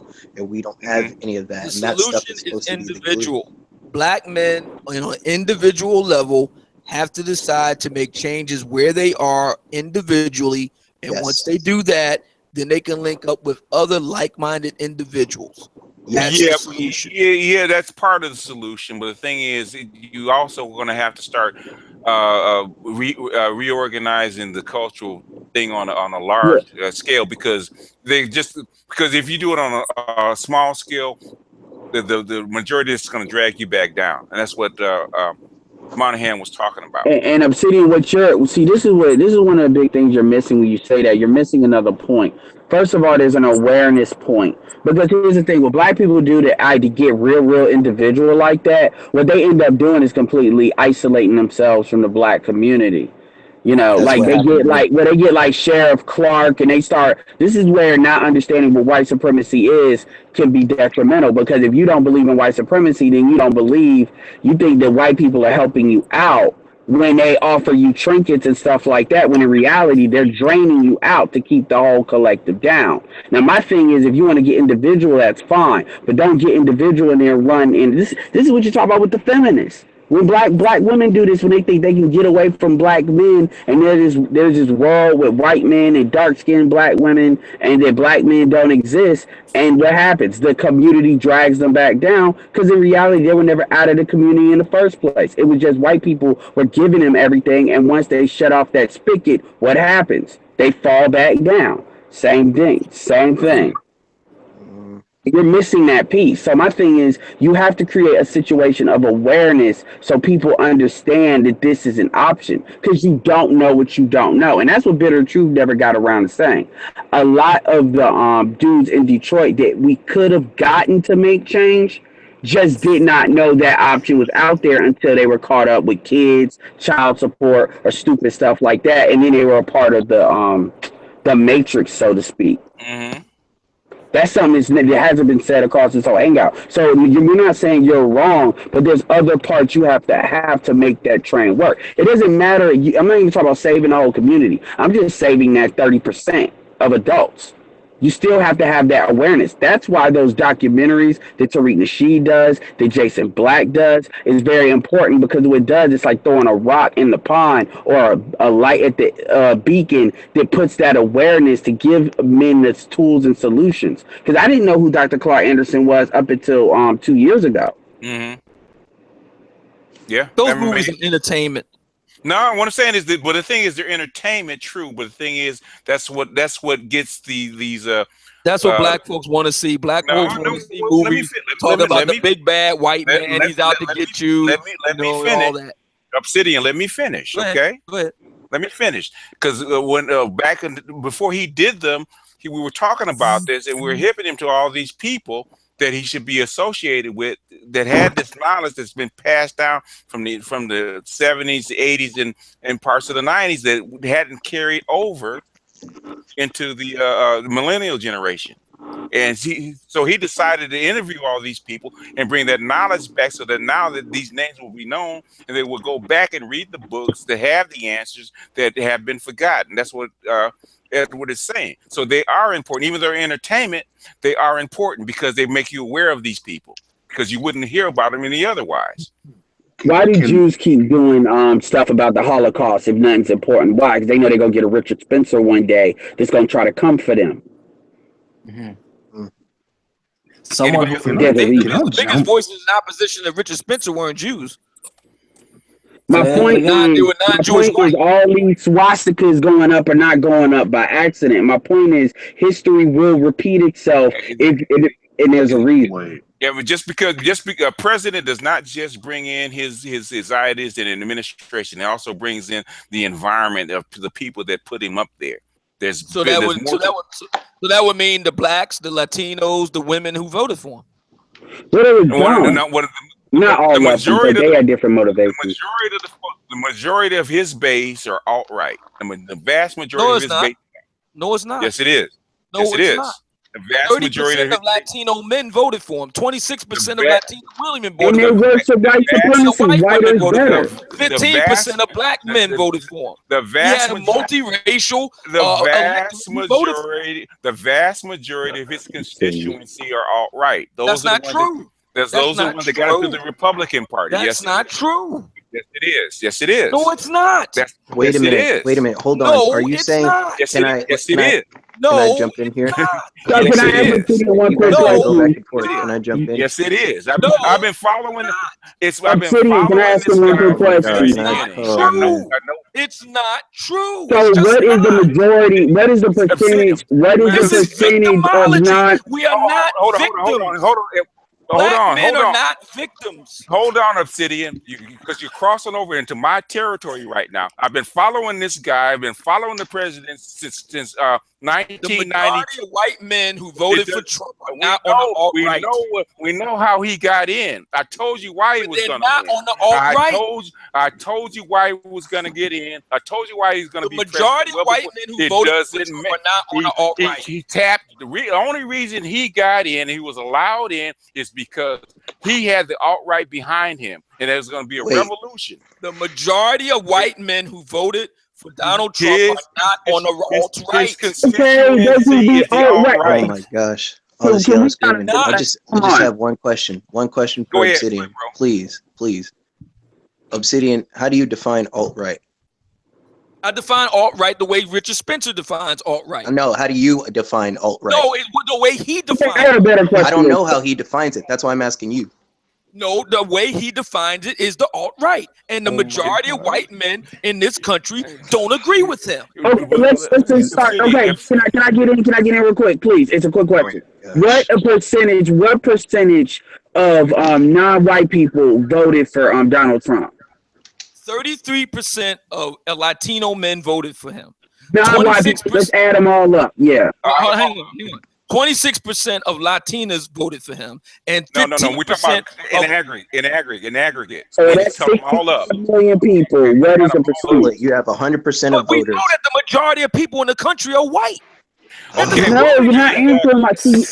You're not dealing with the original point, which was that the majority Because of if I give you that number, it's still going to be a minority number, no matter how you slice it. What I'm saying, what I'm saying is, Obsidian, you know me, because I've been on your show. When have I been wrong? When it comes to politics, when I've been wrong? You've been wrong on a number of points. Well, like what?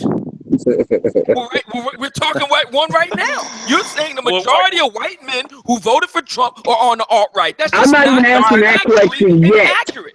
No, I said if you total up all the voters that voted for Donald Trump, all of them, and I'm not talking about all of them, and you figure out the vast majority of people that voted for Donald Trump, who were they? Go ahead. Who were they? It was white. It was white men followed by white women. Those are the vast majority, and those are the Sarah Palin group that came out. So Sarah Palin's on the alt-right too. What I'm saying is that the alt-right, as they call themselves now, are the same people that was the Sarah Palin group that they shut down in 2008. Okay, so we can find statements by Richard Spencer himself that was in support of Sarah Palin. Oh, okay, so now you're playing. This is the same thing with Republicans and Democrats. They jump back and forth to play game. This is the very point that you're making as far as black people voting Democrat religiously. There is no difference. Personally, I could care less. I could care less about who's in office. Just like I voted for Barack Obama because he was black, even though I knew he's going to be just an average. Now that's the most honest answer this whole evening from anybody on this hangout. Thank you, Black Nonsense Speaks. The vast majority of black people voted for Barack Obama for the same reason, because he was black. I voted for that's right. I am always honest and straightforward about what I think and what I put forward. I put a lot of work into this stuff. I know what I'm talking about. I was the first person that called Donald Trump a populist on my internet broadcast almost 2 years ago, because that's who he is. What do they say about Donald Trump? I've been doing this shit a long time. I know what Donald Trump's constituency was. The question that I want to know that has never been asked in the political circles is why the Bushes, who are a 400-year-old banking family with vast amounts of money, vast amounts of pull, CIA and assassin behind them, folded up their tent and left without a fight. That's what I want to know. That's what I want to know. Why did they leave without a fight? There's a reason behind that. That hasn't been answered. Conspiracy theories. I'm just not. I'm much more closer to the best in practicality. My belief is that there is no black community. That's your belief, but it's not true. My view is there is no black community. My view is that there is no responsibility on the part of whatever you want to call us type of black men to save the black community. Nobody's saying that though. This is a completely different topic. Obsidian. I love you, brother. I love you. So this is in love. So we disagree. But the thing is, I've been doing this shit for 25 years and you haven't. Okay. How do you know what I've been doing for 25 years? Oh my God! Now see, this is black woman shit right here. He's not really. Have you been doing this for 25 years? Honestly, doing what? He's not. Have you been doing this political work for 25 years? What kind of political work? What do you mean political? Have you been following? I've been following basically the right. And ladies and gentlemen, this is idealism right here. Yeah, since 1990. Sensationalism. Okay. We talked about Sarah Palin and their ilk in 2008 and why they shut them down. Okay, these are the same people who voted for Donald Trump. Who is they? The working class disaffected white men and women that were following Sarah Palin against Barack Obama. They shut them down because. So can I ask a question real quick? Go ahead. Absolutely. Do you believe racism does not exist? Do I believe racism doesn't exist? Or tribalism, whatever you want to call it. Tribalism? Yeah. What do you mean, like Hutus and Tutsi tribalism? No, where you put your own group above others in this economic game that we call America. White people are for white people, generally. When it really comes at the end of the day, Obsidian. No, well, if you're asking me that question, I would have to say no, because both political parties in the country are multiracial and multi-ethnic.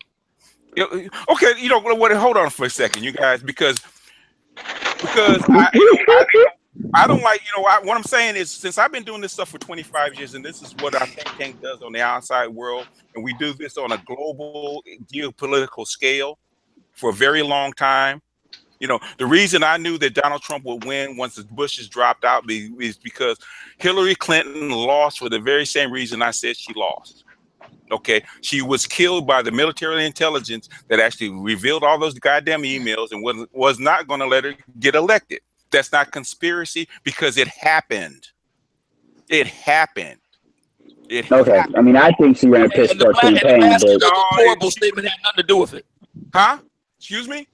Basket of deplorable statement have nothing to do with it. In other words, you drop 65,000 emails and accuse them of doing everything from bloodlust sacrifices all the way to basically raping and killing children. Guess what's going to happen to your campaign? Right, and the basket of deplorable statement had nothing to do with it. Why does it have to be? That's a false dichotomy. It doesn't have to be either or. Why can't it be both things affecting her campaign? They're still talking about it. Why it was either or. I just said it had nothing to do with it. I'm asking a question. It had a lot to do with it because it's never happened before. Okay, this was a crazy campaign. I mean, I can put my synopsis on it too, but it doesn't. The thing is, that's a lot of stuff. That's how come I don't talk political talk, especially on YouTube like this, because the thing is, very few people have this kind of boutique knowledge. I give it because I want people to be aware. China has basically assumed power over the rest of the globe. They announced it during Davos. They're talking about it. They basically told Trump to get his ass out of Taiwan, otherwise there's going to be some shit. There's a lot of things that's going on that we keep track of. We called everything that Putin did. We called ahead of time. We called that the Syrian war over a year ago because the Russians got in it. They're basically cleaning us out. We called Turkey switching sides outside of NATO. We're calling to break up the EU right now. Okay. How many other people actually talk about that? We know what we're talking. I know what I'm talking about because I got a bunch of other people that feed me information. There's a reason that they bug my phone. There's a reason that I got a guy on the DOD that's been monitoring me for the last 5 or 6 years. I got him 2 raises. He was in Korea, basically a black nobody, because of the work I did with the and the Quigley. He got him 2 raises back in the United States. In other words, we've had the Chinese Red Communist Party basically tapping in on our phones. We had the Russians tapping on our phones. The DOD still does it because you guys heard me when I talk about certain things. They cut my internet out. I know what I'm talking about. I've been talking about this stuff for 20 years. I was trained. If you know who Craig Hewlett is, you look him up. He's the guy that trained me. Okay. He's been doing this for 30 years. Okay, so I know what I'm talking about. So no, I'm not disputing nothing that you're saying, but from a regular African American perspective, African American male, this is why. This opinion. Just because I'll say this. Just because you don't agree or believe it exists, I'm not even going to debate whether you think you're right or wrong. My thing is, no man should open himself up to a flank in which he can be attacked from. So it's the same thing with women. It's the same thing with white supremacy. Regardless whether you believe it or not, if it does exist, for black men to not, and I get what you're saying, BGS too, when you say that white supremacy over time is falling back. But my thing is, for my lifetime, it's gonna be here. So my thing is, if you're gonna get your money up, for you to say, okay, racism doesn't exist, you tell that to all these black newscasters that they're just getting replaced. They're not getting replaced because they're not useful anymore. They're getting replaced because they're realigning the deck. So I'm not saying to use racism as an excuse. That's because of racism. Huh? They're losing their jobs because of racism. They're losing their job. Oh no.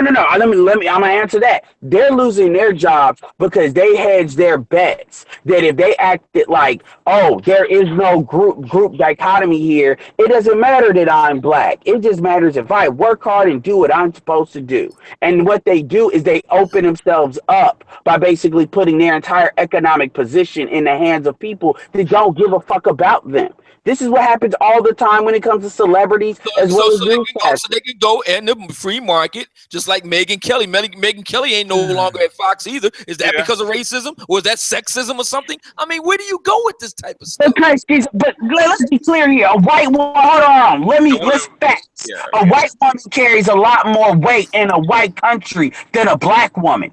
Period. Megyn Kelly. So Megyn Kelly should be able to go right on. Proof of that, by the way. Wait, one at a time. Tommy Lawrence proof of that. Go ahead, Obsidian.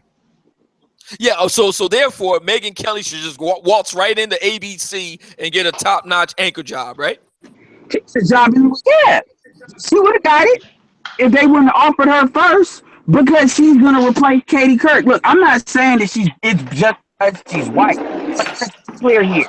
The whiteness helps. Without the whiteness, she doesn't get the money she gets. She doesn't get moved anywhere. The one thing that separates her from Stacey Dash is the color of her skin. That's true.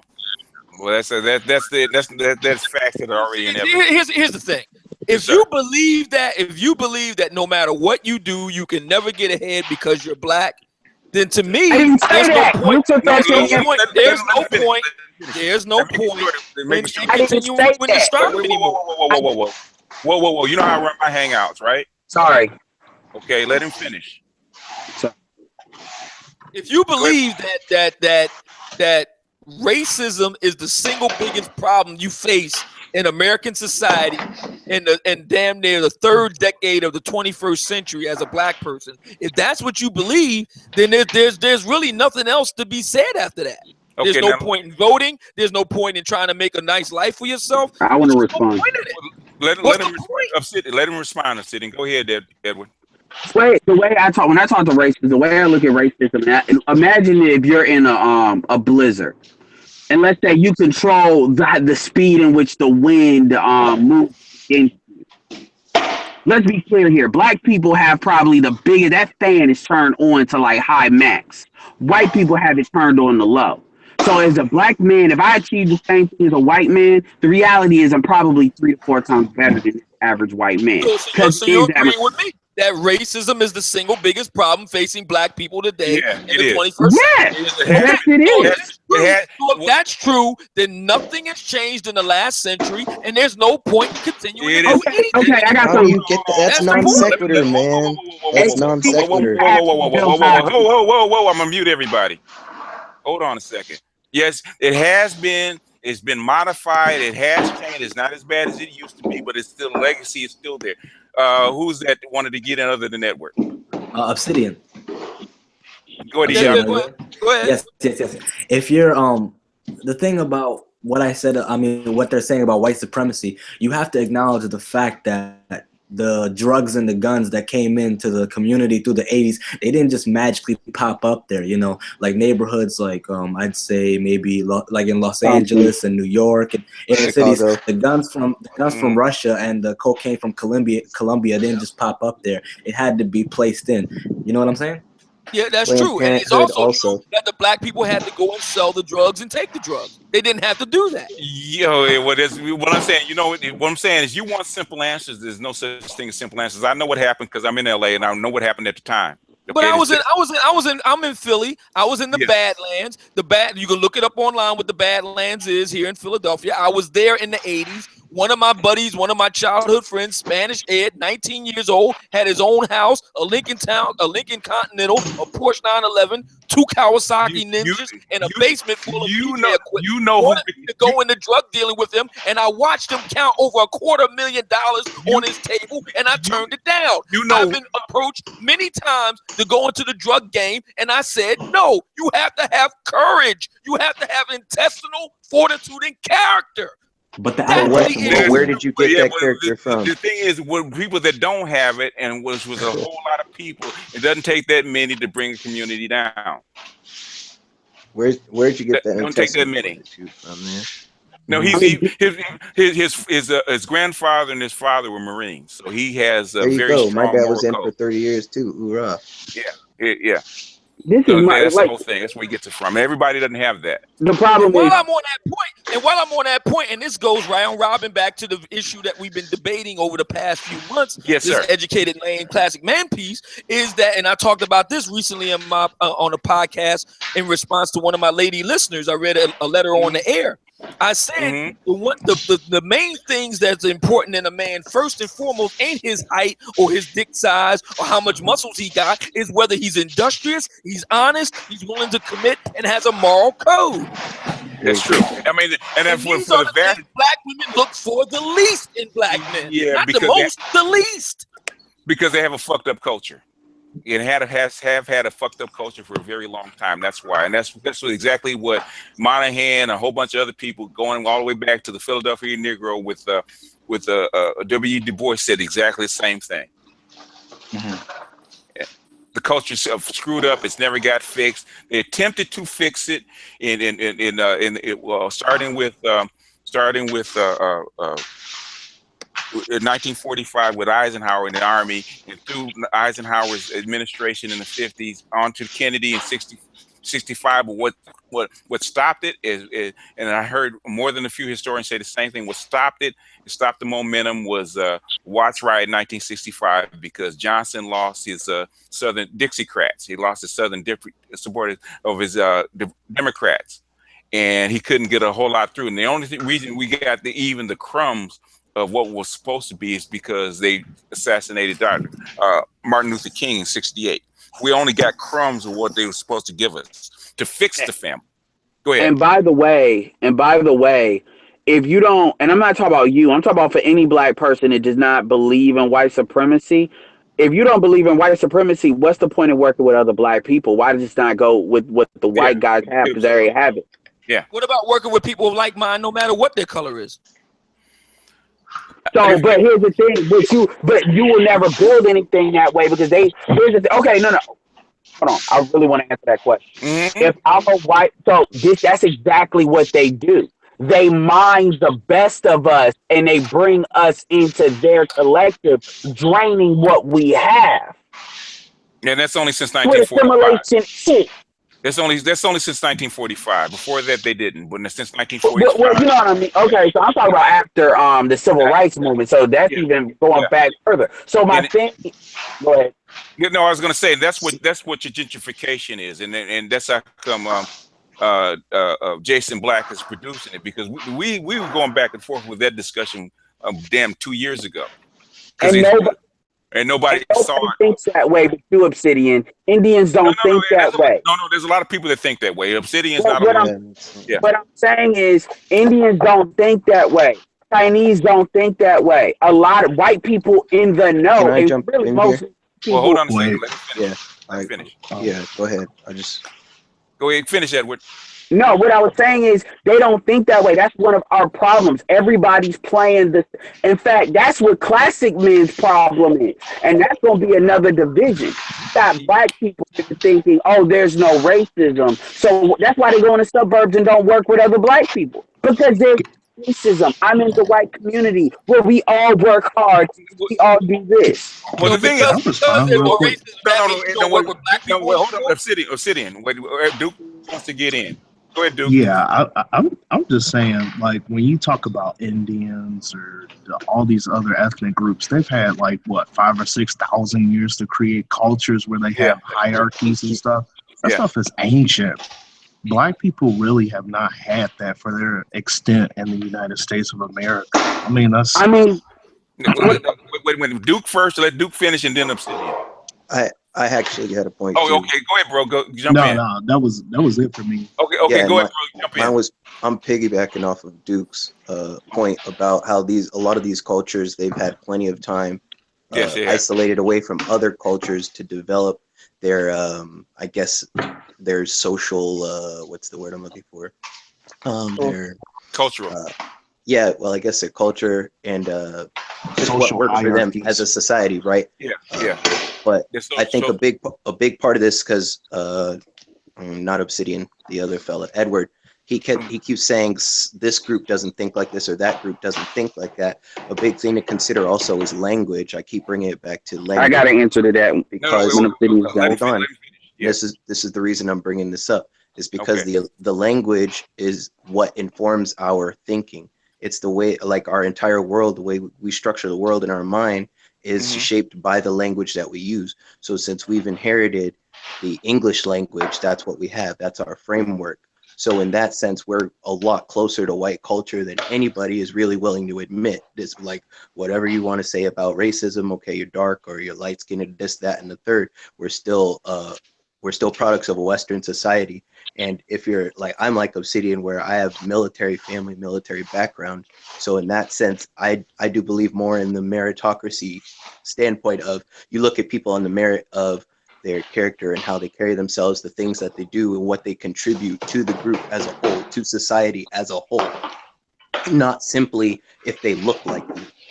And I do think that, yeah, there is racism, but at the end of the day, when you look at sports, for instance, you can't deny that Michael Jordan is one of the best to ever do it. You can't deny that Mike Tyson or Muhammad Ali, Sugar Ray Robinson were the best to ever do it. And in that same way, if you go into the realm of law, if you go into the STEM fields, if you go into letters and numbers, like the sciences, book writing and things like that, all across the board, as we continue to demonstrate our worth to society as a whole, we can't be denied. We won't be. I got answers to all of that, by the way. Okay, 30 seconds, and then we got to go to Obsidian. Good 30 seconds, Edward. Yeah, sorry if I went my answer to that, let's talk about sports real quick. White people change the rules every chance they get to make sure all white people don't get phased out. So let's just stop. The problem is, because the stuff isn't thrown in your face, you don't look at it the same way. In every aspect of society, every area of activity, as I believe Amos Wilson says, white people have different tracks. They have tracks for them, they have tracks for us. You see that in the political system, legal system, judicial, everything.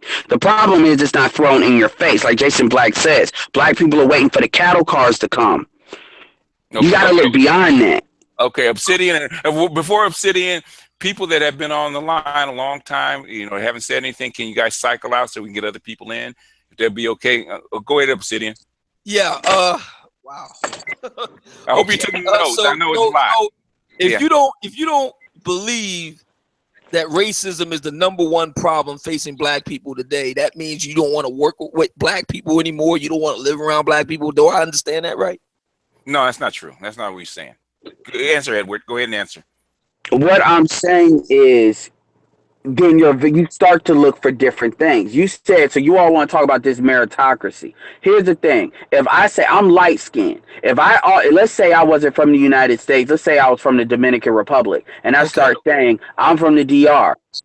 A lot of them do it. I'm not trying to broad brush people. They say, no, I'm Latino. I'm not black. I'm Latino. So what happens is I start to associate myself with the Latino group. This is a big issue. I have a lot of Afro-Latinos, by the way, is I start to disassociate what I see as weakness, which is what the black community is. In a meritocracy, you start to look at where the strength is. So that's the gravity pulls you to where the power is. This is why you got Afro-Latinos talk about improve the race by going white. This is the pathology to where it starts. Well, that's on them. Okay, jump in, bro. Can I respond though? Go ahead, Duke. You haven't spoken a while. Go ahead, Duke. The issue is that when you even look at the vast majority of problems, like 80% of the problems in Black America are primarily internal. You can't even begin to talk about them as purely external problems. Okay, that's not true. That isn't true. But that is fractally wrong. By the way, ant farm, you put things in an ant farm, and then you want to say, "Oh, ants, it's all external." But you're putting things in the ant farm to change the conditions of the ant farm.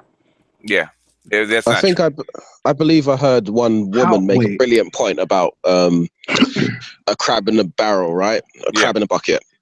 Basically, a crab's natural habitat is not a bucket. So, of course, it's going to have screwed up behaviors like pulling them down and destroying, the rest of them. Also, just to quickly point this out, this Darwinian individualism is a social cultural construct. It relies on having more than one person to interact with in the first place, right? And it just seems really counterintuitive, right? Okay, and that's pretty much what I want to say on that. Let's Frank was trying to get in. Yes. Yeah, real quick. Go ahead. Do you mind if I ask Obsidian like 2 or 3 questions? No, we go and fire away. Please. All right. All right. I want to get your stance right. As far as racism and white supremacy, you don't believe in either one, or? I don't think that the idea of this idea of this, over this unified field theory of racism known as white supremacy. Nah, I think that's a bunch of bunk. As for racism itself, of course racism existed. And does it exist today? In very small individual pockets. I would call. Okay, all right. Let me finish the question. Yeah, go ahead. You served, right? Pardon? You served, right? No, he didn't serve. No, he didn't serve. No, you serve in the military. You mean? That's what he's asking. Yeah. No, I didn't. Okay, go finish your questions, But Black. you're military, Brad. So have you been to Hawaii? No. All right, I'll just tell you my experience then from it. Okay. My chief of the boat, he's a top enlisted guy. I served on submarines, so and we held general quarters. Submarines, we only had like 10 black guys down there out of. So you served in the submarine service? Yeah. Okay. That's what's up. Thank you. During the general quarters, our chief of the boat, because on submarines it's more unofficial than a lot of the surface, and he literally pointed at his skin. If you are of this color, do not walk out by yourself at night. Now, me and my boy, he was a little darker than me, but I'm like, what am I? I'm like a dark caramel, and my boy was African, and we were out just going to a strip club, and we saw the biggest human I've ever seen, 6'9", about 650, Samoan. He was like, I hate white people, whoop-de-whoop. He was telling us about the history and all this stuff. If that ain't a reflection of white supremacy, I don't know what is. Okay, what did you say? You said 2 or 3 questions. You asked in one, first one, second one. What was it? Second one. When did I ask the second one? Okay, third one is third one. Which Well, I've asked him everything I wanted to ask him. Anything else you want to put in, because you haven't spoken as much as everybody else, so I'm giving you a little bit more time. Or is that all you have? In regard to I guess another thing that I see wrong with the black community is mentorship. Well, at least lack thereof.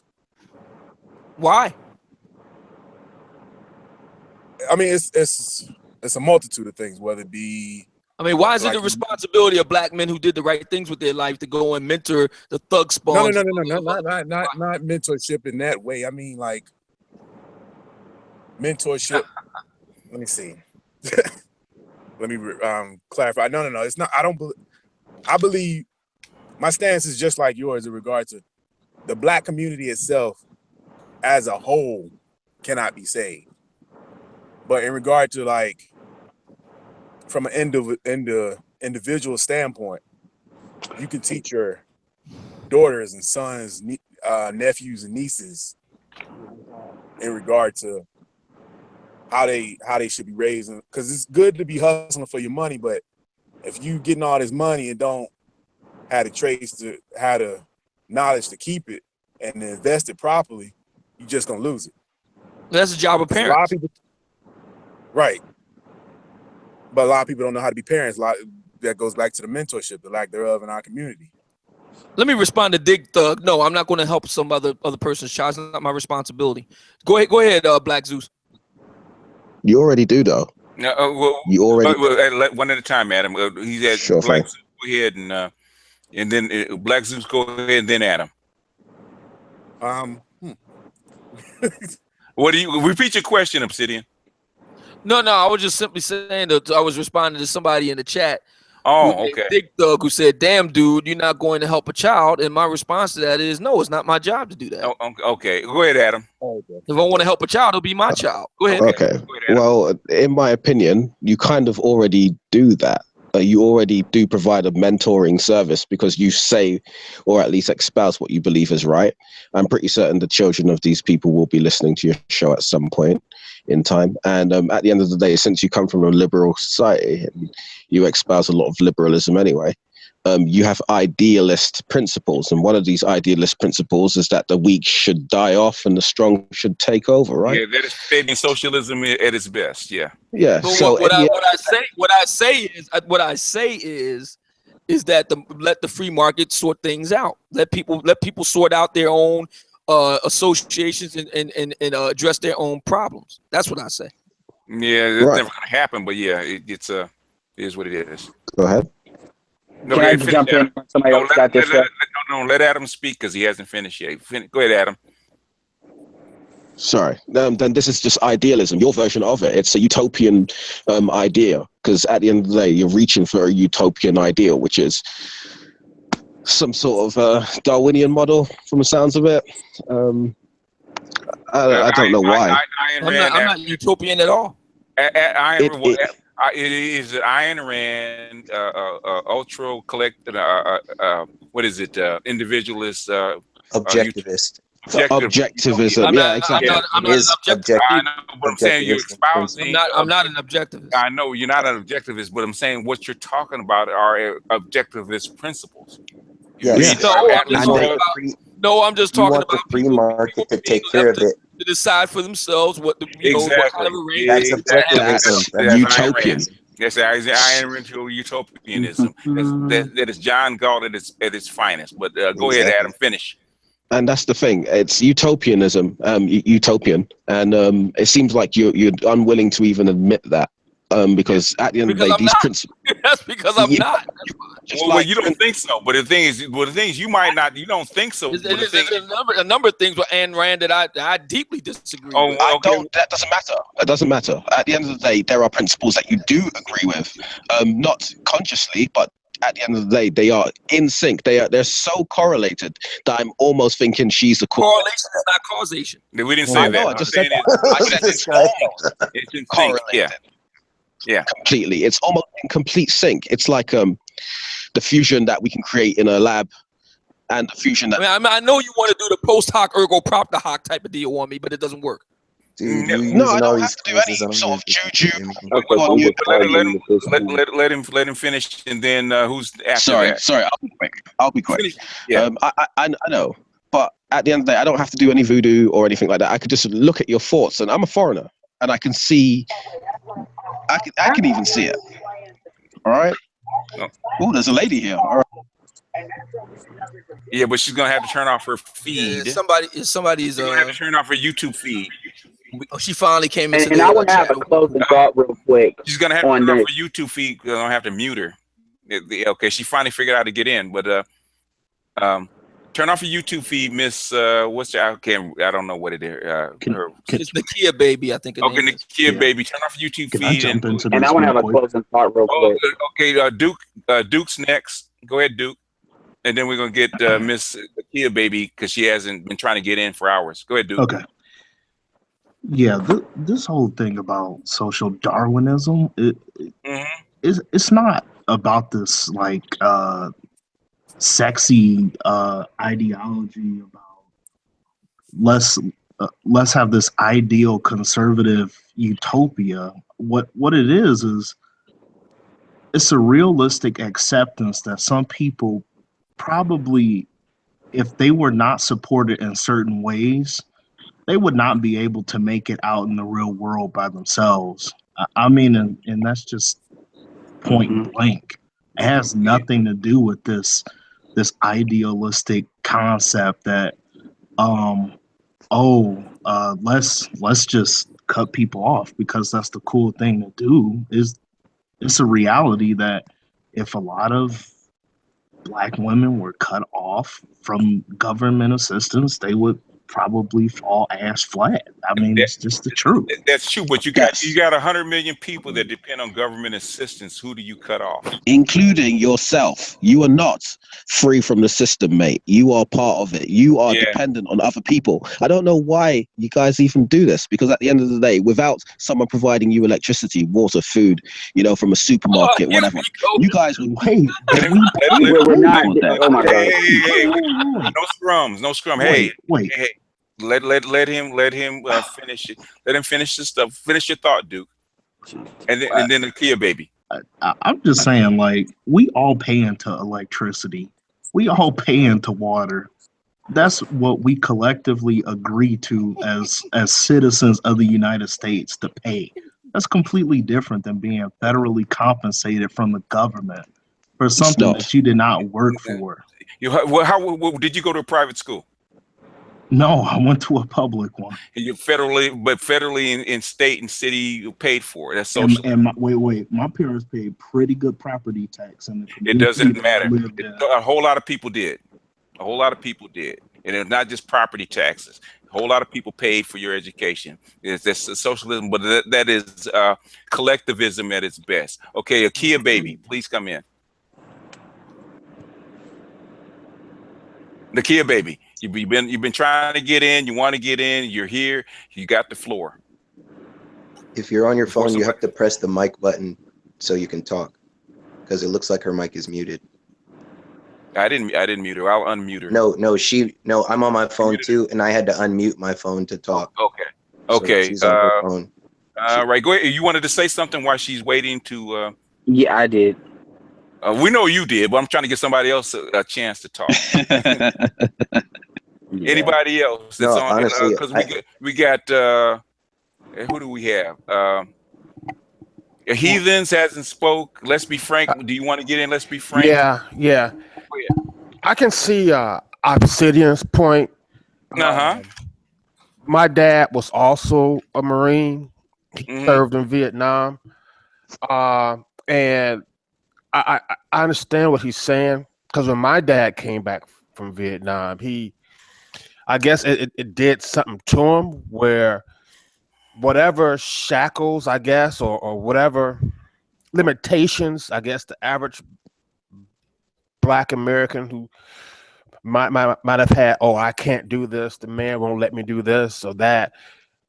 After Vietnam, my dad just had this I don't give a shit, and he just excelled. Okay. So those particular cultural shackles were gone. Unfortunately, it had to take Vietnam to help him along that way. But on the other hand, I also grew up in Chicago, and my dad grew up in Chinatown. So I got to see how they operate. And you guys were saying how Obsidian has this, I guess, Faustian view, or we all have our different views, and that's okay. But I see it from a different point. What if we all had our separate views, but one purpose? Like for example, the Asian community, like the Chinese community or the Jewish community. We all have our different views, but we're in one direction, supporting the group. The success of the group, and that's not what we have. By fact, so what do you think about that? Who are you addressing it to? Before you say that, heathens. Who said heathens? Duke, can you guys kind of drop out and give other people in, cycle out? Because you guys been on a while, and we need new people in. Can you guys kind of cycle out and so we can get other people in? Because the chat is to get people in. You can come back in when other people have gotten their turn for the next cycle. So if you can do that for me. Okay. Get other people in. Okay. Well, I'm just gonna go to bed. Thank you for this hangout. Oh, you got a closing thought? If you're gonna go to bed, you got a closing thought? Yeah. Go ahead. What I think Obsidian was really saying, and I think a lot of people are missing it, really up until this welfare stuff is gone. you can't do the most basic thing in reconstructing the Black community, and that's really building a family. I mean, I don't know how we talk about building all these Chinatowns and we don't even discuss building homes. At the end of the day, if husbands and wives don't get together, I think that's like talking about going to the moon with rocket fuel and not even having a rocket yet. So. Yeah.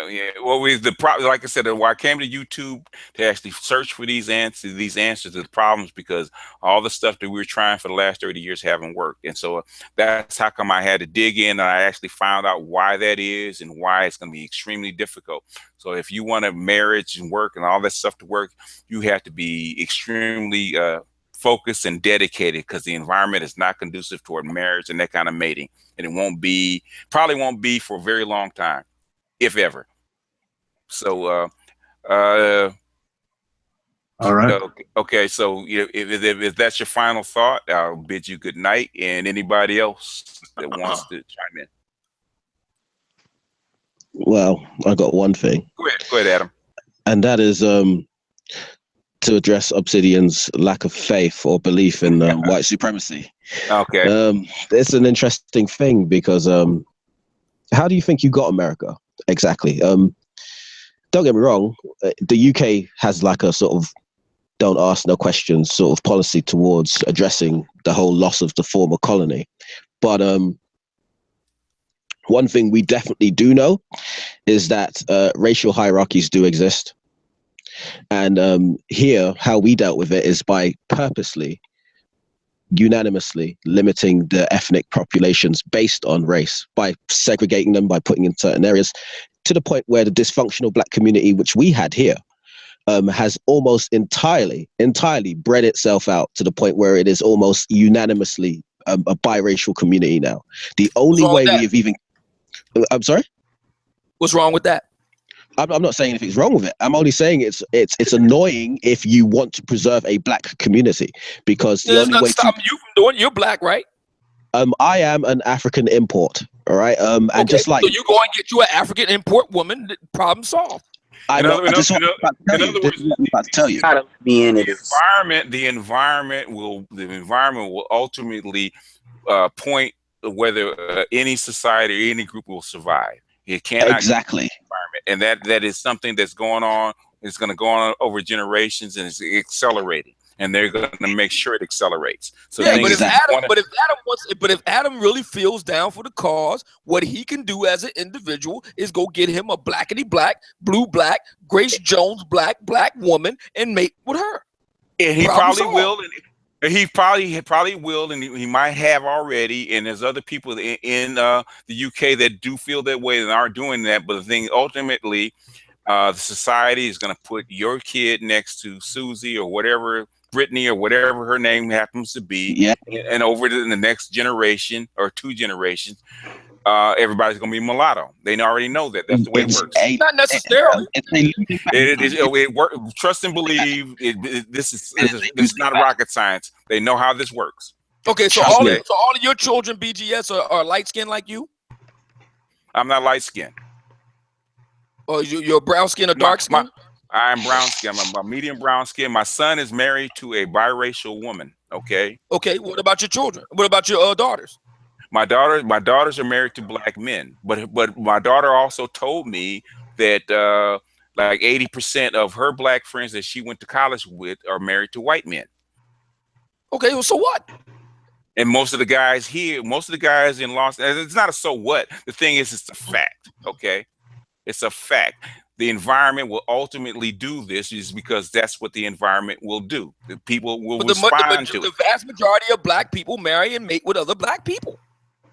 Now they do, but in 2 generations that won't be true. In fact, this generation, I think a quarter of your Black people, Black men and women are basically dating out and will marry out if marriage was still a thing. It's just the way it is.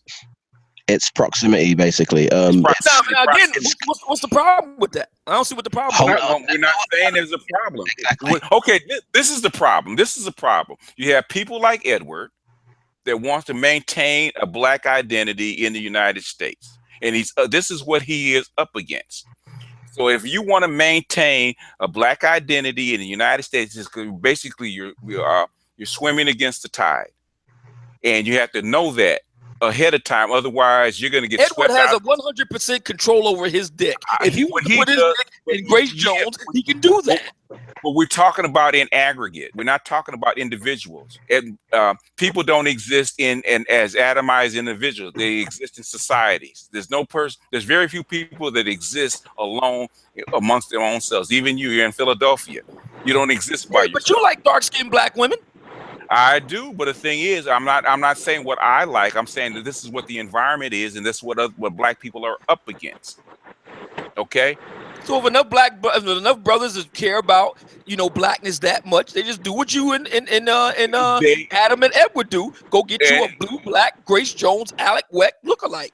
And you which my ex that I have my children by, she is a blue black Grace Jones type. In fact, she's probably darker than Grace Jones. Yeah, like Alec Weck or something like that, or Lupita Nyong'o or something. She's very, very African black. Okay, in fact, you go to West Africa. Viola Davis type black. She's darker than that. She's darker than Viola Davis. But what I'm saying is, even though she's darker than Viola Davis, her son dated Hispanic women, and he married a biracial woman that looks like an Hispanic. So what I'm saying, you might not be you, but the thing is, what your children would do is different. Okay. The point is that it's making it extremely difficult to do that, Obsidian. Yeah. So, like for instance, in the UK where I am literally one of the few blacks in my entire town. All right, I'm talking about like a population of maybe 100,000, and I am one of the maybe 500 black men here. All right, and so it is very difficult. And when you are being inundated with request after request from other types of women, it is really hard not to give into that. Yeah, I mean, it is very, very hard. Yeah. And to be honest, I may be one of the last of my kind. I'm just saying. Yeah. If I want to. Well, so let me ask you. Let me just ask you a question. I want you to ask me. I want to ask you a question. So, what kind of women turn your crank? Let's just get right to it. What kind of woman? What kind of women turn your crank? What kind of? In other words, what turns you on? Attractive women. Attractive women are very intelligent. I have. In other words, a physical female. White, black, celebrity light skin. Come on. Color is immaterial to me for the most part. However, for genetic purposes, and because I kind of hold a small grudge against white supremacy for the shit it's put me and my people through, I would say black women for the most part are cool. Yeah. Okay, so all the white women that are there in Britain, where you are in this little hamlet of a town, all the white women. If a white woman who is, I mean, and let's be honest, England and Wales has some very alabaster white women. If one of those alabaster white women who was very nice to you, sweet to you, a comely lass, came on to you and she was just dogged in her pursuit of you, she saw everything. The sun rose and set in her eyes as far as you were concerned. You mean to tell me you would completely shun her?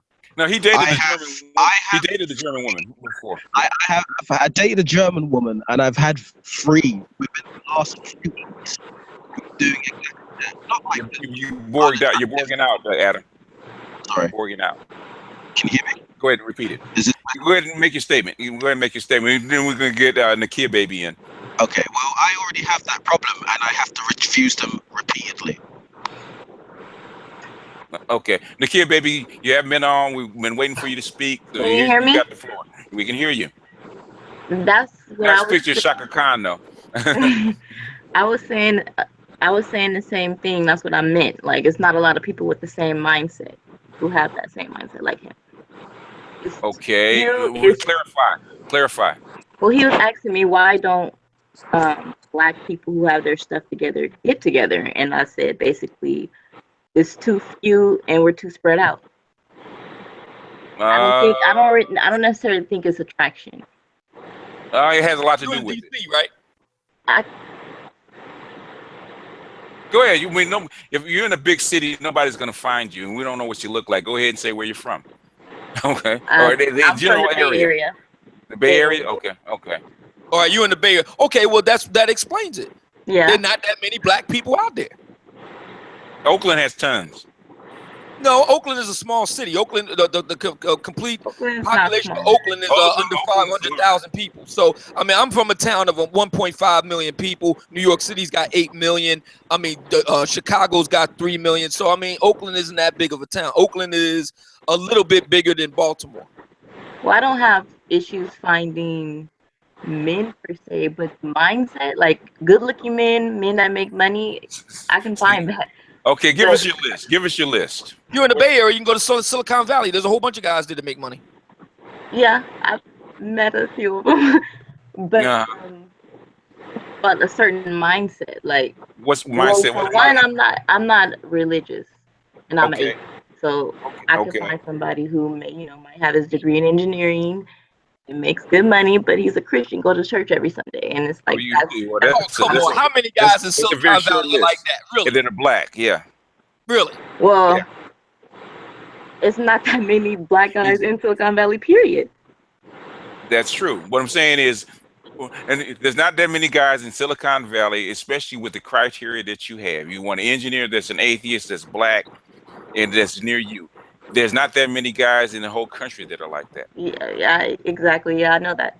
But my standards aren't that high. Like, you don't have to be an engineer, but the same type of mindset, I mean, religious views, political views have to kind of be in line. Yeah, well, if you want a black guy that's an atheist, we had one online, but he's a student and he's in New York City. We had. I can tell you right now, looking for dudes that have your same views, forget it. I'm a conservative. I'm a red blood conservative. I've never had a woman who was a red blood conservative. Never. And yeah, they're far and few in between as far as women's concerned. If you're looking for a black atheist in the black community, you're basically looking for not a unicorn, but pretty close, especially with your criteria. And to go back to Adam for a real quick moment, I'll just say this, or speaking for me. Now, I've dealt with, by choice, black women. By choice, I've dealt with black women for the most. I have dated white women before. I have dated actually, she was mixed Asian and black. I have dated Hispanic women, but I've chosen to remain for like 95% of the time black women. But here's the deal. Here's the thing. If I did run into, just sake of argument, if I happen to run across a white woman who had a donk like a black woman, and she was comely in the face, and she was very nice and sweet to me, oh yeah, she can get it. Can get it, okay. But I was gonna say for Nakia baby, there is Adam is an atheist and he's an engineer and he's in the UK. Get on a plane. I mean, but that's what it comes down to. Yeah, that's what I'm saying. We're too spread out, and it's too few, and we're too spread out. Yeah, well, the thing is, you're gonna have to make some compromises if you want to mate. Yeah, and I agree with that. I don't have no problem. But as long as you leave, the angry African American behind, because I know that's your thing. I've experienced it. My sister lives in Richmond, and she's already picked it up. You're borging out, Adam. He was saying his sister lives in Richmond and she's already picking up the bullshit angry African American woman. Oh yeah. It's a thing now because basically a lot of women, and my sister, we were just talking about this. There's a lot of because the cultural change is so fast and the financial pressure is so great. A lot of women are cracking under the strain. A lot of women are cracking under the strain. They won't admit it, but there's a lot of women that are having a lot of psychological problems behind this crap and an emotional problem behind this shit. They weren't built for this kind of stuff. We have a lot of women that are actually going off that are having emotional breakdowns or emotional breakouts, man, behind this stuff. And they're hiding behind that woman crap. But the thing is, they may be having a breakdown. Emotional breakdown behind what? Well, in other words, they're having emotional problems dealing with the speed of change of the environment, speed of change of the social environment, speed of change of the social pressures plus the economic pressures. women were really not built to deal with this speed of change and this kind of changing environment. They really weren't. And then you have a lot. I think what's going on. A lot of women aren't built to work 40+ hours a week. That's probably not in a pressure environment outside the home. Right, outside the home. That's what I'm talking about. Outside the home, women weren't designed to work 40+ hours a week. JB, and I'm gonna tell you, sister girl, you're gonna get bounced to keep this shit up. I've warned you a couple times. So basically, there won't be another warning. So I'm gonna bounce you out of the chat. Just an announcement real quick. Go ahead. Yeah. Black women weren't built, or women in general, I was to say, weren't built for working. So let's say 30 years. Like the average man until very recently worked for about 30 years on the job, assuming he didn't get killed on the job. Worked or grievously injured. Worked about 25, 30 years on the job, about 50 to 60 hours a week. The vast majority of women ain't built like that. No. And feminism is taught to them they can do anything a man can do, and that's always been a lie. Yeah, and then they have a lot of feminists that are rethinking that too. Not fast enough. It's just like the show that we had. We had a Black Gnostic. Remember that show we had, the Black Gnostic? We was talking about women's biology. Now this is going to be adult here, so I'm just going to let everybody know we got a lady here. I'm just going to, I'm going to keep it real. It's male hangout. We were having a conversation. Yeah. We were having a conversation on my radio show about women and their biology, and we both agreed that a woman, and we was talking primarily older women, 36 and over, but generally speaking, a woman ain't made to be, you just fucking her every day. She ain't built for that. Yeah. She's not. No, she's not built. The majority of them aren't. Yeah. But Nakia, baby, go ahead and jump in because you've been trying. We're gonna give you a chance to speak. What are we gonna say? I was saying, I don't think the majority of women are feminists. I think, in California, they make you take a women's studies class when you go to college. Mm-hmm. I think that's when the majority of women get introduced to feminism. That's when actually it's subtle from kindergarten on. It's really very subtle. And if you look, there's a very good book called More Than Title IX. If you look that up, they'll tell you the programs they put it instilled, and they actually feminism as far as a policy is actually put in 1972 as an educational problem. They want to basically get in the elementary schools and basically slowly but surely feminize not just you but the boys too. Mm-hmm. So it's a slow process. It's a slow socialization process. When you get to women's studies, you've already like 90% socialized as far as feminism. Isn't it that the education system is geared, it's tailored towards young ladies, towards females in general? It is not, it has been since 1972. Yeah. Right. So the boys that are going to succeed, the boys that thrive in that environment probably have some of the similar neurological markers to girls. Well, the thing is, they go with it. They're not the same markers, but in other words, they have been socialized to sit down. Yes. And a lot of things and the ones that can't adapt to it because or be socialized, they're put in special ed. Yeah, they're given Ritalin and things like that to tone them down. So in other words, there's either you become top of the class, brilliant. They isolate you out like that. You become an athlete, or you become basically a criminal. Mm. So in other words, they start isolating you out, but that's like maybe 10% of the guys. The other 10 or 15% of the guys, the rest 85% fall within that norm or where they can actually mold them and socialize them. It's a very slow process. Hey, basically, black women are feminists until they have to pay for it. Hey, Obsidian. I disagree. It's a policy. Most people don't understand it because most feminists don't even read their own literature. Hey, can someone explain? They couldn't tell you who Elizabeth Cady Stanton was if you asked them. Probably couldn't. In fact, a lot of your feminists that put in the policy of Title IX and all this other stuff, you probably couldn't name who they are, but I couldn't until I started reading and I said, oh shit, this is not just an accident, a movement. This is a policy done on purpose. Feminism equals mind state, welfare mind stateism. My welfare mindsetism goes all the way back to FDR. Feminism is a totally different thing. Can you guys hear me? Yeah. Yeah. Can somebody explain why women aren't built for sex every day? It's my first time hearing about this. Okay. Anybody, and Obsidian can, this is kind of get into man talk. Obsidian, anybody that's been a swordsman, and anybody that actually had to deal with having sex with a woman every day. The thing is, what you find out after maybe the first, I would say, first month or so. Okay, if you're hitting it every day and you need her to work or do something around the house, she's not gonna have the energy or fortitude to do it because you're basically draining her. So what you what you find out over time, the sweet spot, if you want the woman to actually go to work and do other things like that, be active, is like maybe 2 to 3 times a week. 4 if she's a little bit more amorous.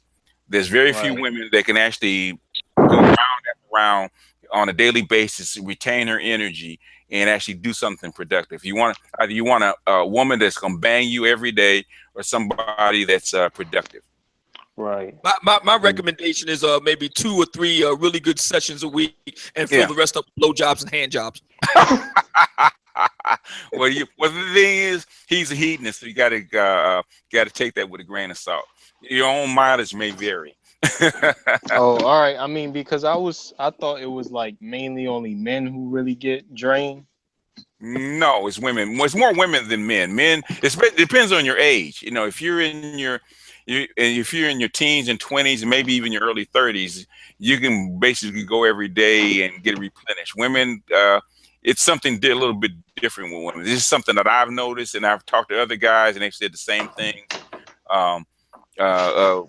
Like I said, Obsidians notice it. Ron Wills, a whole bunch of other guys. It's something that we notice. It's something that you kind of find out if you have a long-term relationship. Right. All right. Yeah. Or if you just happen to bang a lot of women or whatever. Yeah. That's true. That's true. But I'm saying you wouldn't notice if you were rotating them in and out. Okay. Yeah. No, it's true. I mean, we talked about it on the air. Me, Black Gnostic, and Ron Wills, we were all talking. There's a whole bunch of other guys on the show too, and we had all noted the fact that the average, we'll just use porn for example, the average career for a porn actress is like 2.5 years, something like that, because they get shot out. Yeah, that's true. It's very possible for a woman to get shot out. Can I ask a question? Go ahead. Field the question. One of the ideas that I've had for a while is you look at different creatures like certain forms of birds and penguins and whatnot, or type of bird, whatever. They mate for life. Like once they find that one mate, that's it. It's a wrap. If that mate dies or something, it's blah blah blah. I think that in human society, we do this out of practicality. Like it's a pragmatic thing for the man to be with the woman when she's raising, like when she's pregnant, to take care of her, to give her food, shelter, so on, and to protect and provide for the children and raise them up, and so on. My point is that, or my question is rather, do you think there is some sort of a intergenerational trauma that comes from us forcing ourselves to adhere to this standard of monogamy? No, I don't think so. No, it's not. There's no trauma. Monogamy goes all the way back to 100,000 years, and it's done basically to bring in the children properly by same set of parents. So arranged marriages have been around a long time. What has happened? Okay. What has happened is that liberalism, European liberalism, has basically eliminated the arranged marriage, where the families determine who's going to get married to whom. Right. So now it's this romantic, happy Valentine's Day. I'm giving you chocolates. It's basically hit and miss. So that's causing a lot of disruption. So which one is men's nature? Is it in men's nature to be with one woman or multiple women? Multiple women. Multiple women. Get all you can, all you can get. Yeah. But we stick with one out of practice. Society used to enforce you stick with one. A man is only as faithful as his options. Yeah. Very good. Same, we're finding out women are the same way too. So. Well, absolutely. So women are also anatomically designed to creep. That's a fact. That's true. Go ahead, Nakia, baby. You want to say something? I was just asking if it was the same as women. Oh yeah, now it is. You know, the thing is, society forces men and women into monogamy. It's not natural. I remember you were asking someone, if men. What did you say? When in history have men not been promiscuous? Oh yeah. And they never have. Yeah, and do you think that women would naturally be promiscuous if they weren't pressed in that way? Women respond to the environment. If basically she will be promiscuous if the environment allows for it. In other words, if no matter what baby pops out, the whole tribe is going to take care of the baby, then yeah, she will have sex by multiple men. If you know, not as much as a man would, but the thing is, yeah, she's going to be promiscuous. And we have evidence of that right in urban Black America. Oh yeah. Evidence of that right there. Well, I was talking about like naturally, and also what equalantrian societies, has that ever existed? Like Excuse me. Equal who? Equalantrian. Equalantrian. Egalitarian and all that. No. Yeah, it has. It has. It existed in the past. Was it the Mayans? The Mayans did it. This a lot of Native American tribes do it. Basically, your West Africans have done it. It's Samoans, Jim. Samoans, yeah, there's a whole lot of them that do it. The thing is, it's just an arrangement. That's all it is. We think that patriarchy is natural. We think all this stuff is natural. They're all basically societal adaptation. Yeah, they're constructions. There is no natural way of doing things. It depends on the environment that you're in. Well, like to that point, when we were talking about earlier about the family, how the family is fragmented, right? There was a time when I think a big aspect of this is how in our society now we're so densely populated, like in the urban centers and so on, where before, if you like, let's say it was an extended family, so you had grandma and grandpa living in the home, and they were helping to transmit the values down to the next generation while parents were going to work. And then when the kids were big enough, they would go out into the field to work too. So there weren't as many opportunities to be promiscuous or to be adulterous because you were too busy trying to scrape together a living for the family. Whereas now you can generate all of this income if you freaking I don't know, you're a salesperson or something for some company, or you're an executive for a company, and you can work from home.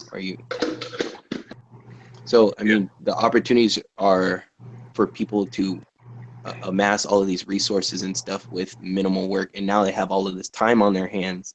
And since they have that affluence, now they can play whatever sort of game they want in the sexual market. Yeah, that and anonymity, because you have so many people, you can't know everybody. If you go to a small town or village, even today, in a small it's impossible. Yeah, in a small town, the divorce rate and the cheating go way, way down because you cannot creep without somebody seeing you. Yep. That the urban environment, they found out increases divorce, breaks down families, causes more cheating than anything else, and they have and because the anonymity in Los Angeles, as big as it is, I can have 10 different women in 10 different sections, and they would never meet. They would never meet.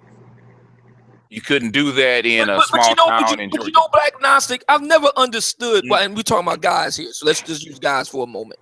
I've never understood the desire to want to cheat on a woman, because my thing is this, like it's like what one of the other brothers earlier tonight said about me, and it's very true. I'm very much an efficiency man. I'm very much a systems man, efficiency man. I'm trying to get to the shortest path between 2 points of the straight line. So I just don't have time to be bothered with creeping, looking over my shoulder, and all this nonsense. If I just want to bang another woman, I'll just tell a woman I'm dealing with right now, I got to get me some strange. That's it. Okay. Yeah, well, what I'm saying is, then you're willing to accept the consequences of you saying that in your action. If she's not with it, she can do whatever she wants to do. There you go. A lot of guys, a lot of guys, and especially a lot of women, do that because they want the absolute best goodies they can get from each and every encounter. In other words, a woman will lie and cheat because she needs the maximum amount of resources from that guy, right? Right. So she's not going to tell her guy that, okay, I need to go out and bang another guy, because guess what's going to happen to her coochie? The price is going to go down, right? The value. Same thing. The value is going to go down. Same thing with a guy. Key and a shitty lock. That's the analogy. Yeah. In other words, if most guys, if they want to go out and get some strange, are not willing to accept that his woman's going to do the same thing. So in other words, if he wants to basically maximize his advantage with that woman, he's going to lie. He's going to cheat. That's just the bare facts. He's not willing to accept the downside. Yeah, that's a major complaint that a lot of black women have. A lot of black women say that they will be okay with the man doing his thing as long as she can do her thing. You know. Well, that's true. And a lot of guys don't want to accept that. Now, to me, a lot of women don't want to accept that either. Trust and believe. See, but here, this is why I brought up. Going around. Excuse me? What about all the STDs? That's what happens. It is what it is. That's the environment. See, that's where it is. But all of that stuff would be bred out, though. Over time, if we were all like hyper amorous, like all of that stuff would be bred out over time. We would become immune to all of that shit. There's some truth to that. Or you would get a super. Or you would get a super AIDS. And actually, and wipe everybody out. We all got to die somehow. The idea of breeding in or breeding out, certain traits and qualities in humanity or whatever. There's something to be said. Yeah, but the thing is, that kind of stuff also causes a breakdown in society. Yeah. Yeah. So this is why I brought up that question, because I think that when we talk about, I guess, the differences in male and female biology and then psychology, like for instance, the male's need for the strange, right, is very different from, I would say, a female's need. So for instance, like when you said, baby, I need to go out and get some strange, she's like, all right, well, you just need to be willing to accept the consequences. What she's really saying is that she doesn't really think that much about going after other dudes, but if she did do it, she would do it out of spite. They think about it all the time. There's a lot of women will fuck out of revenge, brother. Right, but that's my point though. Is it's like, man, just because out of spite for what you did. Hear me out. Obsidian. I could tell you, a lot of women fuck other guys. Period. She's just waiting on. That's true. Just waiting on the opportunity. Yeah, that's true. But she's already done it. No, she's already done it. She just wants to bring it out in the open. That's true. I agree. There's a really good book called by Cindy Meston, who is a protege of Professor David Buss, who wrote the book The Evolution of Desire. She wrote a book. As a matter of fact, she's in your neck of the woods, BGS. I want to say she's at UCLA. She wrote a book called Why Women Have Sex. And they talk about all that. They talk about all the different reasons. Listen, man, women fucking suck for a lot of reasons. It ain't got shit to do with love. And matter of fact, ain't got shit to do with them wanting to fucking suck. So this is the reason why I tell a lot of guys, when you're looking for a woman, one of the big problems that a lot of guys have in this area, we talk about creeping and all the rest of it. One of the big problems a lot of guys have is they're with a woman who don't like to fucking suck. Now, see, a lot of women would do it because they know a lot of men like it.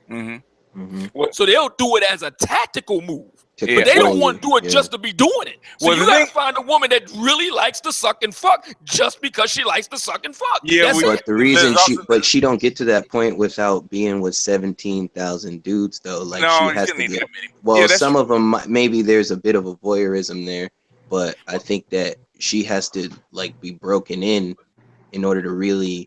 Well, the thing is, you take to be good at that stuff. If you want a chaste woman that won't cheat, that's the downside of it. She doesn't cheat because she doesn't like sex that much. Wait, did you say the name?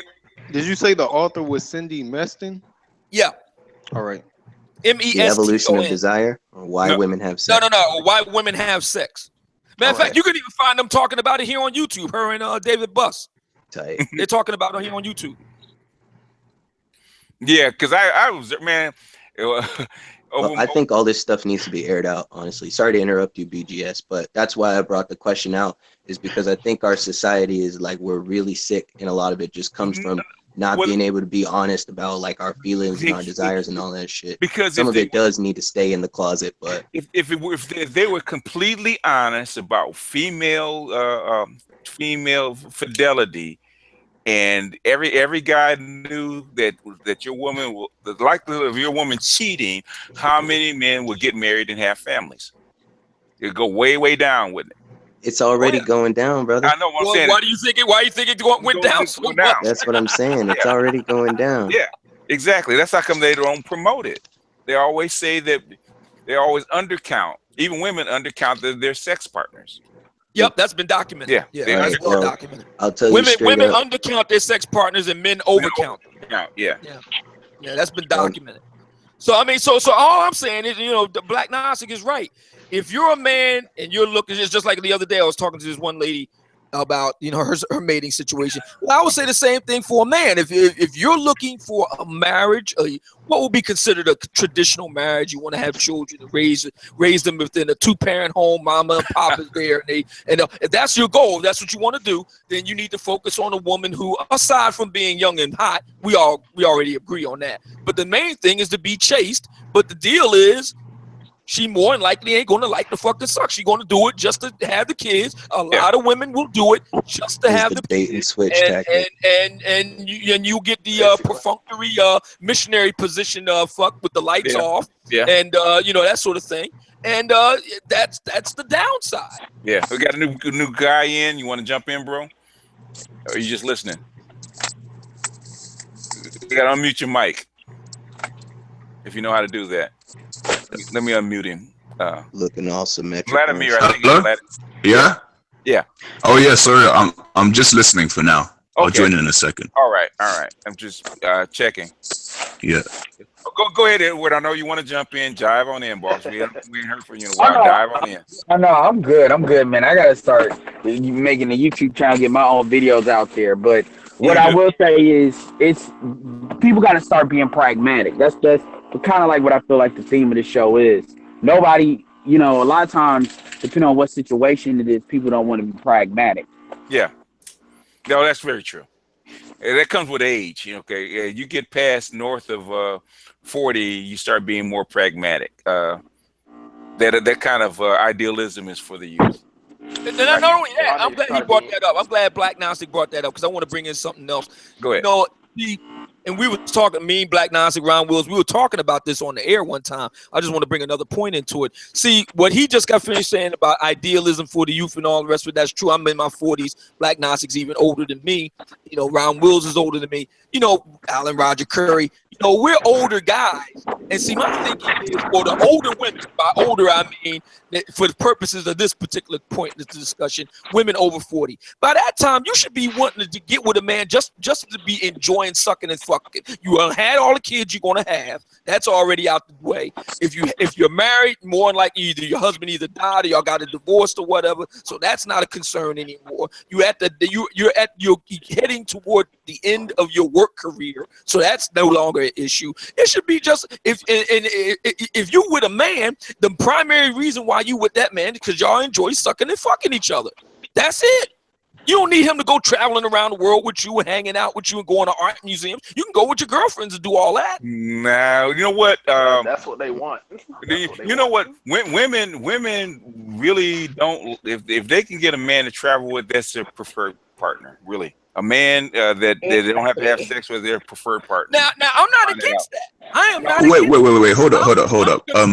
Don't women get more horny as they grow older? In other words, no, not really. Not really. What happens is their hormones change. The estrogen goes down, and basically the testosterone becomes a little bit more dominant. That's how come they like frequency a little bit more. But and not only that, because they're running out of eggs too. That's true. That prompts them to want to fuck more too. Yeah, but generally speaking, my personal experience, and I don't want to go too much into my personal history, but my personal experience is that it's not as it's kind of like an urban legend that women in general just get hornier as they get older. That's not no. I haven't noticed that either. I think young women are built for it more, and the thing is that basically what happens when women get older, they become sprinters rather than marathoners. Okay. They're good for like 2 weeks to 30 days, whereas a younger woman, she's built for the longer haul. Because I've done it with women that are north of 35, and that's what I've noticed, especially north of 40. Okay, they're good for 30 days, and they can't hang like the young women can. They just can't. Yeah. Physically, they can't. And mentally, they would love to, but physically, they can't. They're more open. Let's put it this way: as they get into their 30s and 40s, they're more open to sex and different kinds of sex. But as far as the physicality, they're just like athletes. Okay? They just, okay, your body, the mind is willing, but the body is weak. Now the only real caveat to that is if you got a woman who just really loves to fuck no matter what. Number one, or if a woman is willing to give a lot of blowjobs. Yeah, because they physically can't do it anymore. They start to dry. What makes them moist and all that stuff starts to. I forget the name of the hormone that makes them moist and stuff like that. But that goes down. Their pliability goes down because of they're not having babies anymore. They don't. Astroglide. No. Well, Astroglide. I like warming gel, but because they lose that warmth too. But what Black Gnostics said about women wanting to have a travel partner to the museum and all that sort of thing. That's very true because Alan Roger Curry did a study on. I talked about it on my podcast. He did a study on black people meet of black women that were older, over 35 and whatnot. And that's pretty much what they wanted. They wanted a man to take them out, give them the princess treatment and stuff like that. And they break them off like once a month on a mercy fuck type of tip. But they was only doing that just to keep the guy around. If they could do it without having to do it at all, they would. They would because think about it. If you have to travel, if you're a woman and you have to travel with somebody, do you want a guy that's 6'1", 220 pounds, or your girlfriend that's 5'5", 115? Huh? Which way makes more sense? No brainer. No brainer. See, that's what she's a woman, and that's why the preferred travel partner for a woman is basically a guy that she's not romantically linked to. I travel with my gay coworker. Exactly. Who's 6'5". Yeah. And why do you travel with him? Because you feel safer with him, right? Definitely. I go to some dangerous places that I would not want to go with just a female. By yourself. Yeah. Which is why a lot of black women don't travel a whole lot of places because they don't feel What you on Team XXX or something, Nakia? What is that? Never mind. The movie. This is male talk. Okay, you guys kind of well, hell, she's the male hangout. Like international. You got to be able to but it's true though. But it's true because a lot of women will use, Tom Like is talking about this, a lot of women will use sex as a loss leader, get the guy in the door, and then cut back on the sex once he's in the door. A lot of women will do that. The bait switch. See, men are getting wise to that the marital bait and switch. A lot of women will do that. Yeah, well, a lot of women will do it. The caveat is basically, make her replace something with, because she's gonna take away the sex. You got to replace it with something, whether it's money, whatever. Let me jump in. Because the brother Bobson St. Pierre keeps talking about basically what he's talking about is BDSM. Listen, brother, we're on the same page here. You ain't saying nothing but a word to me. Here's the problem. What you're talking about is a very niche type of thing. The vast majority of people, especially women, simply ain't into BDSM like that. I'm not saying it's right or wrong. That's just a plain reality. You're looking at a very small percentage of women, in this case, black women on top of that. You're looking at a very small percentage of black women who get down like that. Hey, but it's a lot of them that need a I'm with you on that. I'm a self-professed, self-described hedonist all day. Oh, yes. But I'm just saying, I understand the reality. The reality is if I got 10 black women at random, I'm lucky if I come up with 2 who get down like that. Yeah, it's just plain truth. A lot of girls don't have orgasms. That's why. Yeah, they do. They just you have to. There's a different way you have to trigger them. But in other words, Kerry Gackery Jones, he was into that, and he has a series about discipline. If you want to know about that, go to his channel. He has about 5 or 6 videos about that, going through an overview of the BDSM, because he was into that life when he was in his 20s. But black women, I have never met a black woman that didn't orgasm personally. You just have to trigger. Most guys don't know how to trigger it.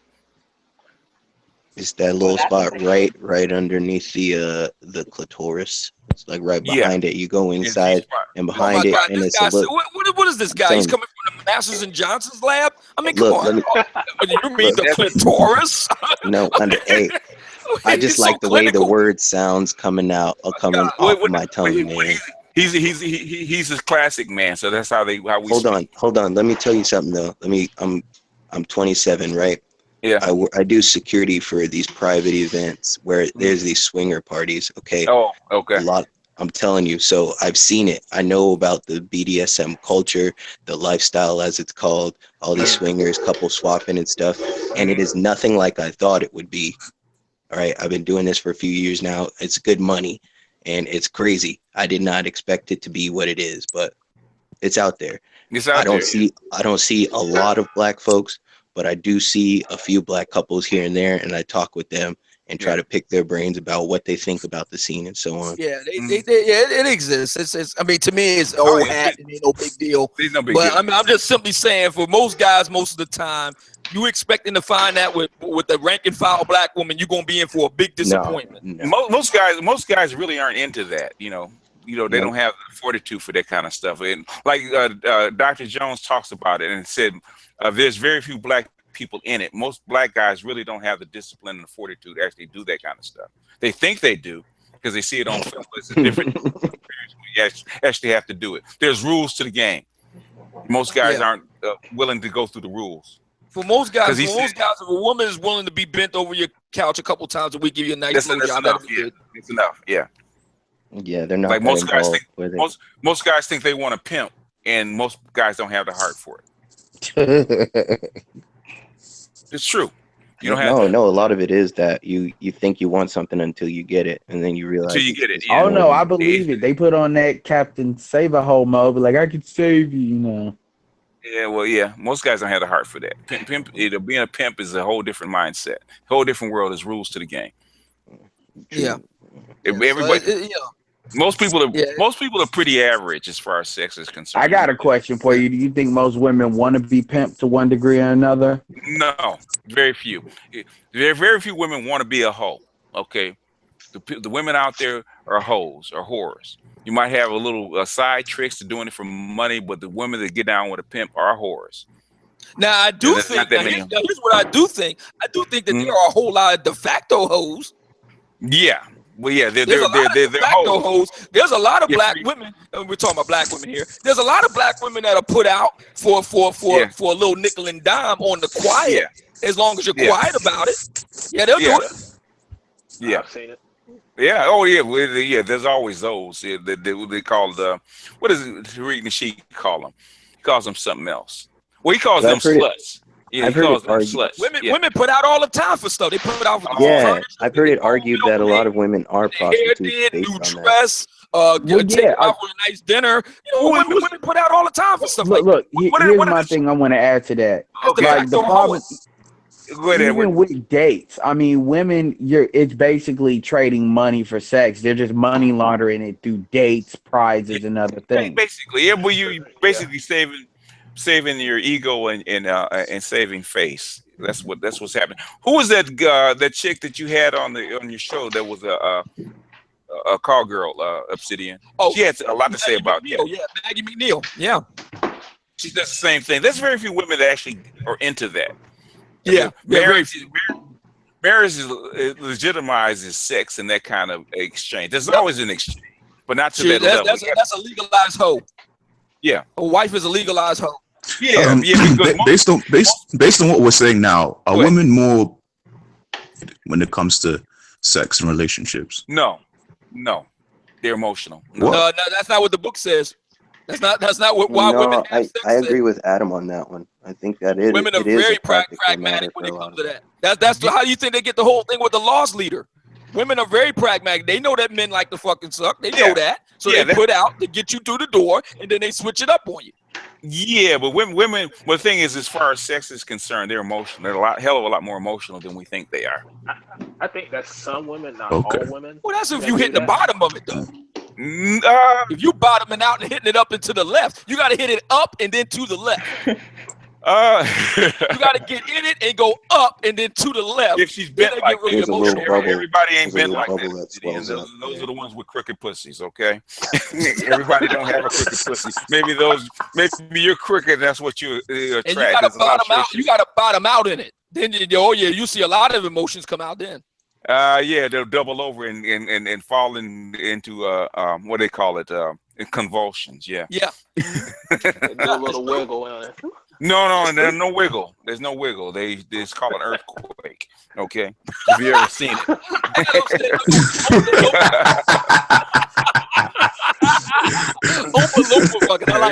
like that. It looks like a epileptic fit when they do it. Okay. Oh yeah. That's true. Yeah, that's true. That's true. That's beside the point. Yeah, I mean, if you hitting it right, yeah, no doubt. Yeah, if you hit it right, all you gotta do is hit it right once, and they'll topple right over. Yeah, that's true. Don't touch me. Don't touch me. And see, and that goes back to what Black Nancy was saying. Now, if you hitting it, if you're a dude that's not all that good in bed, or if you just doing a quickie or whatever, that's one thing. But if you going at it with all the, all the bells and whistles, and y'all going at it an hour and a half at a time, and you giving her all kinds of quivers and shakes and convulsions, hitting the bottom out of it and going up into it and to the left, she ain't going to be able to do that every day, man. No. She can't do that every day. Yeah, I found that out real quick. It's like, how come you can't get your ass up and go to work? Okay, all right, I know. I had a friend that told me he did that to a female. She had to go to work the next day, and she said, I got to call out. Yep. Oh, yeah. Yeah, I've seen that happen, too. Oh, yeah. The women don't tell you. They'll tell you that when you're in a relationship with them, but they won't tell you that on the low. Okay. Oh, by the way, hey, Adam, he said he's going to try that maneuver, the up and to the left maneuver. I recommend you do it from the back. You can do it from the front. You just have to you have to rotate your hips a little bit differently. You can do it. BGS, when was the last time you rotated your hips, man? I've been MGTOW for about 4 years. It's about 4 years, and there was she was my kryptonite. Okay, because first time I hit her, because she told me how it was, I didn't believe her. But she was, how can I put it? She's like hot soup. Let's put it that way. And I didn't believe her. And when I hit it, I said, oh my goodness. And we were together for like 10 years. We're talking like clam chowder. It's a little thicker. Oh. Okay. She had the peanut butter thighs. Yeah, she was. I think she was like easy. I think she, amongst other things, she was like, she's like a quarter Native American. So when she was younger, she was like a booty model, but like 5'2", big ass. She was the only light skinned girl I ever really dated. But she had, she had light brown eyes like her skin. Huh? Oh yeah, she was together for a decade. Oh yeah. And I think you making a quiver had something to do with that. Yeah, well, you had to break her, and I always say that if you can't break a woman, you need to let her go sexually, because you're gonna have problems. So yeah, I had to break her. My fiance taught me that because I had problems with her till I sexually broke her. Once I sexually broke her, I didn't have as many problems. But yeah, you got to do that if you want to trust her, and that's different for every woman. But that might be too much information. Huh? It's real talk. Rap. Yeah. That's real rap. I know Miss Nakia baby is probably clutching the pearls and whatnot, but I'm just saying. She's laughing in the background. She ain't clutching the pearls. She's laughing. She doesn't want us to hear. So that's why she's probably on mute. She's laughing. Yes, she's laughing in the background. Yeah, I remember that one. Yeah, okay. Yeah. That's a real thing though. I mean, you know, and this is what I would say to guys who are married.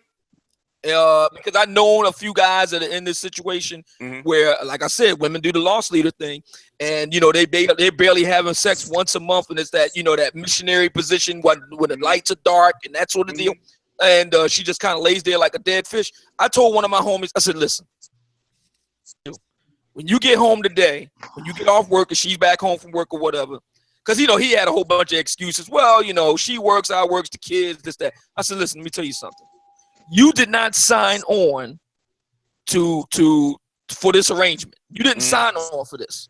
You signed on to be regularly fucking and sucking your wife, and her fucking and sucking you. That's what you signed on for. So this is what you do when you go home. You tell her when you see her, when she gets in the door, say, listen, I gotta tell you something. Look, I am not happy with the state of things here. I didn't sign on for this type of arrangement. And if you don't commit to fucking and sucking and getting in the position right now, we are done. I Done. 100% agree with that. Yep, we should. I mean, because that doesn't make any sense whatsoever. Yeah. Okay. He was like, oh my God, I can't say that. So why not? Why can't you say that? Why not? Because he's scared. Yeah. Yeah. I would tell any married man. Now, you're in a situation with a woman, y'all are not married, y'all ain't got papers on each other, whatever. That's a different story. That's an at-will arrangement. She can just roll at any time. You can roll at any time. I'm talking about for the dudes that put a ring on it. Oh, absolutely. She need to be putting out regularly. Yeah.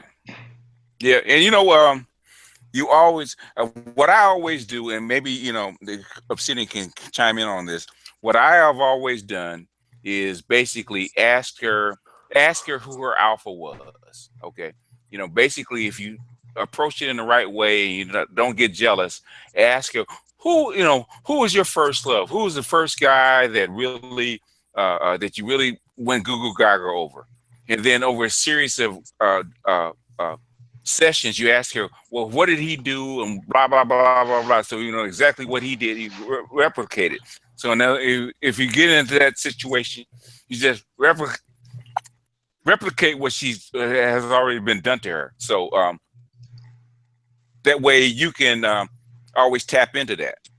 Like my fiance, I asked her who her alpha was. And she told me, and over a period of weeks, I said, okay, what did he do? What position he put you in? Blah, blah, blah, blah, blah. What do you guys talk about? And I replicated, boom. All of a sudden, boom. Instead of taking an hour and a half, it took 10 minutes. Because I replicated what was already, what she was imprinted on. That's how the imprint video is very, very important as far as women are concerned. You got to know how she was imprinted.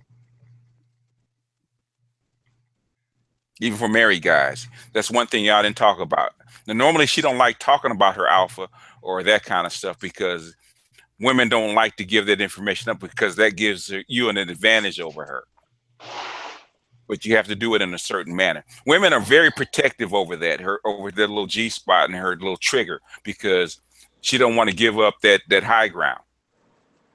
So you have to basically take that high ground away from her if you want to manage that relationship. I always say that's the first thing you got to take off the table.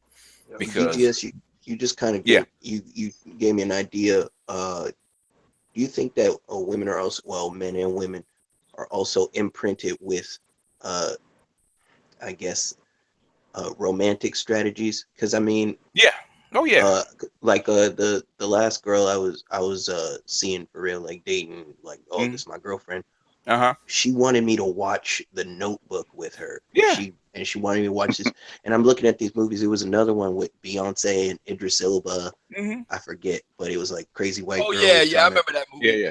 But and you know, Idris is buying her flowers every damn week and all this other and I realized that watching these movies in retrospect, it was like, this is the sort of man that she wants. She wants a dude that's just gonna be They want a combination of the two, and if Cillian can tell you, they want because there's the secret bad boy that they like that turns them on and gets them. What they want logically and what gets them wet are two different things.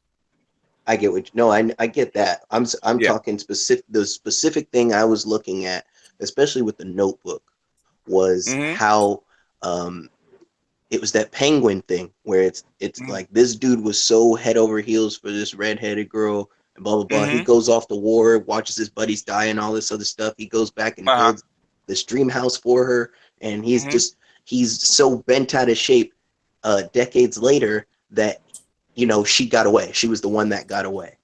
And and I mean, that's some Hollywood shit. Exactly. It is Hollywood. Exactly. It's rare, but some guys really do fall for women like that. They do. I know they do. And then, it's just like the Titanic motherfucker. He's sitting there, he's about to just sink in an ice cold ocean. It's like, no, we don't, you stay on the raft or whatever the fuck. And I'm just going to die. And never forget me. That's the way you were trained. I don't think that would happen nowadays. He might be kicking her off the raft nowadays. Because we are cultured a little bit differently. Now the great movie that every man needs to watch is The Great Gatsby. Oh man, just that betrayal. Yeah, exactly. Just the fact that she was capable of that level of betrayal at the end, like after everything had happened and you found out like why this dude's life basically went to shit. Well, human mating, deception is a feature, not a bug. Say again?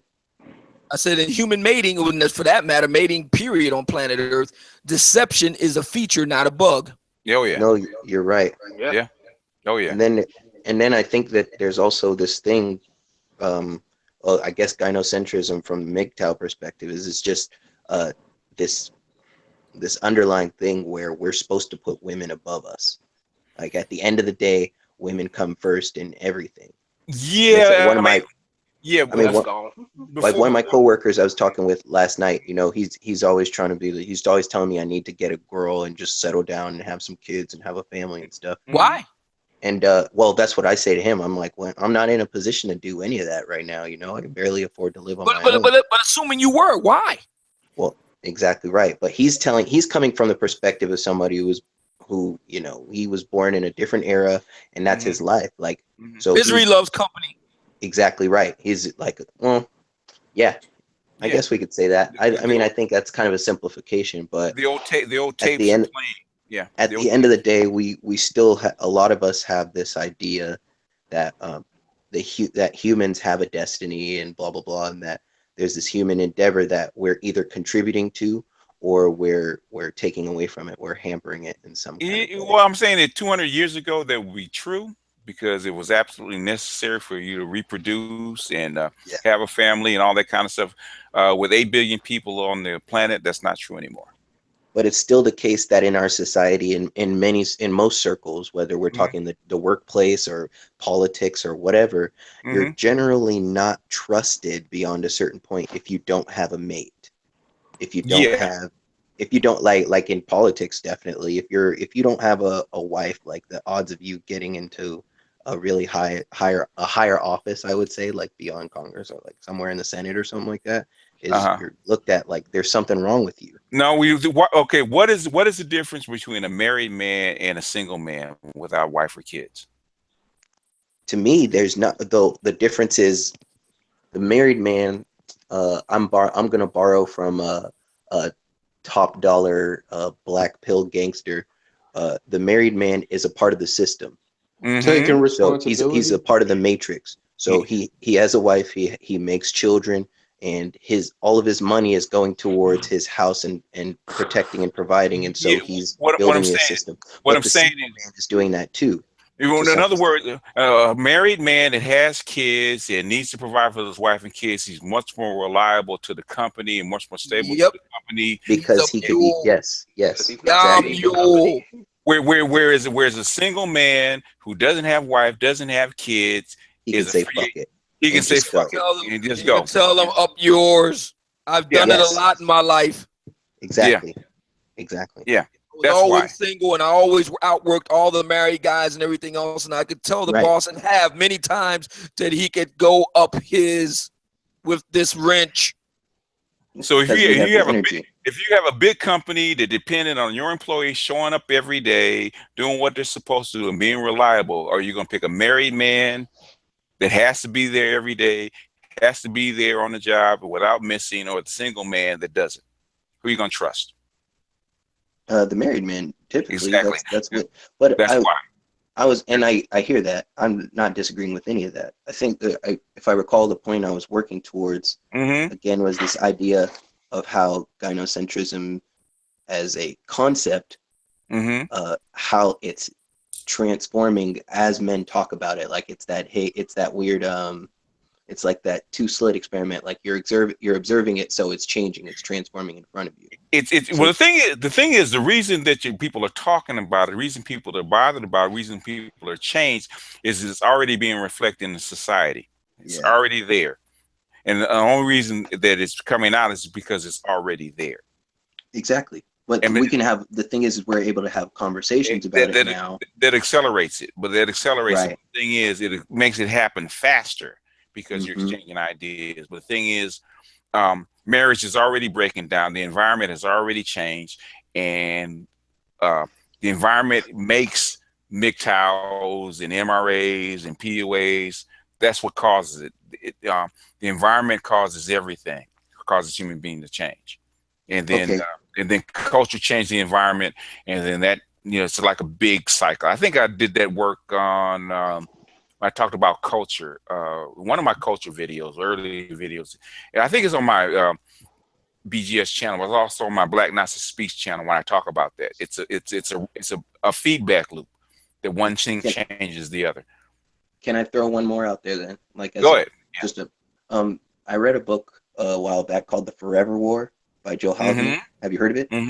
Okay. I've heard of it. I never read it though. All right. Well, it just plays around with the idea of time dilation. So it's like you're having war in space, so you're going out into other galaxies and whatnot. You come back to planet Earth, and 20, 50, 100 years has passed, and society has changed so much. And in the book, it's posited that after a few hundred years, I think like 200 or 300 years, basically homosexuality is going to become the new norm. That kind of like I think it's like a step aside from like Huxley's Brave New World, where they don't believe in they don't believe in natural procreation, that they want to control everything, so everything becomes like this giant eugenics experiment. That's very true. And they're already talking about it now. Right. And so part of the way to control that is to try to change society to this point where males and females just aren't even sexually attracted to each other anymore, to make sexual attraction itself a taboo between men and women. Okay, that's what Haldeman put forward, I think. Okay, that's what he was positing. Okay, 1.0 is basically man adapting his environment to himself, right? 2.0 is basically man adapting, transforming the environment, making it completely artificial, and taking away labor. 3.0 will basically be man changing his body himself. In other words, the limiting factor is not your culture or the environment. The limiting factor is your biology. Once they crack that and basically design humans at the same rate that they design the environment and culture, then that's when you hit the singularity, where everything changes at the exact same time. Because right now we're in this transition and everything is out of sync. Your biology, I think I've said this and I'll repeat it here. It takes 10,000 years to change your biology, right? It takes 150 years to change your culture. It takes 10 years to change your artificial environment. All three things are out of sync.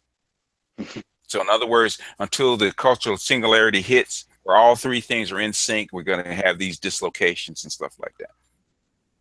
Wouldn't you say that moment already happened though? No, it hasn't. No, it hadn't. Not even close. Not even close. I guess. Okay. Not even close. Well, I guess that would be like the true Matrix moment, right? Where people are like plugged into this giant mainframe, and they can literally create their own little pocket universe and just play around in there and not even interact with the rest of the world. Have you ever watched the science fiction show Fringe on Fox?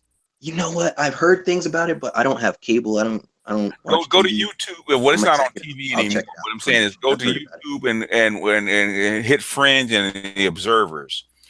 What the future will probably look like is the Observers, where human beings are designed from the ground up, and they're integrated with technology from the ground up. In other words, and it'll give them superhuman powers, control time and space and all that kind of crap.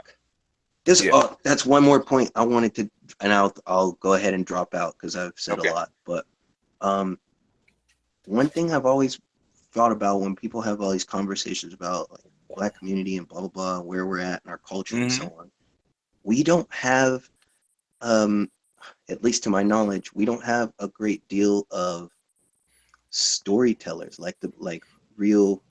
Like I read a lot of Robert A. Heinlein, like Starship Troopers. Time Enough for Love, Moon is a Harsh Mistress and stuff. Yeah. He was my introduction to science fiction and to interstellar travel and all that stuff. Ballistics, mathematics, and science, and where those boundaries are. Yeah. And then you get like William Gibson with Neuromancer. Yeah. And then obviously you look at Star Wars, Star Trek, so you have these groups of very forward thinking people who put together these fictional worlds, and then it's like they're so huge that anybody who's watched the story who gets really they can get really involved in it, basically. For whatever reason, believe it or not, for whatever reason, the biggest science fiction writers that are Black are female. For whatever reason, I can't figure that one out. What's the name of a Black female science fiction author? Oh, I'm trying to think of her name. She wrote. The women probably can tell you. Because she's dead now. What's her name? Oh, good grief! I'm about to get on Google in a hot minute. Octavia Butler. Yeah, Octavia Butler. And I think I think she was gay, because her voice is very, very deep. She had a lot of testosterone, but she's the most famous one. But there's a lot of female, unknown female science fiction writers, believe it or not, and not as many male. What was the woman that had to sue to get rights of for the Matrix? Terminator. What I can't remember her name. Sophia something or another. Yeah. She created those stories. Yeah. Yeah. And for whatever reason, maybe Ram is in the chat room. Ram, do you know any who are the big Tamara, she wrote quite a few of them. Or just Black writers in general, because I mean, like nonfiction is important, but I think fiction. Yeah, but I'm saying opens the door for a lot of these ideas. There's a lot of male fiction writers. There's a lot more male fiction writers, but science fiction for whatever reason, there's a lot more females that write science fiction. I can't, they write it from a different standpoint, but they write it. I can't quite understand why that is. That's what I've noticed. There's very few Black science fiction writers, but there's a lot more female. Yeah, Steve Barnes. I remember. Steve Barnes is one of the few Black sci-fi writers I know is male. There might be one or two others, but there's not a whole lot. Most of them are female, basically. Because I've been in the sci-fi writers hangout, and the majority of them are female. For as far as Blacks are concerned, I don't know why that is.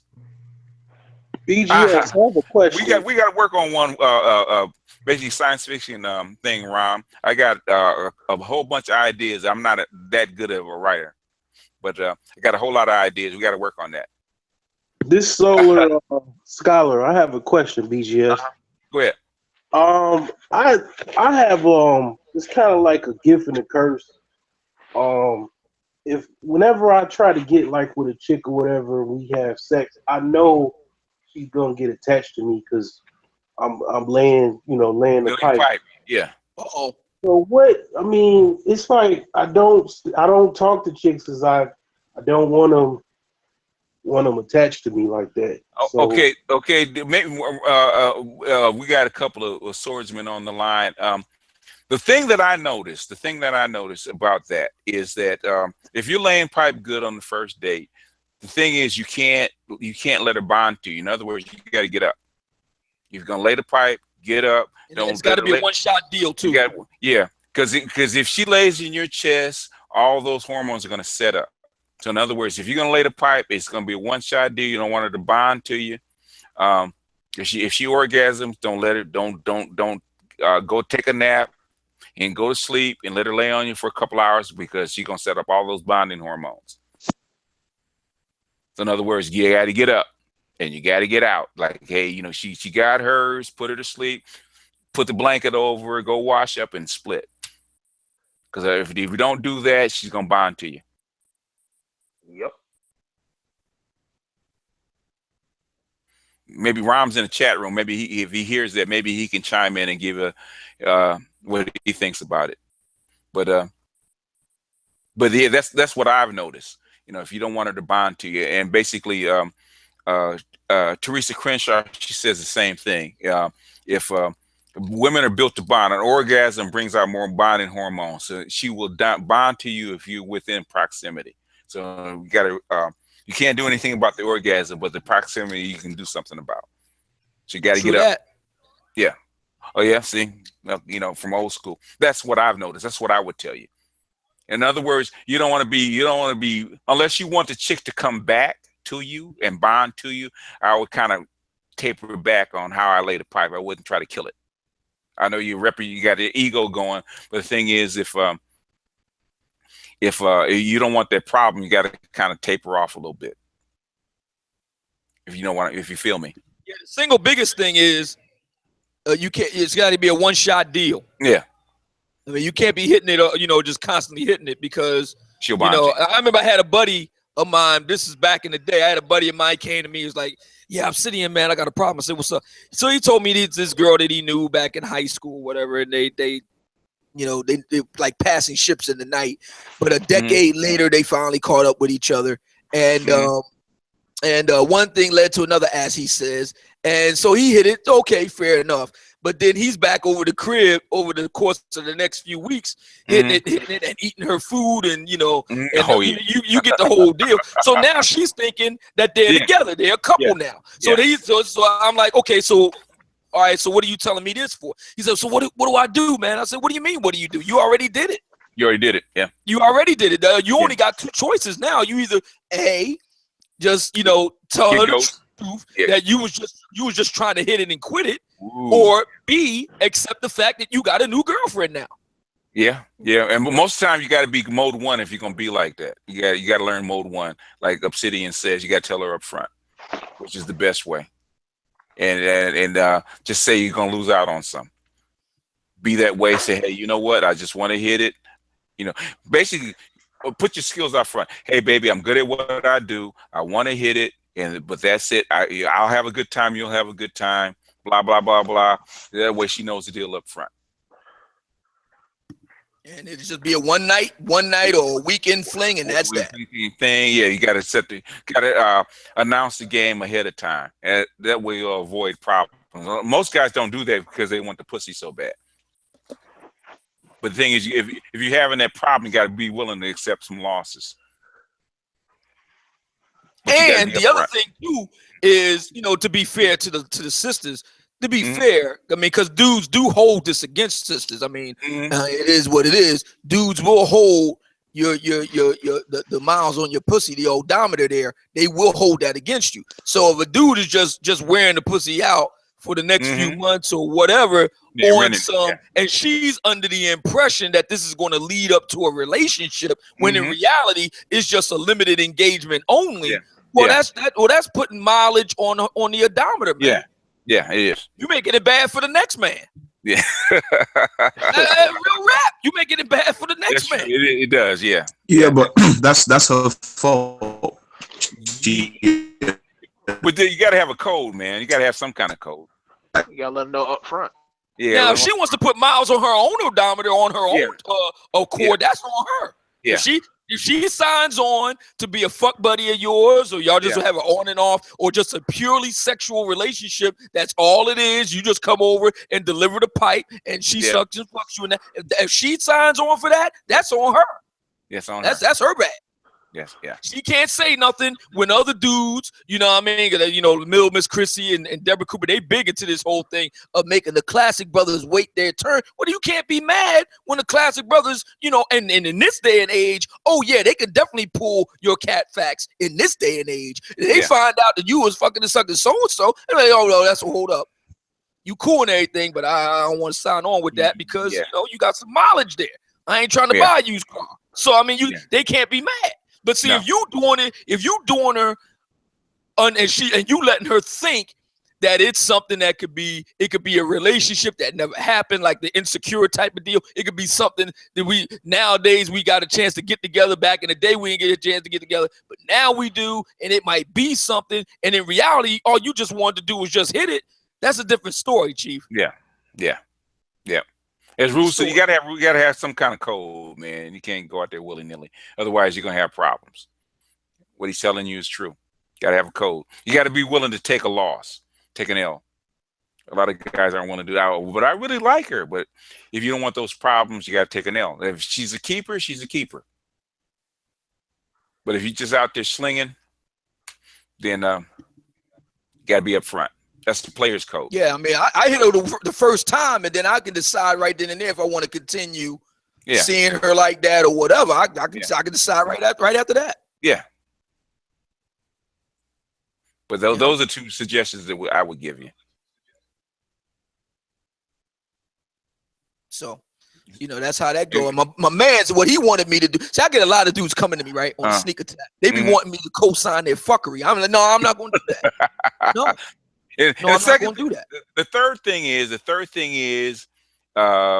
if you're gonna be smashing and dashing like that and laying pipe like that, try to get women that are not in their 20s. Okay, get them in their 30s where they're. Well, yeah, that's a really good point. Get an older chick. Get an older chick. You're just looking to just have a good time. Yeah. Get an older girl, 36 and above, 40s.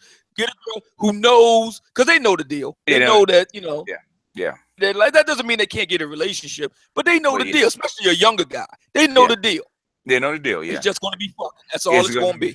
Because young girls will attach. That's what they're built for. You can't knock them for that. That's what they're built for. So you got to handle that with care. When I was 30, I stopped. Young girls will attach. That's what they're built for. You can't. I stopped screwing young chicks, you know, in their 20s because they attach too quick. Yeah, I agree with that. Yeah, I wholeheartedly agree with that. That's what I would say. You know, I agree with Black Gnostic all day on that. For a younger chippy, you know, 18 to 35, younger women. Yeah, maybe to get a wife, to get a husband, get children. They got a whole decade and a half or longer to do that. Once they hit 36, it's just about fucking now. Yes, yeah. All that whining and dining and all that courting and all that. You had your chance to do that. Go ahead, bro. I have a question. Yeah. So how do guys get attached to girls? A lot of well, it depends. There's a lot of different ways. Mostly it's mental more than anything else. In other words, it's on sight. She matches what's in your brain as far as your ideal girl, and you get attached to her. And if she's vibing with you the way you like to be vibed to, like if she's ladylike for the guys that like that, or if she's a round the way girl and kind of rough around the edges for the thug, something like that, that's what attaches the guy to her. And then the sex is just the cherry on the top. But it's mostly mental for guys. You know, guys can attach to women and never even have sex with them. That's how you get friend zoned and become a beta orbiter. That happens a lot. Guys will attach to a chick because she looks the way he likes, and she acts the way he likes, and he wants to go further. He's attached to her. How do you guard against that sort of stuff? How would you guard against it? Training and self-evaluation constantly. Okay, you got to say. When you look at a chick, You always have to evaluate the chick after you leave. In other words, if you have a session with her, say talking to her, texting, whatever it is, you get back home and you basically go through your mental notes, and that keeps you on track, and keep track of that, and that will keep you from doing something stupid. What do I want her for? What do I like about her? What did I say to her? Blah blah blah. If you do that, it'll keep you out of a whole lot of trouble, because you're constantly evaluating yourself. When you stop doing that, that's how when you start doing shit that's stupid. Yep. Like, okay, that's when you follow your dick. When you stop thinking. Because if she strikes you, if she really strikes you, you're gonna stop thinking. You're gonna think with your dick, and you're gonna think with your emotions, and that's when men fall into trouble, because we're not emotional creatures naturally. We're logical creatures. So when she's your emotional core, because it's not the same. Hitting a man's emotional core is not the same as a woman's emotional core. You don't have to have sex with a woman for her to hit your emotional core. She normally does that before you have sex with her, which is slightly different. An anima, an anima, which is deep shit. An anima, which is your internal female, is your ideal woman. What she looks like, what she sounds like, how she smells, how she acts, that kind of stuff. How'd you find that out? Like, how'd you find out your ideal woman in your head? You don't know it until you see her. When you see her, then you recognize. Then you will recognize your ideal girl in her. Because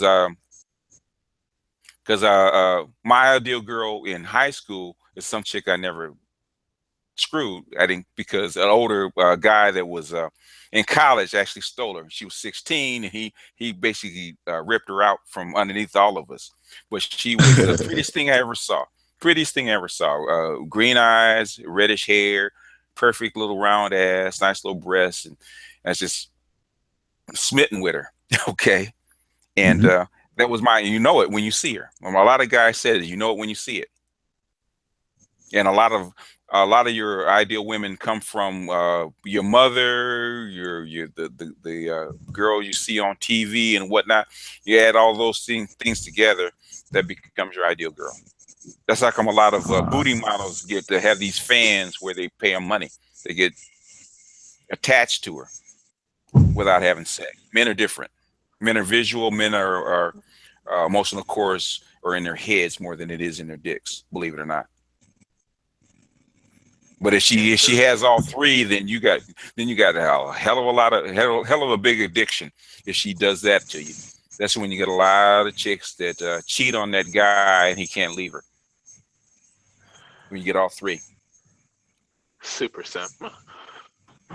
No, I've seen hardcore players, man. I mean, really hardcore players, man. That was banging chicks out, man. And there's always that one chick that can make their ass cry. I mean, literally make their ass cry. It can happen to any guy. I don't care who he is. He can be a pimp. There's even a pimp. There's always one girl that can make him cry.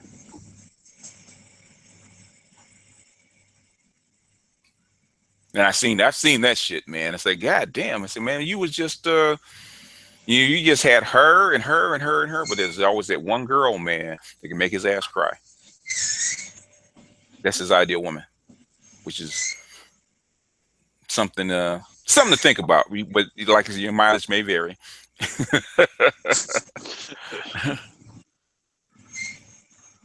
Anybody else? Well, I'm at the age now where I'm just gonna pump and dump.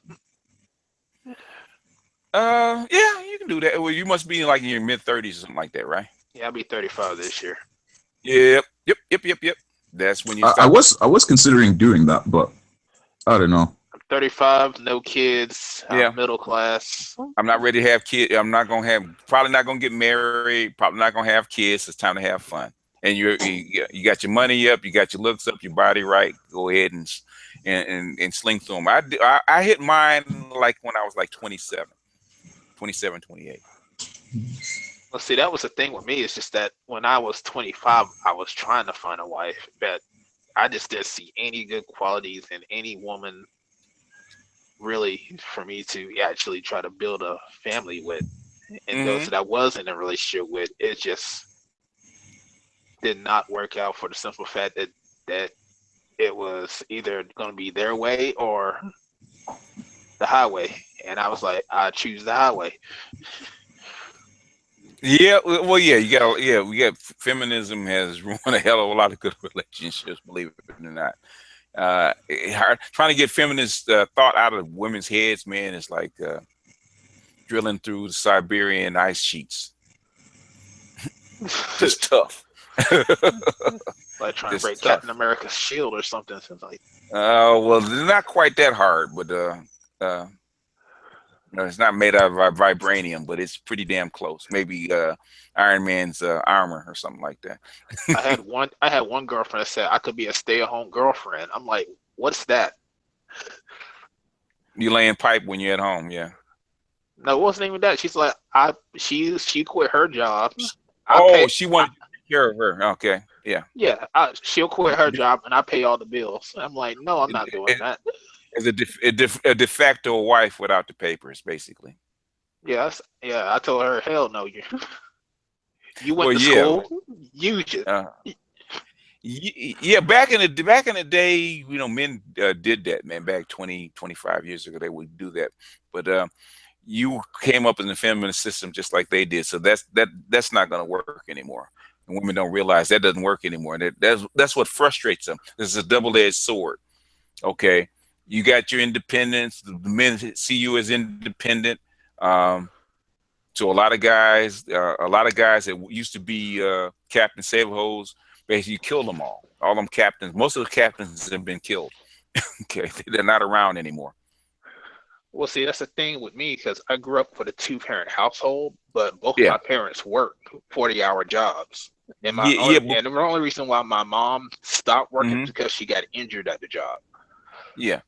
So what I'm saying is you were trained under a different educational system where you thought women were seen as equal, as the same as men. So you would not take care of a woman. Why? Because she's the same as me, right? Well, no, because my mother always told me that the relationship should be 60-40. 60 goes to the man, 40 goes for the woman. And my mother always told me that. And I believe that the man should be the head of the household and take care of the stuff he needs to take care of. But he only needs to do that for his wife.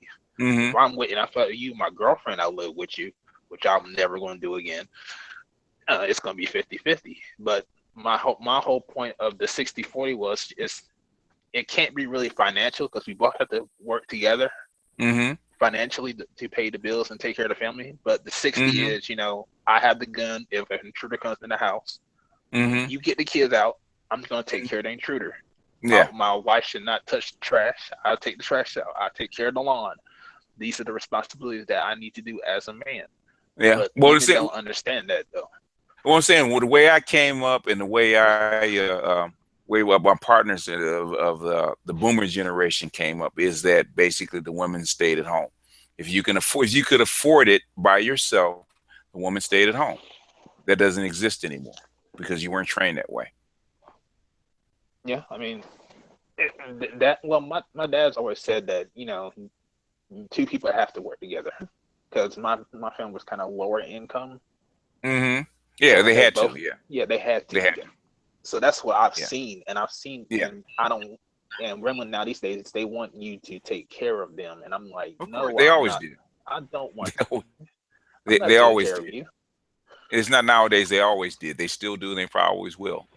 They Well, see, always that's will. that's the whole thing about the whole feminist mindset is you since you're indoctrinated, you're like, okay, you're just as equal as me, but you don't want to be equal.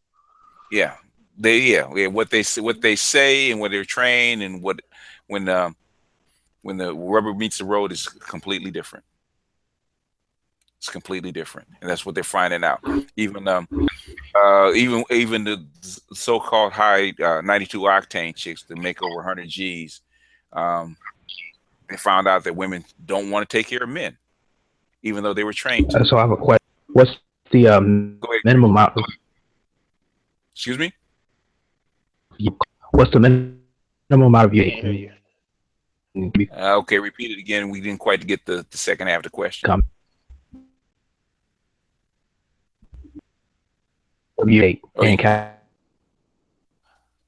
I still didn't get it. California Maybe you can type defeat. it out. Excuse me? Maybe you can type it out because I don't know if your mic is. Yeah, because I can't hear him either. Yeah, because we only get like half of it. Type it out, Grace, and I'll read it off. Anybody else? Yeah, but I'm saying you're cutting in and out. We can hear you, but we get you flange, and we get like half of what you say, every other word.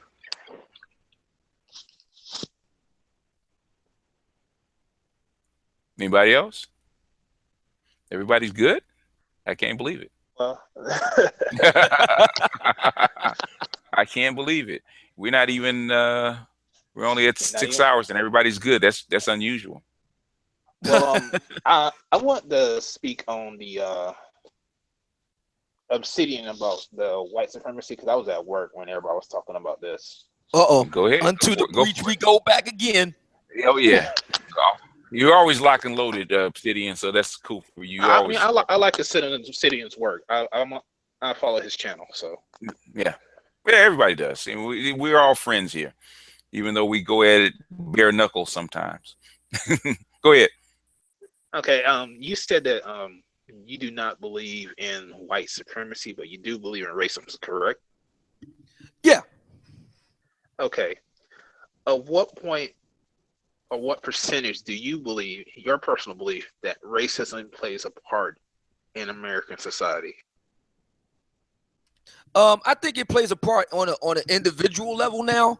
You know, the institutional stuff, you know, Jim Crow and that sort of thing has been addressed. So on the individual level, yeah, I think you still have some knuckleheads out in the hinterlands who do dumb stuff.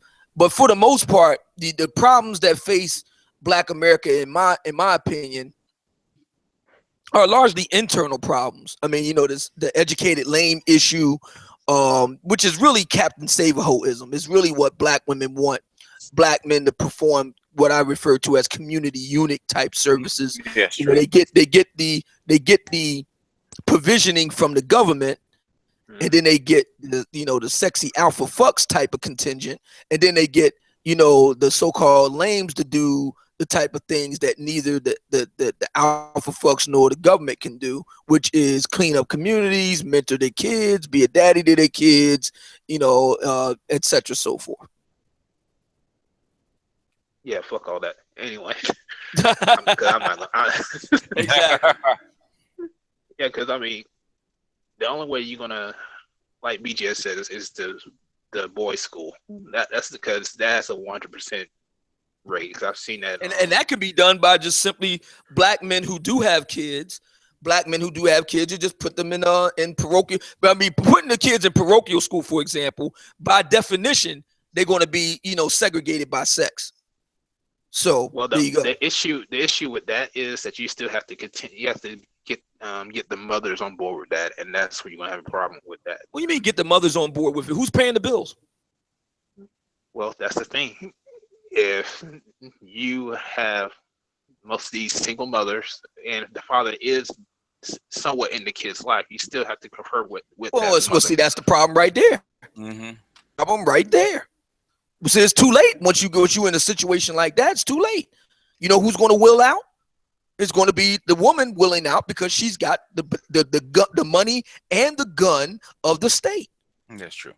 So the way it has to work is the classic brothers. This is the reason why I say, any woman the only person that wears pants in this house is me.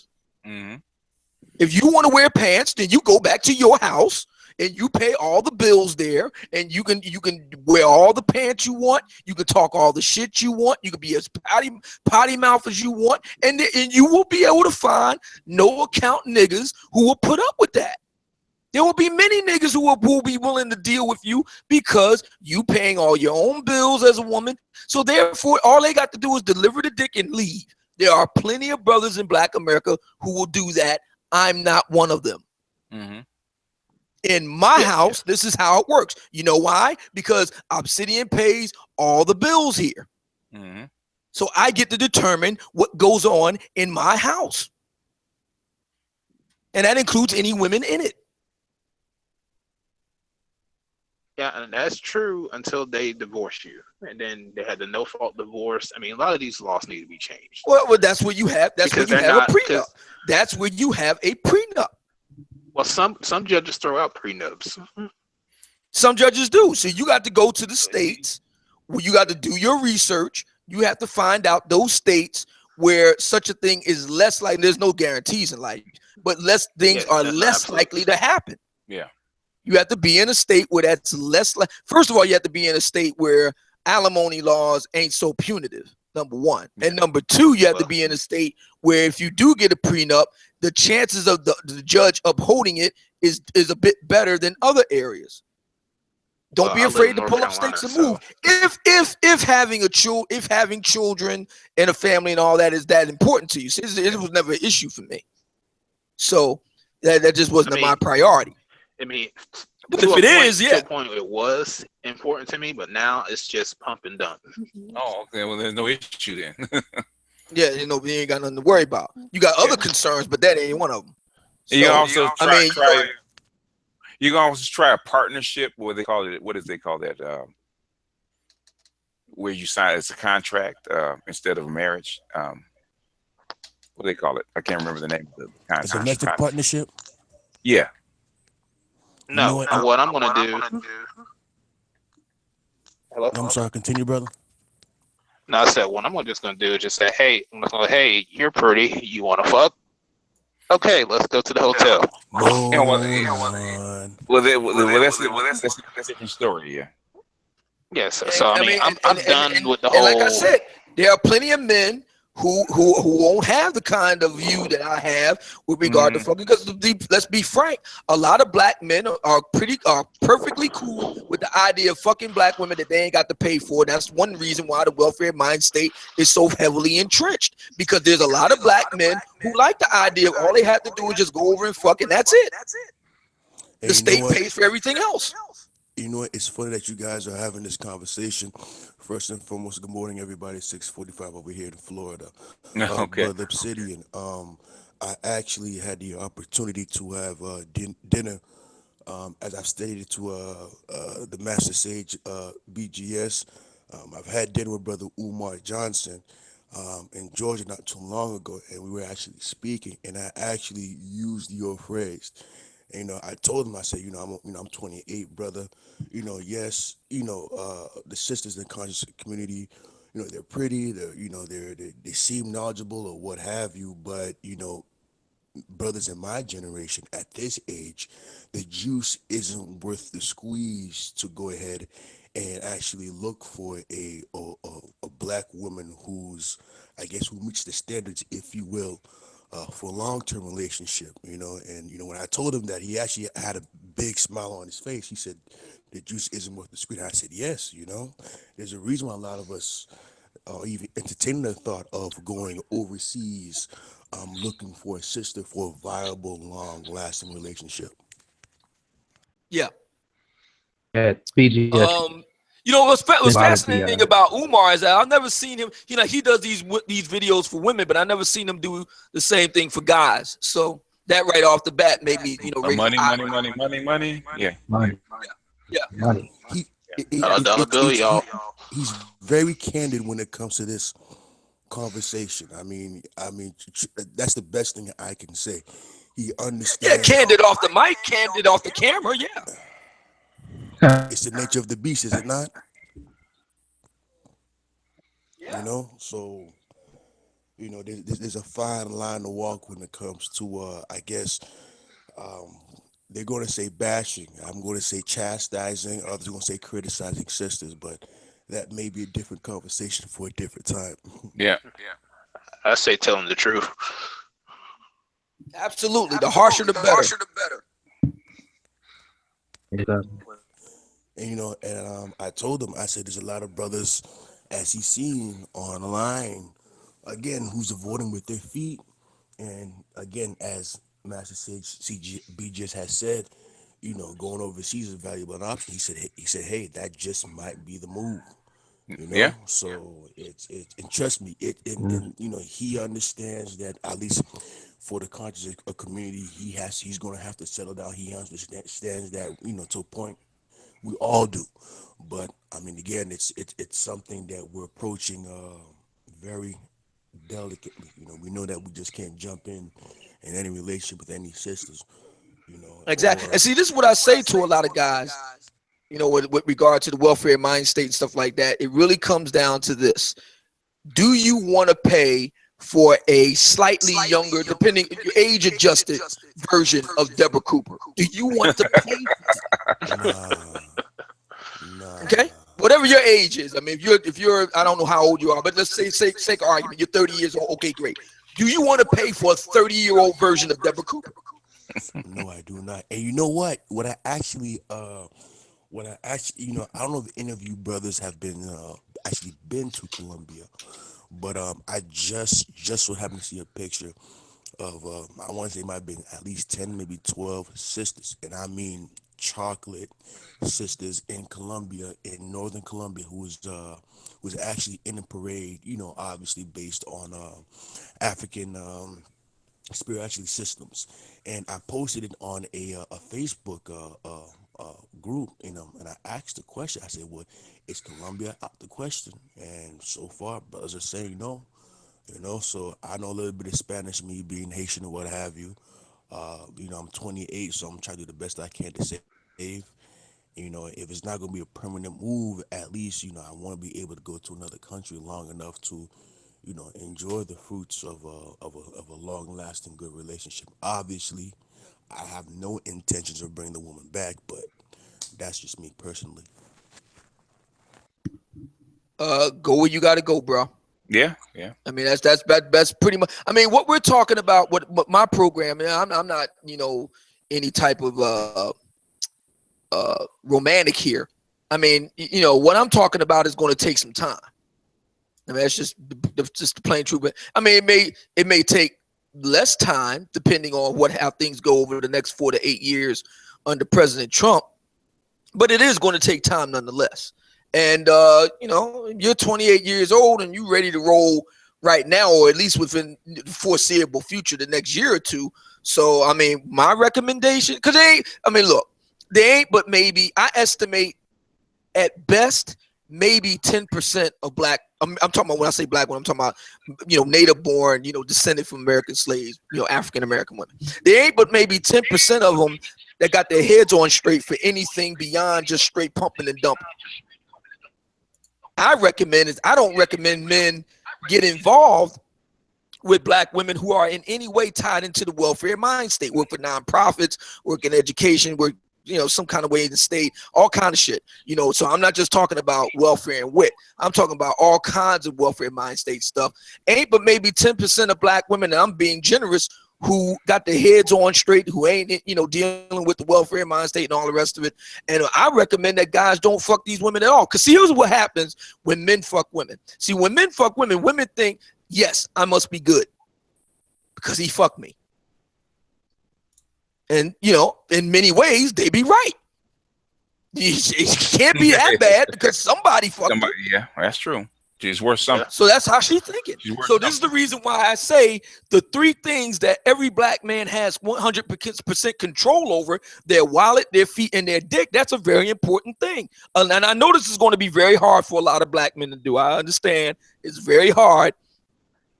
But you have to think about the long-term ramifications beyond you just busting a nut. You have to think about, what am I endorsing?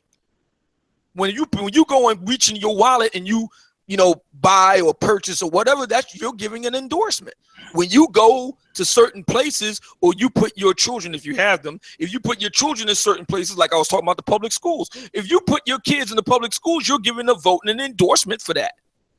Yeah, that's true. If you go in frequent different establishments and things, you're voting for that. When you buy certain things and stuff, you're voting for that. And when you fuck certain women, you're saying, I endorse you. That's what you're saying. And that's how they're going to take it.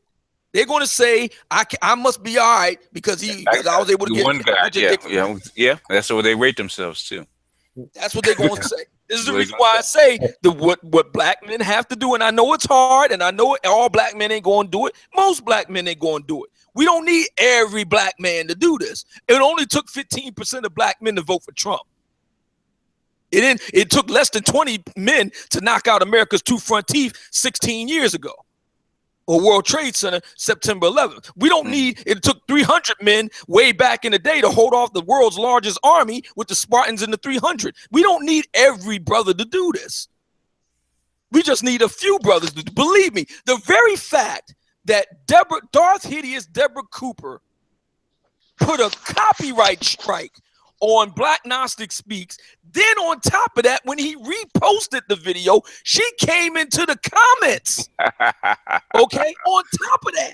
All right. I was wondering why that you had to repost that. She came on when I did my Darth Hideous video, she came on my comments, but I deleted her ass. I wanted you guys to because my thinking is, if brothers can't go to your comment section and talk shit, damn it, bitch, you can't come to my comment section and talk shit. You know why I allowed it, Obsidian? Because I knew you guys were going to bang.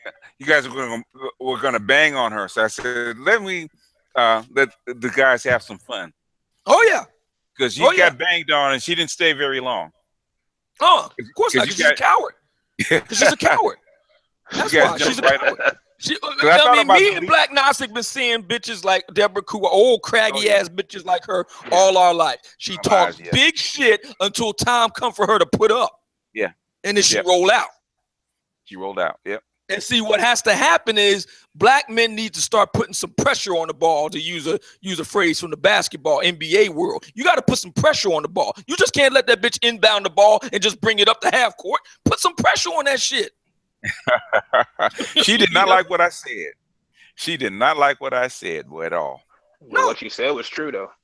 She done went and made like 2 or 3 videos on top of that, complaining and whining and moaning and stuff. So my point being is, the very fact we got her, you heard me first time, little Miss Chrissy, all these people, everybody, all these black women on YouTube and on black social media, the very fact that we got them in a tizzy tells you that we are making a difference. Yeah. We are literally changing the conversation. Okay, we drained in the swamp. Okay, we take. You know what I'm saying? So imagine what would happen if you took that a step further and said, you know what? I don't want my kid in public schools. I'm going to put my kid in a private school or parochial school. Or you say, you know what? I'm not going to fuck her. She worked for Thus and So or whatever. Nah, that's all right. I'm good. I'll go to Brazil, get my freak on, or I'll go to Ghana or whatever. Believe me, they will notice that shit. Well, see, the thing is that because of YouTube and social media, we've had a platform to say the things that we need to be said. Like back in the day when I was growing up, I was seeing all that Ricky Lake crap, like I can't find a good man and all that Sally Jesse Raphael BS that I was seeing on TV. I was like, okay, there are good men everywhere. It's just not the man that you want. Oh yeah, absolutely. And see, back then we couldn't say anything in response, but see, the game done changed now. Yeah. See now every brother can be a CNN in his own right. Yeah, a lot of them have. Plus, you can contact women all over the world now. Yep. Can I jump in real quick? $200. Go ahead, jump in. Yeah, I just want to kind of piggyback on that. See, personally, I've already waved the white flag, and fortunately, I have the resources to travel overseas, to meet women overseas and date them. And so I'm already waving the white flag. It's like, you know what? I give up. I can't do it here. But my biggest issue is, okay, for black men in aggregate, especially the classic men, what is going to be the catalyst or event that's going to make them say, hey, we cannot win here? It's just like, Sun Tzu, Musashi Miyamoto. You have to know when you're defeated. You have to know when the enemy has the higher ground. What is going to be the event for classic men to say, hey, we have to take our resources. We have to look for, black women in other countries to build with. And we know this, we talk about it, it's a recurring theme, but we're not doing it as a collective. And me personally, I want to see that happen, but I just don't know why it's not. Because no movement happens in a bum rush. It's a trickle, and then it's going to slowly come in. And they slowly happen. And the thing is, a lot of black guys, classic guys, are not are not basically going overseas. They're just jumping from the fence. I'm gonna get me a Latina. I'm gonna get me an Asian. I'm gonna get me a non-Black American, like an African. They're already doing it. They just don't talk about it.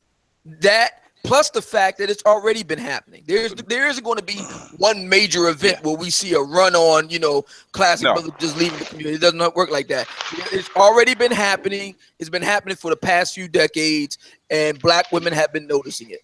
Yeah. So I mean, it's already happened. I will say that's where you see a gentrification coming in place. That too. Yeah. I will say this. I don't. Excuse me, brothers.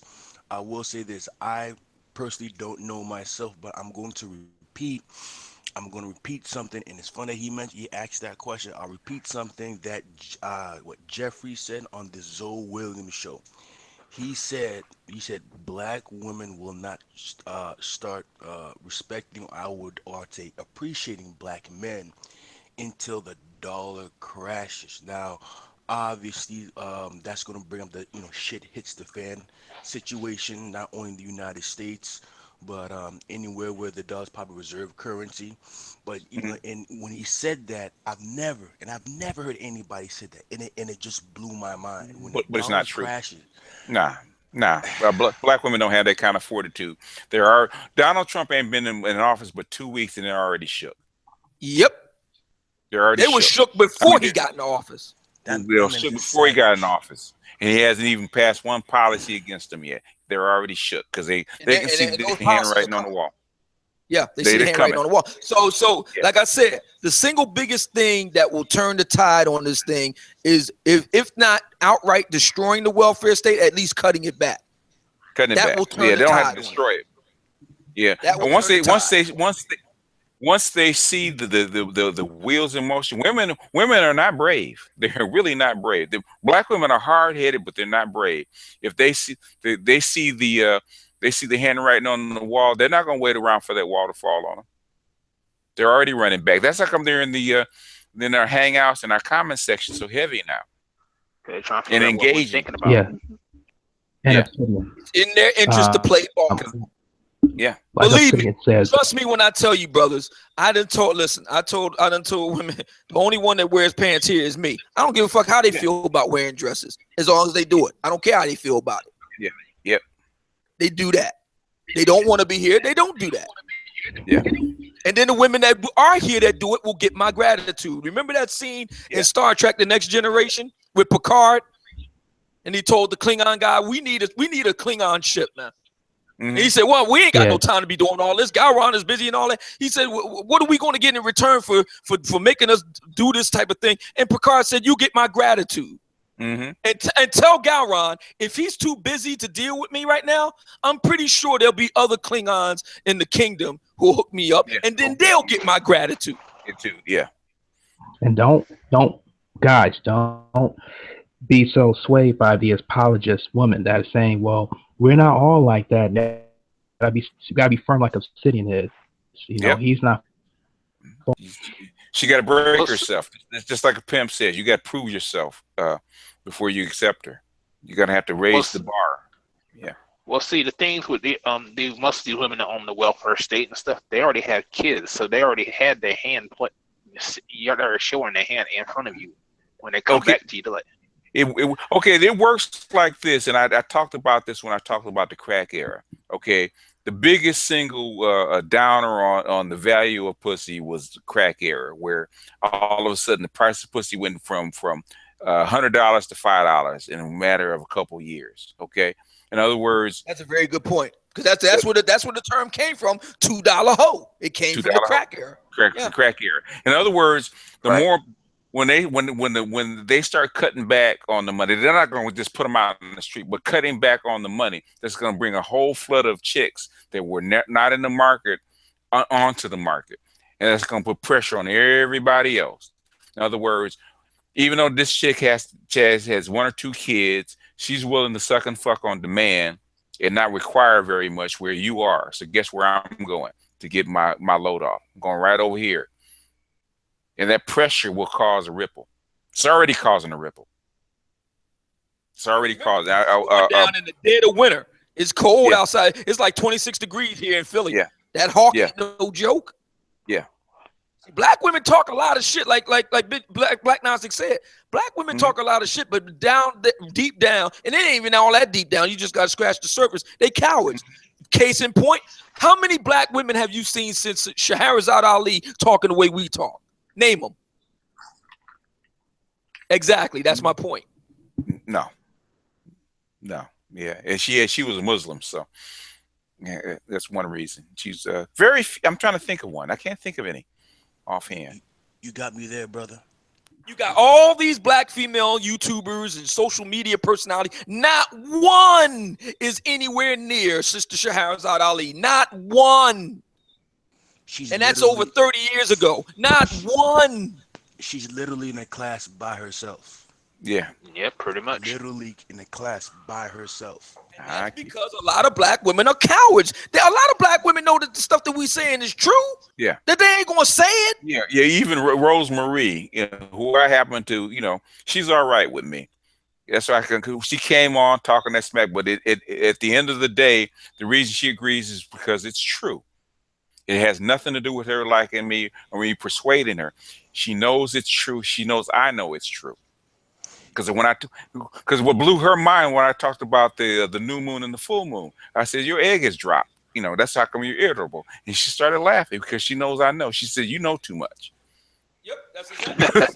Yeah, she did say that. You know too much. Yeah, and then you know too much. She got off the line, she refused to confirm what Black Gnostic said. She said, I'm not going to answer that question. Good night. Yeah. I just want to say her a little piece and then go home. And yeah, BGS said, no. Yeah. Stay on. Yeah. You've been talking all this smack for about 4 or 5 videos, and now you're on. Say your piece. But she said, I saw what you do till you heard me first. I don't want to go through that. And I said, what did I do? I don't think I will. Now you guys are on the line. You guys heard the playback. Was I rude to her? Did I give her a chance to speak? No, absolutely not. Absolutely. I thought I gave her a chance to speak and state her case. In fact, she talked about 4 or 5 subjects that were unrelated to the videos that she put up.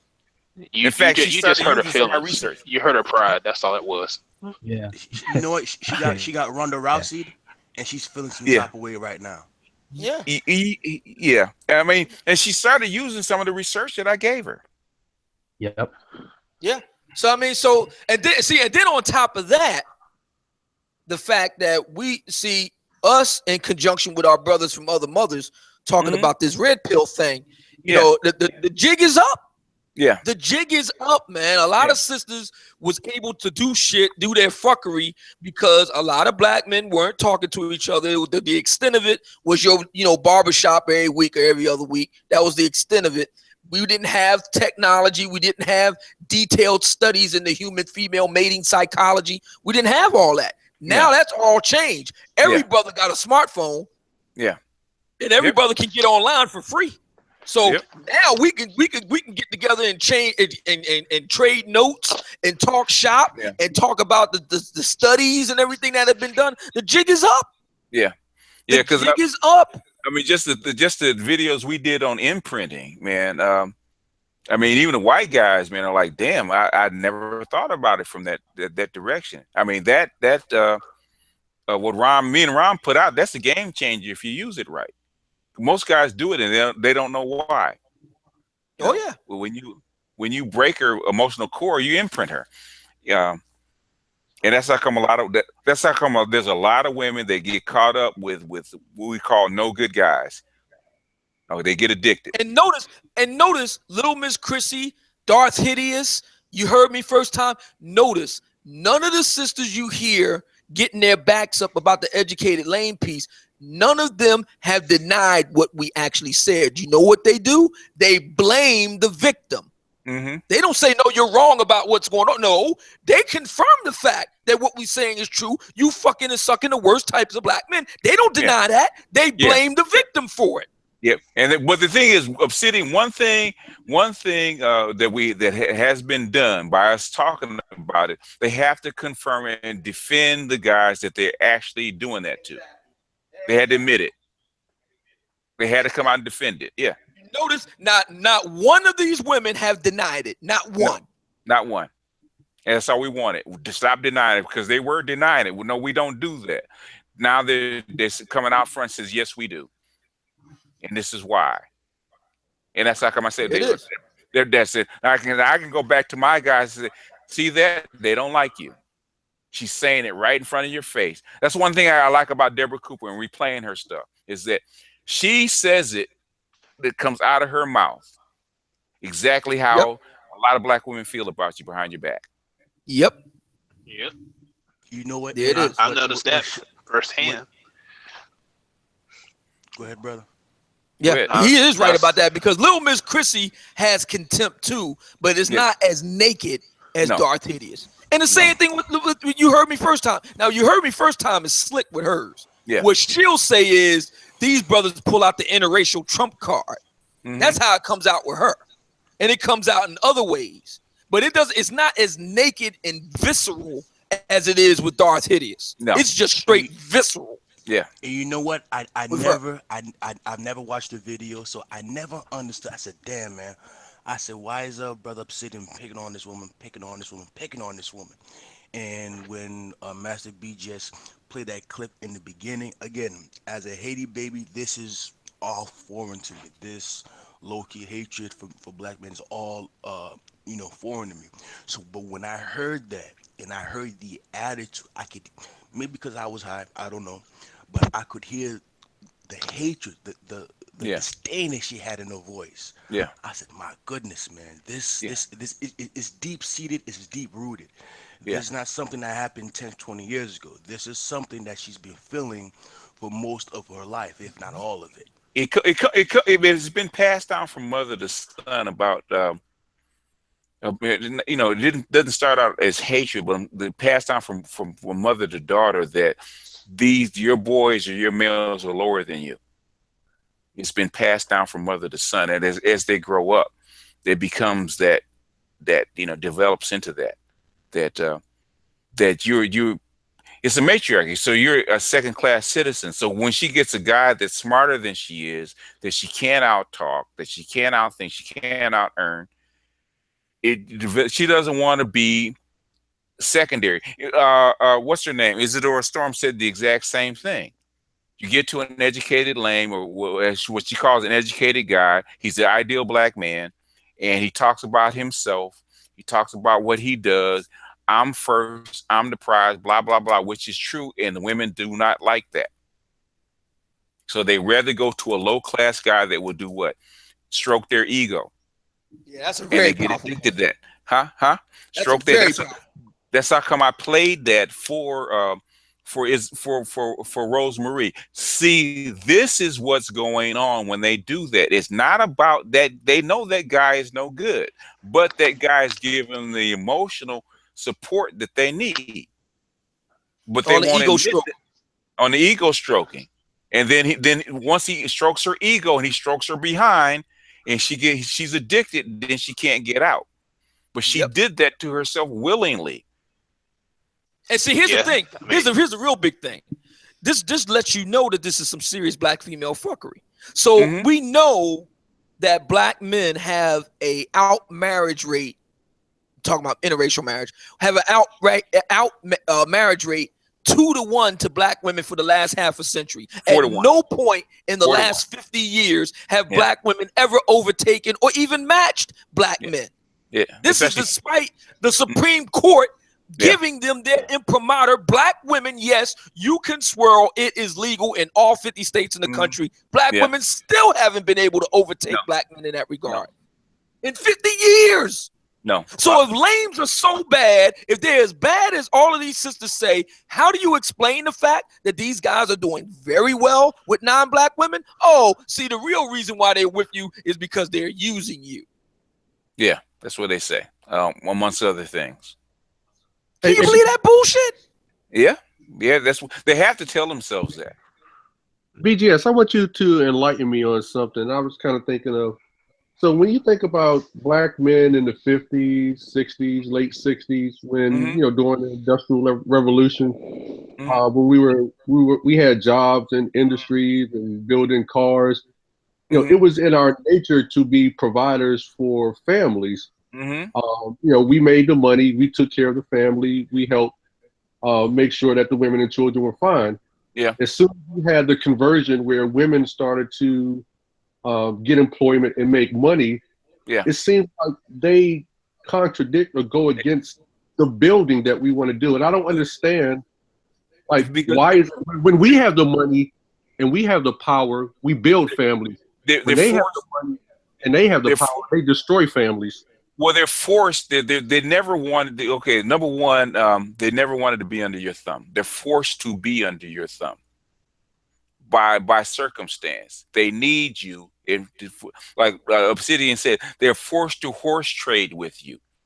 In other words, your sex, your sexual access, your childbearing, and all that stuff, they're forced to trade that for your labor. They're forced to horse trade with you because most women could not survive by themselves.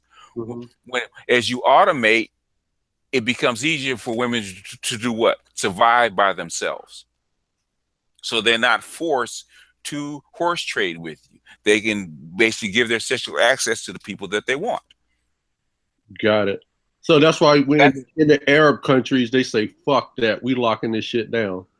Yeah. The society is forcing them to do that. Even in the Arab countries, they're having problems now as they automate. Because it's more difficult to do that. Yeah, automation along with, you know, the welfare state and things like that. Yeah. So yeah, the biggest we're saying their nature is to just want, I don't want to say run amok, but they do not want to be under the rule of a man. No. Not if they can help it. The thing is, okay, what I want guys to understand, the reason I go through this all the time, it's an artificial structure. You've been socialized to think that way. It's an artificial structure for a reason. If you do not, if you don't have a reason to have children, and there's a lot of men that do not get married. There's no benefit for you to get married without having children. There's no benefit in it. You just do it because you want it. You can do it if you want it, but you got to, I want guys to make an informed choice, whether you get married and have kids and whatever you want to do, but have an informed choice about what it's really about. Yeah, and here's the other thing that a lot of people don't want to admit. And that's hold on, Obsidian. Him first and then you. Go ahead, bro. Oh, I was just saying a lot of us do it because we're socialized to do it. That is the social norm. So we get in our head, just like, little girls think they need to be princesses and take it off into the sunset. We're socialized to think, I got to get this job, I got to get married, I got to have the 2 kids. The house. Everybody. Go ahead, Obsidian. The other thing too that a lot of guys don't consider is this. I'm going to ask everybody here on the chat and on the live chat on the board this question.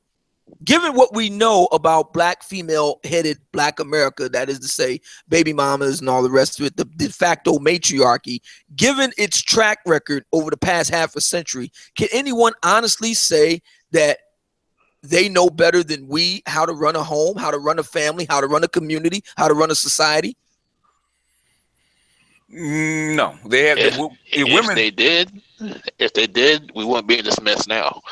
Exactly. So the logical response to any woman, because I tell women all the time, I run this here, not you. I know better than you how to do this. I know better than you.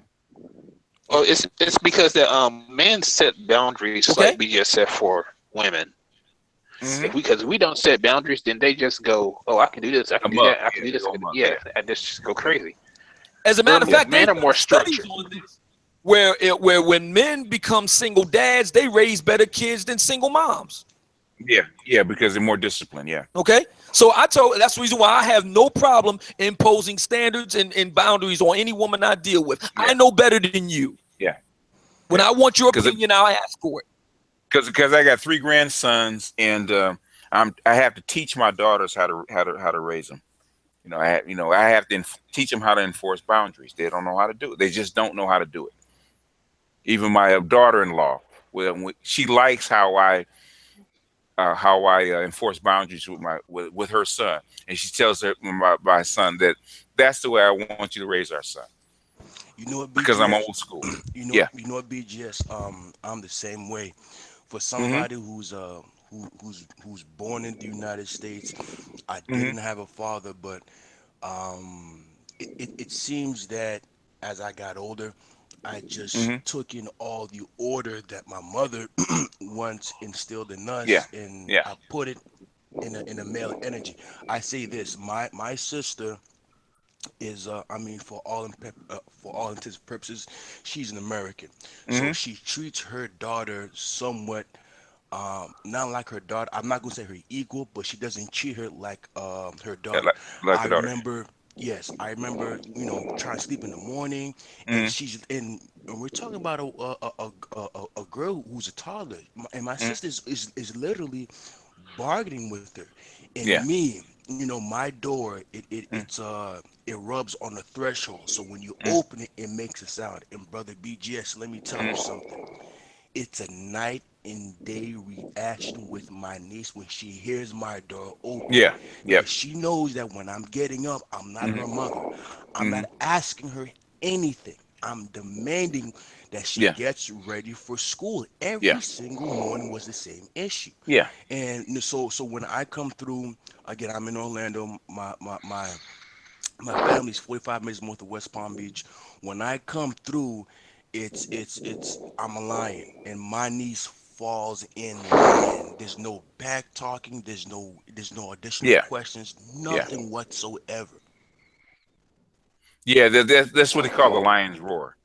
There's a different energy when a different male energy that carries the authority, and a lot of males don't use that. Not only that, That's but one the number one purveyors and makers of hoes in America, in Black America, are baby mamas. Yeah. You want to know where the hoes are coming from? Look at the baby mama. There's some hoes in this house. Because the sexual.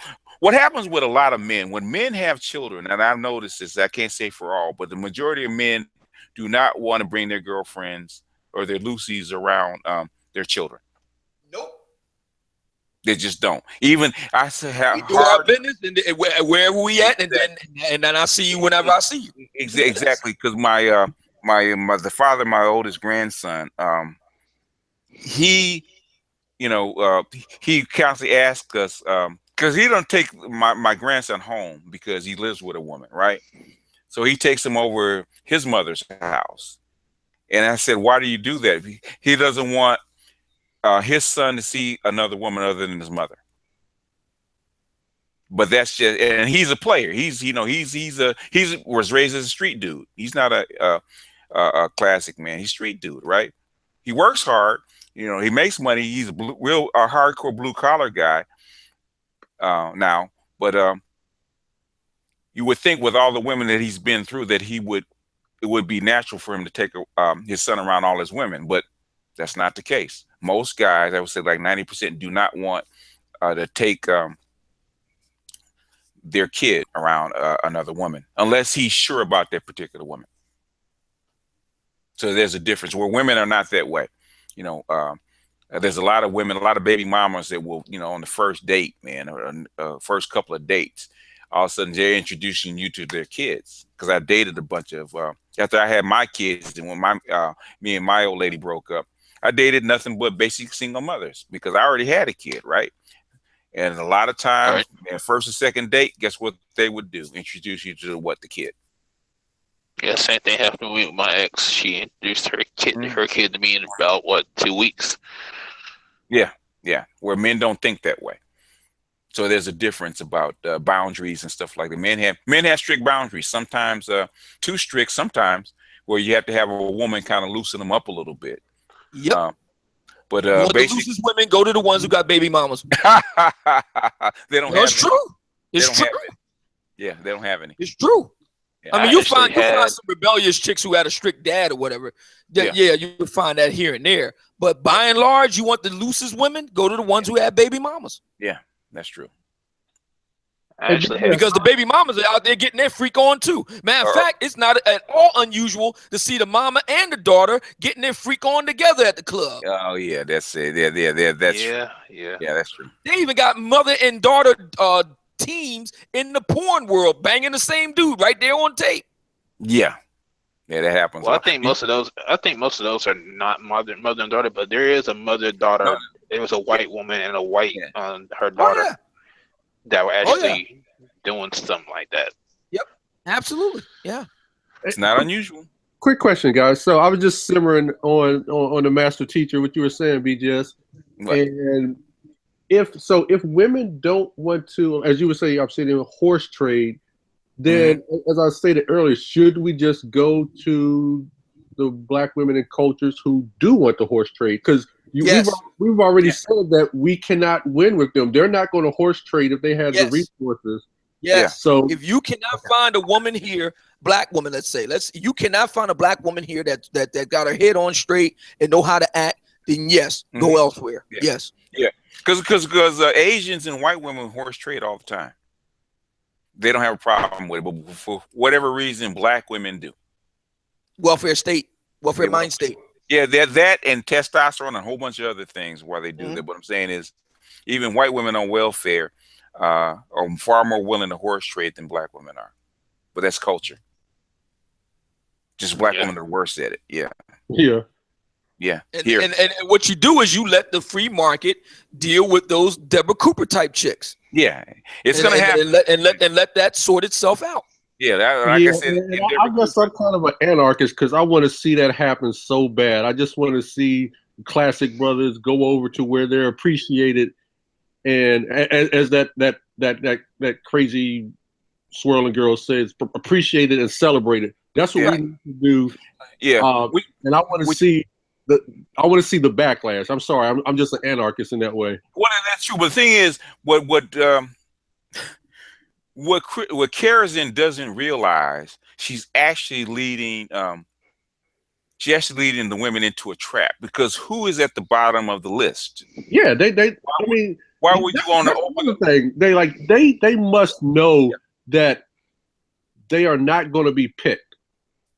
And I'm not even going to get into the obesity and the attitudes and all of the other things. Like the delusion is so absurd that it's like. By the way, you do know that the average dress size is 16, 18 now, right? You do know that, right? No, really, no, seriously. It is.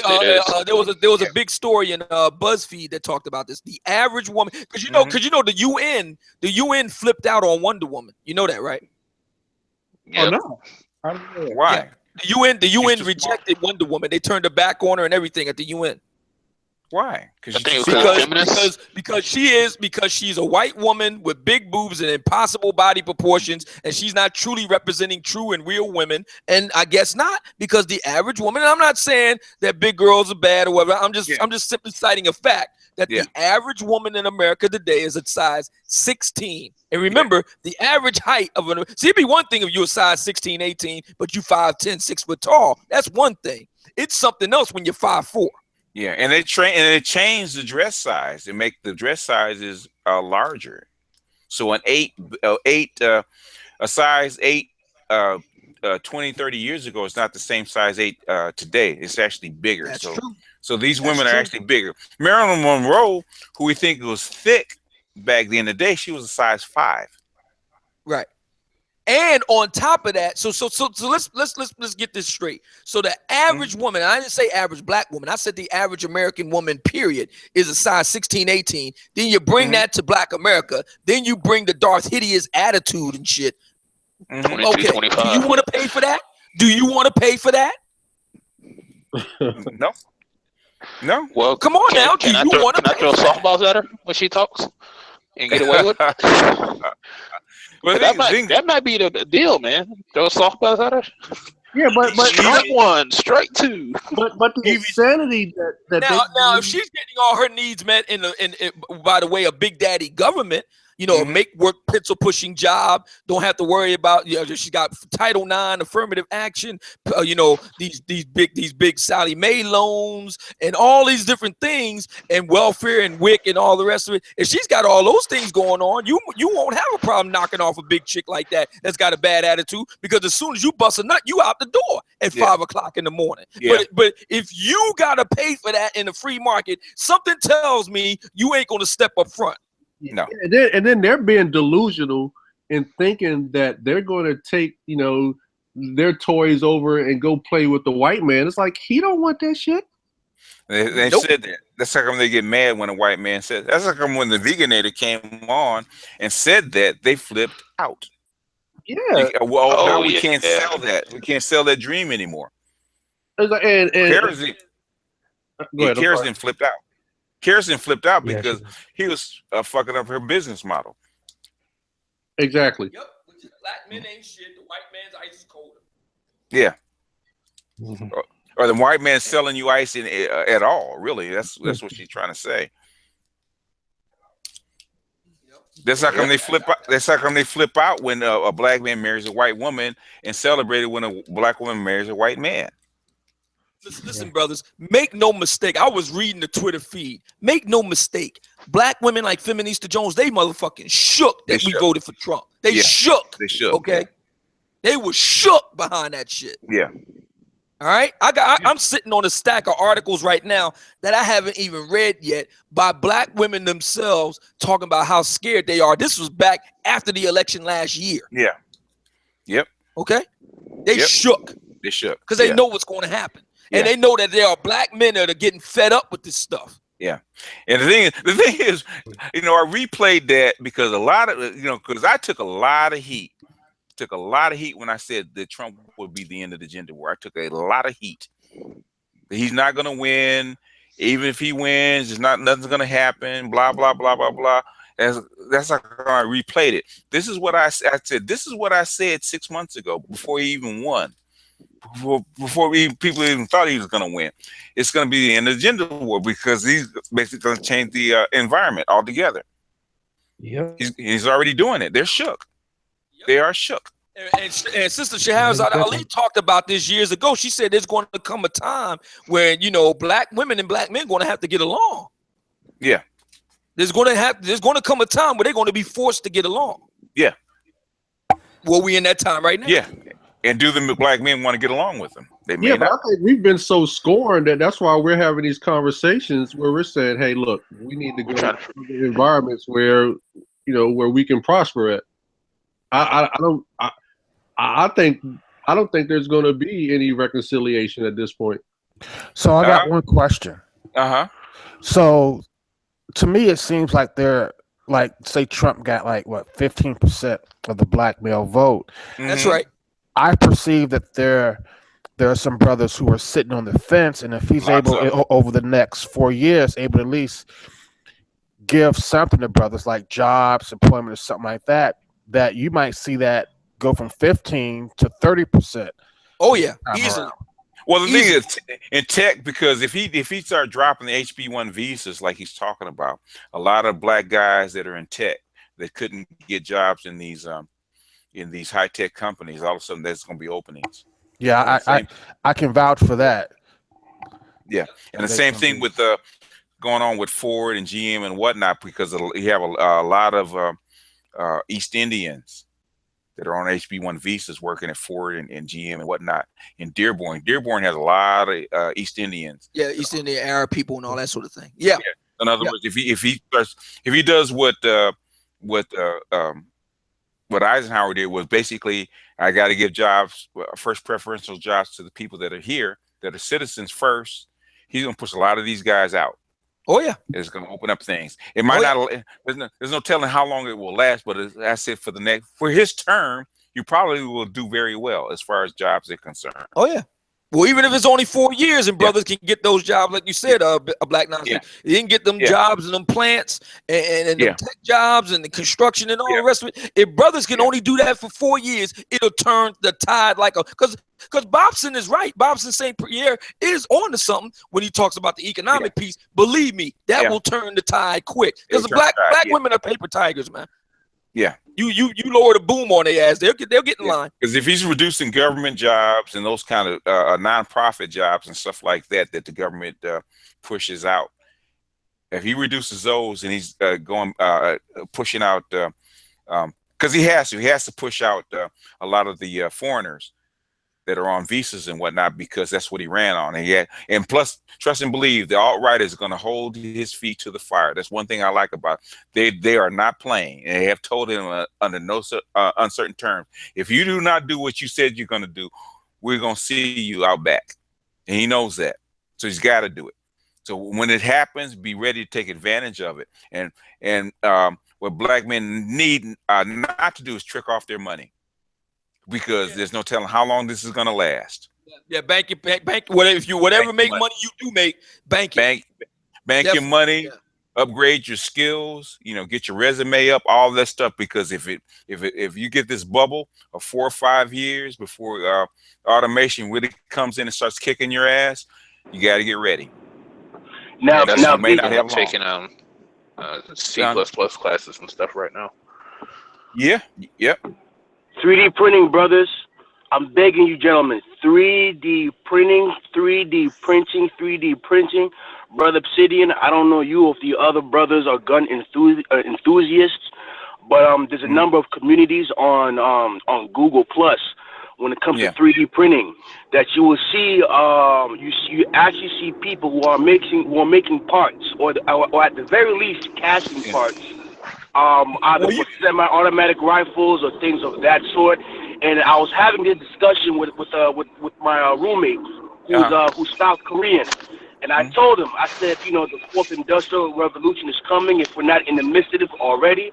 I said, well, if we're going to lose our jobs, if our job is on a chopping block, then my rationale is this: if there's any money to be made, I'm going to assume the creation of these anything that has to do with automation is going to make some type of money.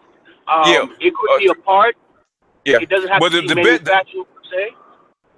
The best thing to get, for right now, basically, is a good CNC machine with this automated, computer generated. Because especially if you're gonna make things like guns and weapons, they already talked about. They don't talk about it enough. But the thing is, a lot of your so-called unregistered weapons are made in CNC manufacturing shops.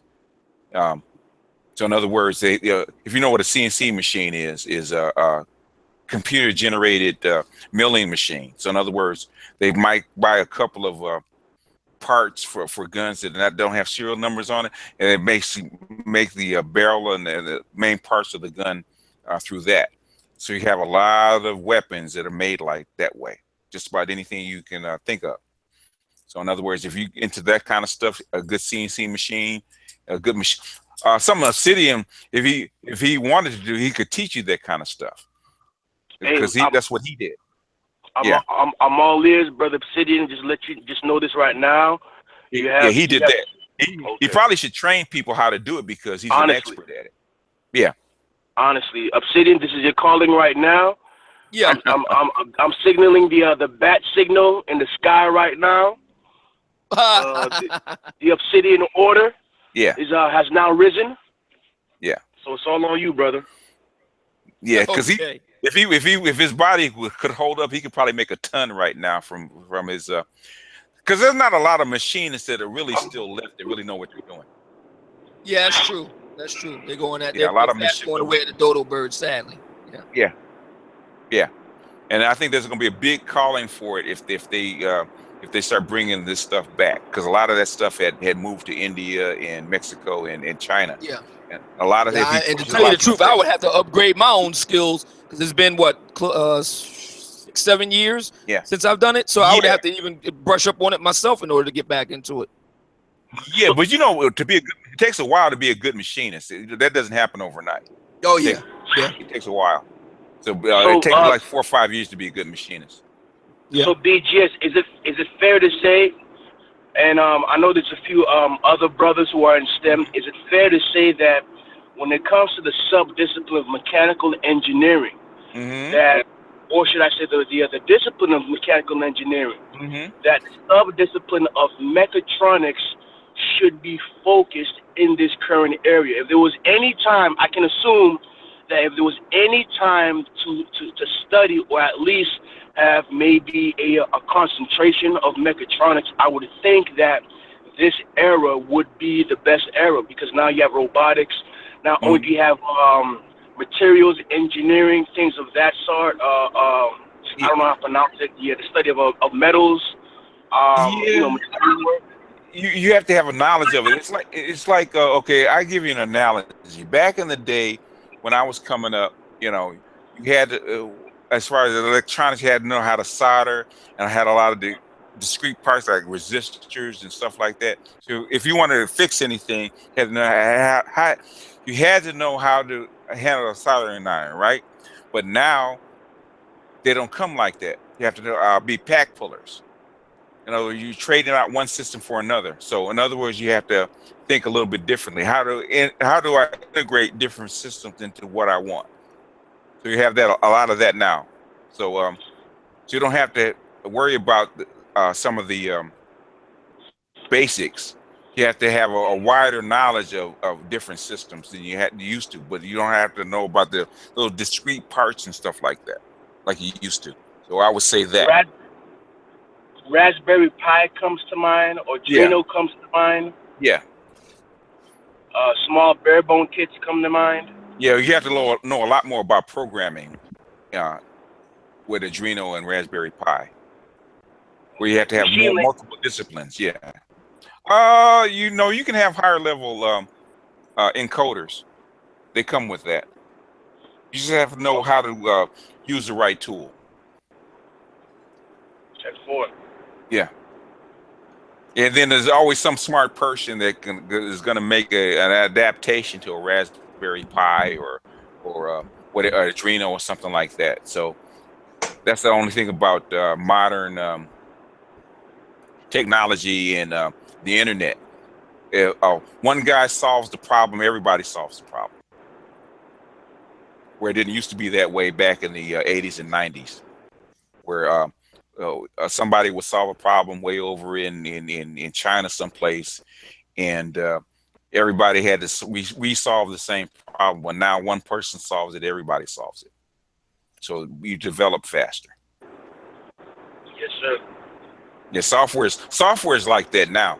Most people, I would say like 95% of people don't even program, because they just pull down whatever piece of software that they need and add it into their toolkit. Even programmers don't program like they used to. Like modules, if you will. Yeah. Even programmers don't program with modules for the most part. They don't go down to the bare bones machine language like that. Like when I came up in the 80s. Now my roommate, he stated, I guess, I don't know if it's an opinion, but he stated that there's almost like a 10-year cycle with, I guess, the advent of hardware and the advent of software. So software will take off for about 10 years or however long the cycle will be before hardware takes back. And it's just back and forth, software, hardware. So he said, as of right now, with the rise of automation, now it's the rise of software, the advent of hardware. Because you've hit a roadblock as far as hardware. Hardware, you're at a bottleneck, and they haven't figured out how to break out of the bottleneck. So software has basically taken over for that. So now I have less powerful devices like your smartphone and stuff like, which less powerful than your desktop, but the software is much more advanced, so it can do more things. So your software is basically driving everything right now, because you're at a bottleneck as far as computing power until they figure out the bottleneck. They haven't figured it out yet. They're right at a bottleneck right now as far as making chips, stuff like that. Yes, and they're waiting for the next advance. Now, what's your opinion on reverse engineering? The reason why I mentioned that is because obviously following Ibmore and other Pan-African, ideologies, I would think that if the demise of Western European hegemony or white supremacy is on its way down, that doesn't necessarily mean that black empowerment is on its way up, as if there's a constant correlation. So that being said, if it's getting weaker, I would think that if there's any opportunity to make something happen now, it's going to be for us. Is obviously is going to be currently. So I would think that as the prophet Dr. Amos Wilson once said, "Peace be upon him." We don't have to start from ground zero to catch up. No. He mentioned, and you probably remember this. It was an Asian company that purchased a company that was into the defense industry. I don't know if it was McDonald. I don't know if it was McDonald or somebody else, but when you look at the article, he was basically saying, he said that you see, you don't have to start from the bottom now. You can literally buy your way inside the race and start from third, and then use your knowledge to now, jump from third to second, second to first. So, I would think that's something that would behoove us for us to do now. Since Egypt, nobody starts at the bottom. Okay, nobody starts at the bottom. You always build off of everything somebody else has done. Even the Europeans built off of other people, Chinese, Africans, Middle Easterners. Even the West Africans, they built off of that. For America to basically industrialize, Britain industrialized in like 140 years. America did it in like 130 years. China basically did it. They did it in like 50. They did it in like I would say 60 years. They industrialized in like 60 years after the after World War II and the Vietnam War. They started in the 60s. Africa will probably do it in about 30. They started, if you mark from 2000, I would say 2008 or so. Say 2038, 2040 should be fully industrialized. Most of the continent. There's challenges here and there because of the terrain and the forest and whatnot. But as far as the major centers, as far as urban centers like the coast, like the East Coast, it's going to be first, and then the West Coast, and then parts of the Congo. It'll be 2038, 2040 when they fully industrialize. So it's probably about 30 years. And then they'll eventually catch the Chinese over the next 70. If the cultural singularity doesn't hit and just obliterate all that stuff. That's it. If we take the cycle as it is and how it's been developing, that's what's going to happen. If the cultural singularity hits and obliterates everything, then all bets are off. Nobody knows because the old models won't work. Because you literally change human beings from human 1.0 to human 2.0 in a matter of decades. And that's never been done before.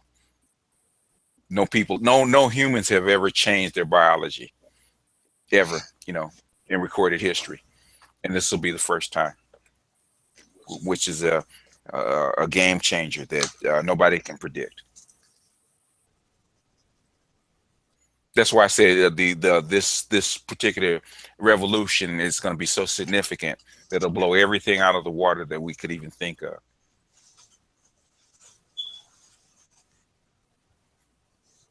And I figured China would lead it. They quickly said China would lead it because they had to build off of a different model, because America was built off of the Industrial Revolution. And after World War II, they basically led it. Them and Germany got crushed by Russia and United States, but so that left the United States alone, and China's going to lead the basically the fourth one. So Quigley was absolutely right, and they've been trying to. That's what I want to tell Obsidian. That's what the Iraq War was about. It wasn't about making civilizations or oil or anything like that, especially to stop China from quickly from being right. Because he said China would rise in the year 2000. That will be America's rival. That's what he's trying to warn them. If you want to be the last stop of the universal empire for the next 1,500 years, you cannot allow China into your civilization. But they did. Let me ask you, what do you think of China's current infiltration of Africa? They own it. Other than other than what they allow the French to siphon off their colonies, they own it. The only reason they allow the French to siphon off the colonies like that is because if you don't allow the French to do that, they can't fund their social programs. If they can't fund their social programs, they're going to collapse. They don't want Europe to collapse. So that's how come. Huh? So let me ask you, so do you think their end game is obviously because Africa has resources that are, I mean, in the trillions that haven't even been tapped yet. But do you also think that there will be some type of integration where, because you see a lot of African men getting with a lot of the Asian women. So do you think this is going to be? Yeah, you're going to see an increase of that. You're going to see an increase of because basically China has for the most part used up most of China because they've been there for 5,000 years. The arable land is like 30% of its original arable land, and they got 1.5 billion people, and they need someplace else for those people to go. So a long time ago, I said half a billion people are going to leave China and go someplace else. And I said the destination probably going to be the continent of Africa and Latin America. No. Do you think they are looking at integration? Meaning, because China really doesn't like to race mix with other people. They don't. The Chinese do not care. If you have Chinese blood, you're Chinese. Chinese about spreading Chinese culture. They might be a little arrogant and racist here and there, but basically they're more. They don't consider the rest of the globe independent. They consider the rest of the globe Greater China. So in other words, they're more about culture than they are about race or anything like that.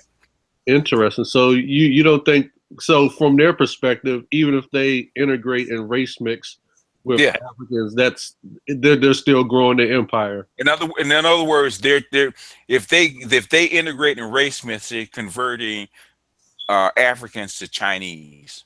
That's in their mind. Yeah. The British try to run the same model back in the day by turning everybody into good little Britons, right? That's where they got it from. They didn't get it on their own. That's where they got it from. That's how you rule an entire global civilization, by doing converting everybody to you. America tried to do it. America wanted to do a little bit here and there, but Americans are too isolationist. But China not only has the discipline, the authoritarianism, but they also enough people to actually pull it off. I'm surprised that the U.S. and Europe is allowing for China to. They tried. They tried to stop it. A long time ago. Winston Churchill was commenting on what happened with China. Okay, when they had a chance to cut it up, he said, we should have smothered the baby in the bassinet. In other words, cut China up just like you cut Africa up, not allow it to rise and form and become a rival. And they didn't, because it was too valuable together. So they allowed it. And then in with Nixon going into integrating China, was quickly went absolutely bananas about that shit. He said that's the mistake that you should have made. You let them into the civilization, and eventually everything that you have will rotate over to what? The rising power. And they knew that. So what the PNAC tried to do was basically go into the Middle East where to develop, what do you need? To develop in this modern society, you need what? You need resources and you need water. You need what? You need energy. Yeah. This is an energy civilization. If you do not have oil and gas, guess where you're going to be? At the bottom of the heap, right? Yep. They said if we control this, we can control them, because they had already started moving manufacturing and a whole bunch of other shit into China. They were too valuable to attack. But if we can control them through energy, then we can control the civilization. That's what AFPAC was for. That's what Iraq was for. Syria, all that stuff was about that. Now, Libya was a different thing, but the Middle East wars because the people that were on the target was Afghanistan, Iraq, Pakistan, and Iran. Iran was the jewel of it, but Iran got smart. Says, okay, they took out Iraq and they took out Afghanistan. We're next on that list. Well, what can we do? They ran to China and they ran to Russia. Said, protect me. That's what happened. Yep. Yeah. And basically and what when the United States went in to sit on the oil and prevent them from developing, what China did was end run. They went into Africa, they went into Latin America, and they got the resources from there, which basically circumvented what the United States tried to do. And we spent a lot of money doing this kind of crap, and it did not work. And the rise of China actually accelerated faster than they expected. So in other words, China wasn't supposed to assume where they are now to 2035, which is another 17, 18 years, right? But because they kept accelerating the clock, China had to accelerate what they were doing, which they weren't prepared to do. Their economy wasn't ready to do it, but they had to do it anyway. So now China has basically assumed. In fact, I'm gonna put up a couple of articles that talk about that, where they have basically assumed the responsibility for the global civilization. And basically, you're gonna see Trump and the United States kind of withdraw their claws and kind of pull back because they have to. They don't have the money. So a lot of welfare stuff and that kind of stuff got to be renegotiated because the money's gone. Obama basically ran up the credit card trying to keep the system. Yeah, quantitative easing. Yep. Well, quantitative easing. You had SNAP cards. You had extended unemployment benefits. You had a whole bunch of assistance programs that were funded by the Obama administration. Even that was the majority of the check, though. No, quantitative easing is a banker's thing. Okay, that's a banker's thing, trying to keep the banks. That would take me into a whole different venue. Quantitative easing. Okay, real quick. The fractional reserve rate is supposed to be between 8 to 1 and 12 to 1, right? If you know anything about banking, right? Okay. But it gets a lot higher than that once you get it into the banks. What I'm saying is, in 2006, 2007, they started making banks uncover their secret books, right? And they found out most of their risk was in those secret books. When they uncovered those books, they found out that the fractional reserve rate for banks was like 30 to 1. Yep. Or higher. And banks were, the ones that were higher would collapse. You can't go any higher than that because it's not sustainable. That's basically that 3% is basically like gambling on commodities. You go any lower than that, man, you won't survive. I think Indy whatever that failed. I can't remember that actually failed. They went higher than that and they failed. But what they had to do was basically go to ZIRP, zero interest rates, right?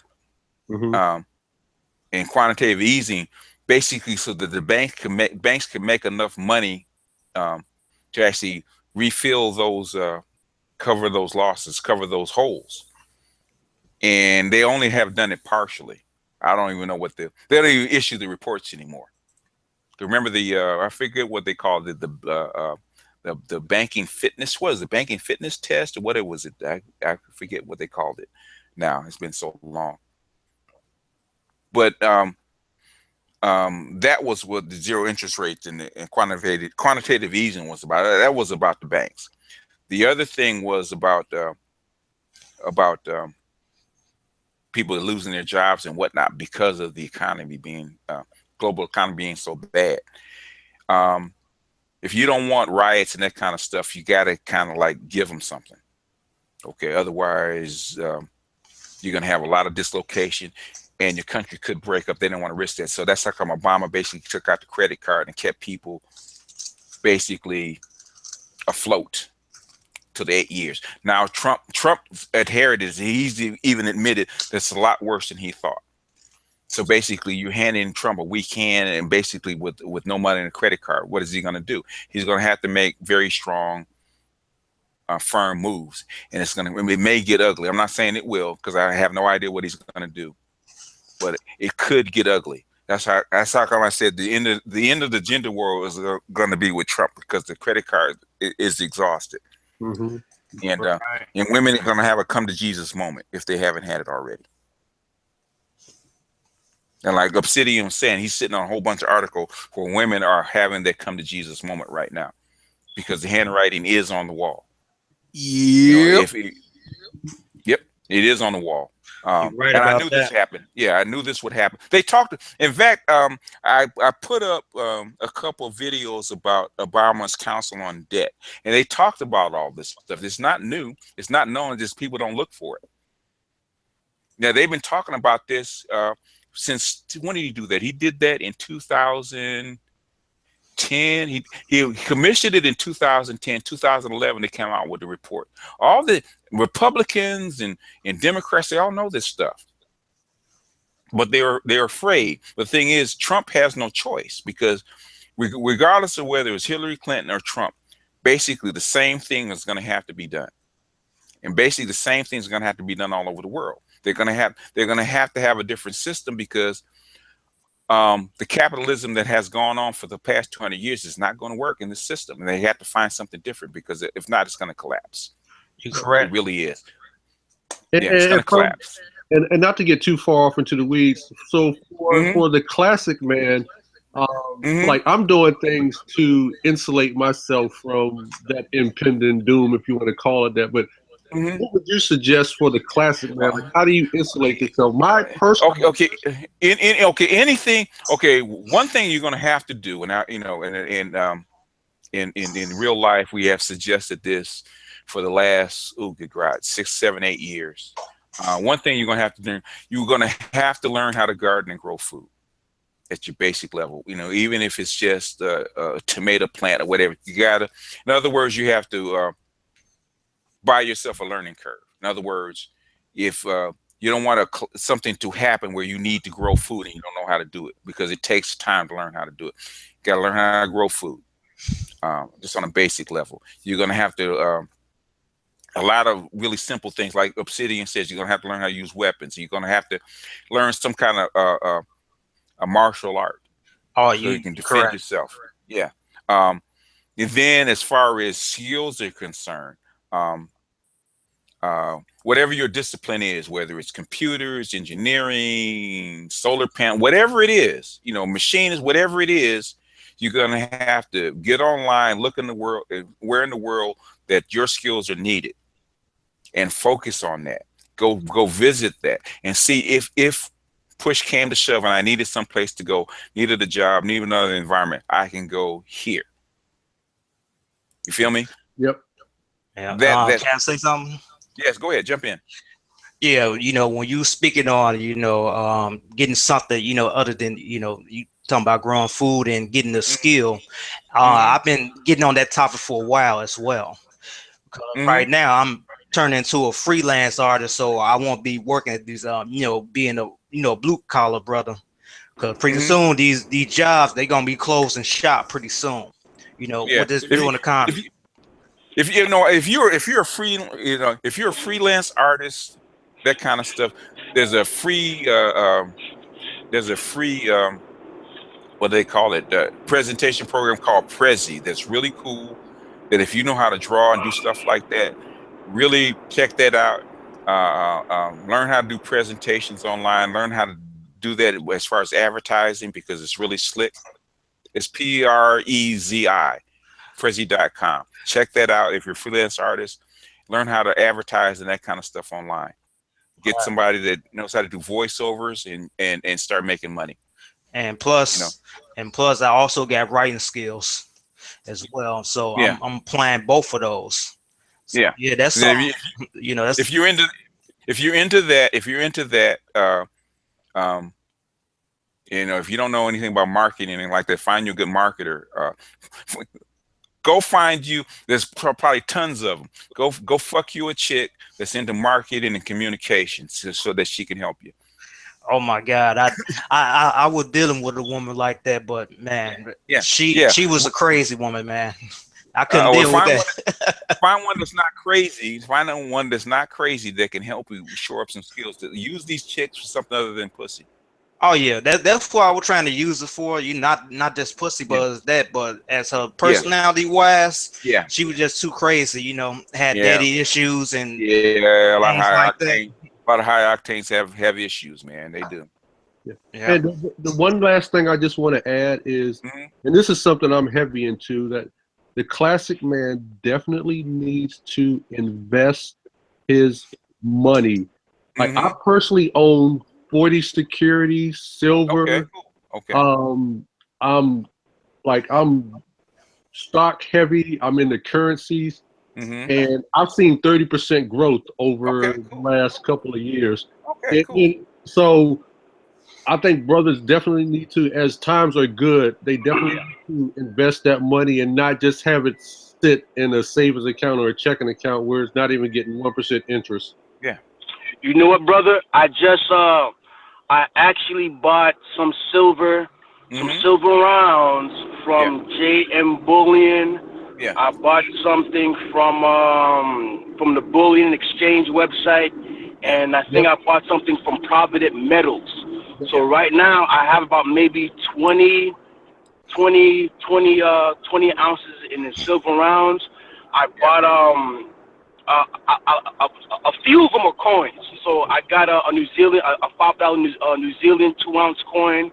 I actually have a couple Britannicas, the Queen's Beast. I have the Griffin, and I just ordered 2 of the Lions, which are the 2-ounce coins.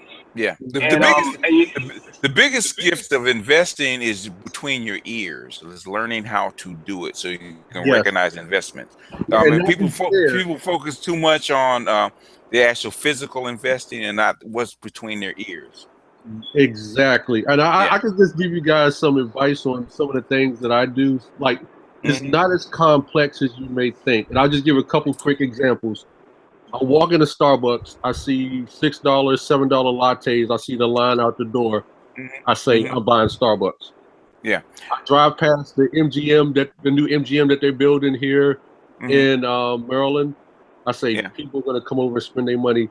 I buy MGM stock. I see oil go down to $30 a barrel. I say, it's not going to stay that. I go heavy into every single gas company. And right now I'm up across the board. So to your point, it's all about, it's not overly complex. You just need to read. You read. You gotta keep up with it. Yeah. Exactly. Yeah. I can give you guys one hint about a stock which is AMD that makes a video. They make chips, but video chips especially. They're starting to use these video cards and video boards for artificial intelligence, because they're parallel processors, and nothing parallel processes like a video card. And AMD, there's only 2 basic makers in the world. That's NVIDIA and AMD. NVIDIA has already gone up to, what is it, 150 now? 140, 150? But AMD still at I think AMD still like at 10 or 12. If it takes off, keep an eye on it. Because when I first saw it, because I've been following them for it's already taken off. Yeah, I mean, it was at 2. Because I thought about buying it at 2. I said, they've been dead for such a long time. If you would have bought it in 2016, they were at $2. Yeah, they're at I think they were. I think in 2000, what is it, 13? They're at 3 or 4, something like that. I'm not looking at it, but I think they're like 3 or 4. Yeah, like 2, 3 or 4, and 2. Because they waffled between 2 and 3 for good grief for 4 or 5 years, and all of a sudden they took. I said, why did they take off so so quickly. But artificial intelligence, they need video cards, they need parallel processors. So keep an eye on AMD. Yep. So yeah, so basically, the classic man needs to keep investing in their repertoire. Yeah, especially when you're young, man. You can take you take more risk. The thing is, don't do it without doing your homework. You got to do your homework. Exactly. I just bought a book on Amazon. It's called the Austrian Guide. Let me see if I can find it real quick. But it had a lot of good reviews, so I went ahead and purchased it to just to better understand, obviously, Austrian School of Economics and things of that sort. Yeah. Oh, okay. You got to go back down to the grain and basics, and I would say, because somebody asked me about this, technical analysis explained by Martin Pring, that will teach you how to read charts, because this stuff doesn't work without charts.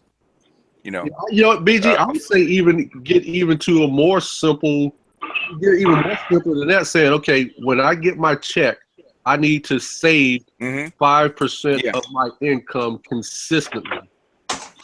Yeah. Well, I give more basic than that. Even that, I said the first thing that you need to do is take 30 index cards and write down whatever you spend for the first 30 days, so you can find out where you're leaking money. Exactly. Mint.com, brother, Master Sage, BGS. Mint.com is a very, very, very, very good website. It's free. And I would say, in addition, in conjunction with what you're saying, mint.com, because you can link all of, and again, don't get me wrong, obviously one's is worried about security, but excuse me, it's very good. Obviously the thing that I spend most of my money since I've started working maybe 10 years ago is eating out. And I just spoke to a brother, one of my supervisors, and he mentioned about juicing. Now, I don't know what's your opinion on juicing, the opinions of brothers, but he said, it's obviously healthy foods, calories, whatever you want to go ahead and put. He said one thing is that you make three mason jars a day, and obviously because everything's all natural, it staves off your hunger. He said it gets to a point where he would drink it in the morning and not feel hungry at lunchtime. So in addition to obviously fixing my health or getting healthier, I can only imagine how much money it would save. Granted, I'm pretty sure there's an upfront cost, but in the long run, even if I were to do that, for 3 weeks, 4 weeks. You get it. You can start with a basic juicer, and then move yourself up to a Vegemax or something like that. But it'll pay for itself within a month. I think the Vegemax is like Champion Juicer or Vegemax is like $300. Pay for itself within a month. Is that the one that's marketed by that the old dude who always wear the tight shirts? I don't know who's marketed by. But there's several of them that are recommended, but I haven't looked at them in a long time. Okay, because I know there was an infomercial that used to play back in the day, and it was Zach Lang. I think that was the one. Yeah, I mean, this man was juicing everything: wood, chips, dirt, whatever he can put in. It come out as juice. Yeah, extract whatever juice is from it. Buy Gary No's book on juicing, which is the Bible, the original one. 10-4, and it's I don't want to. I'm not going to say it's going to be a replacement, but as a good staple, because my supervisor said that the weight melted off of him, and what's funny, allow me to jump back. He stated that he's a brother from Alabama, and his wife is black as well, and he stated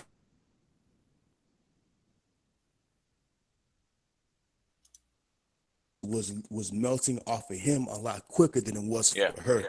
Yeah. You know, because he had more muscle. Yeah, you know what? He actually used to play football. Yeah. He used to play for the San Diego before he got cut. Okay. He actually played for Jacksonville State. But yep.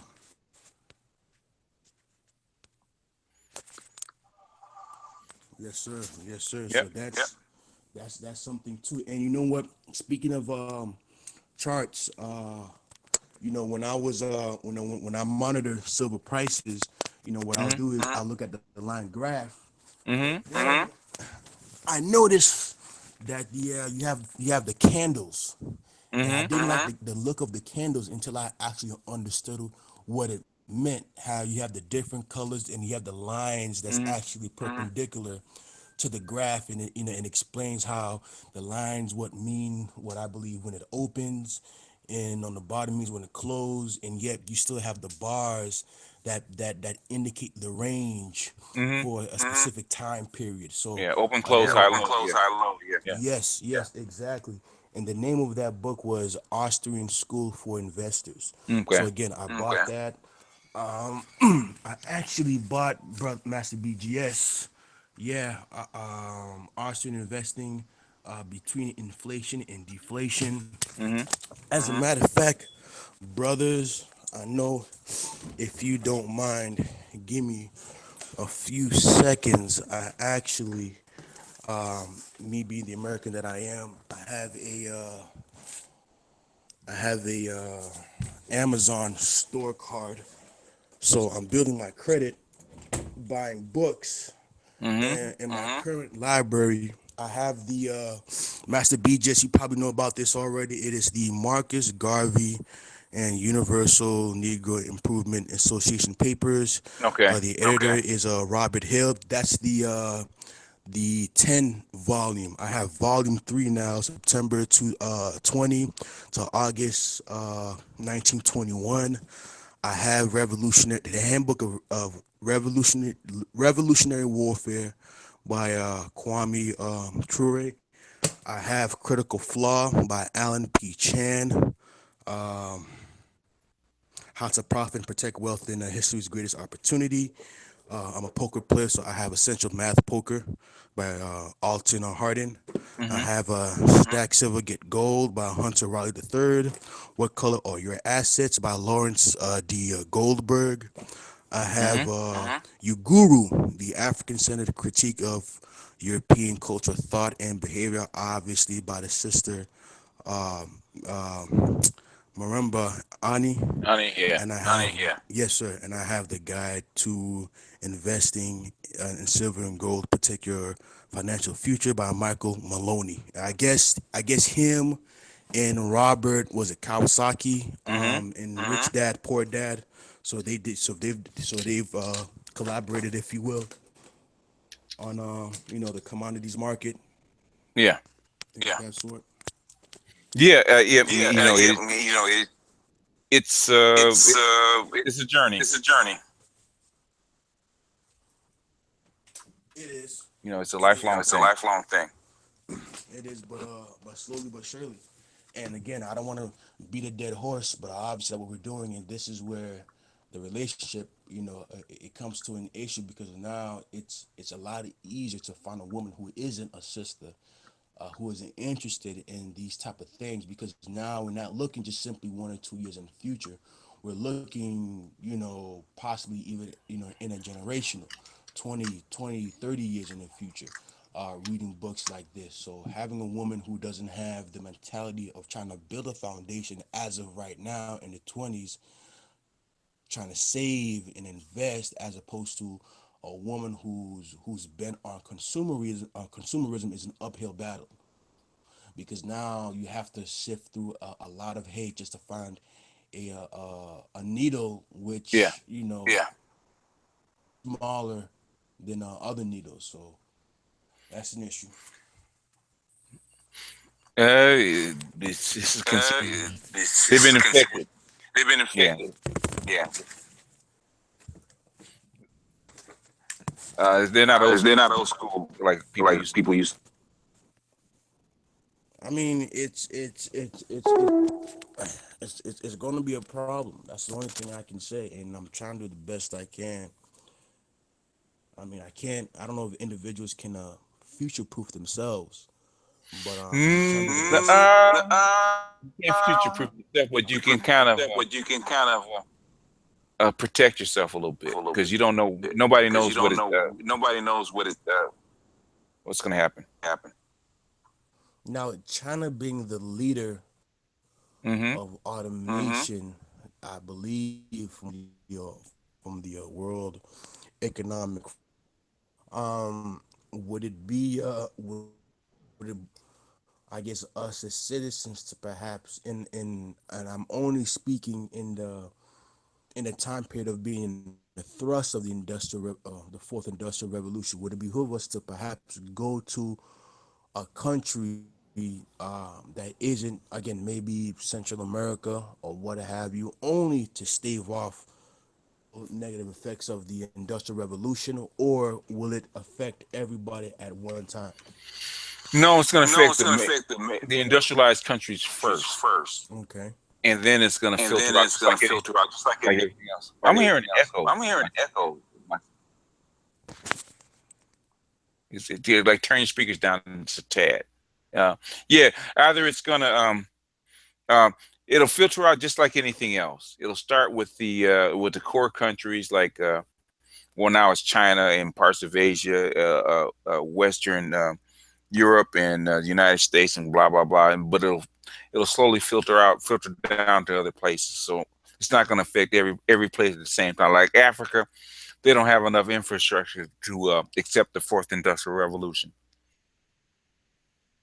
Okay, so it's going to be a while for that. And now I'm asking, because if that's the case, then my mother, she doesn't have a lot to saved for me, and I don't expect it at all. That's one thing that always hurt me. And again, it's matter of fact, let me actually stop and jump to a different dimension before I continue. You said something about I want to say that the last few hangouts, you spoke about Khalid Muhammad, may peace be upon him. And you said, when I heard it before, but when I heard it from you, I'll be completely honest. I was at work, and it hit me and it hurt me. Because when I heard you say it, I'm like, damn, so it must be official. About how his wife might have been into it. Like, I'll be honest, it might have been for 2-3 minutes. I was seeing red. If I even had an idea where that woman is, Lord knows what I would have done. I mean, I don't want to rehash an old subject, but I'm looking at my portrait that I have of him, and it hurts because if his wife is doing it, then now I ask myself, well, shoot, if I'm a Pan-Africanist, if I'm a Garveyite, then perhaps looking for a wife should be the last of what's on my list. Just out of security, but maybe I'm being too paranoid. Well, I don't think, unless you think you're gonna rise to the ranks of Khalid Muhammad. No, I would never liken myself to him. Well, then you're not important enough for them to actually do something like that to you. Like me, I don't worry about it because I'm a nobody. So me saying stuff, even though it could be damaging, there's not enough people that are going to pay attention to me to actually make me a target, so to speak. They'll annoy me, but that's about it. Because the danger period when we were actually doing really heavy work, where they really were messing with us, that's kind of past. So all I'm doing is basically rehashing old stuff. Trump is interesting. I hope his personality and character doesn't run away with him. I don't think they'll let him do something that's too damaging. Hopefully he'll be a decent president. I really hope so, because we need it. Lord knows we need a decent president. We need a decent president in these days and times. We don't need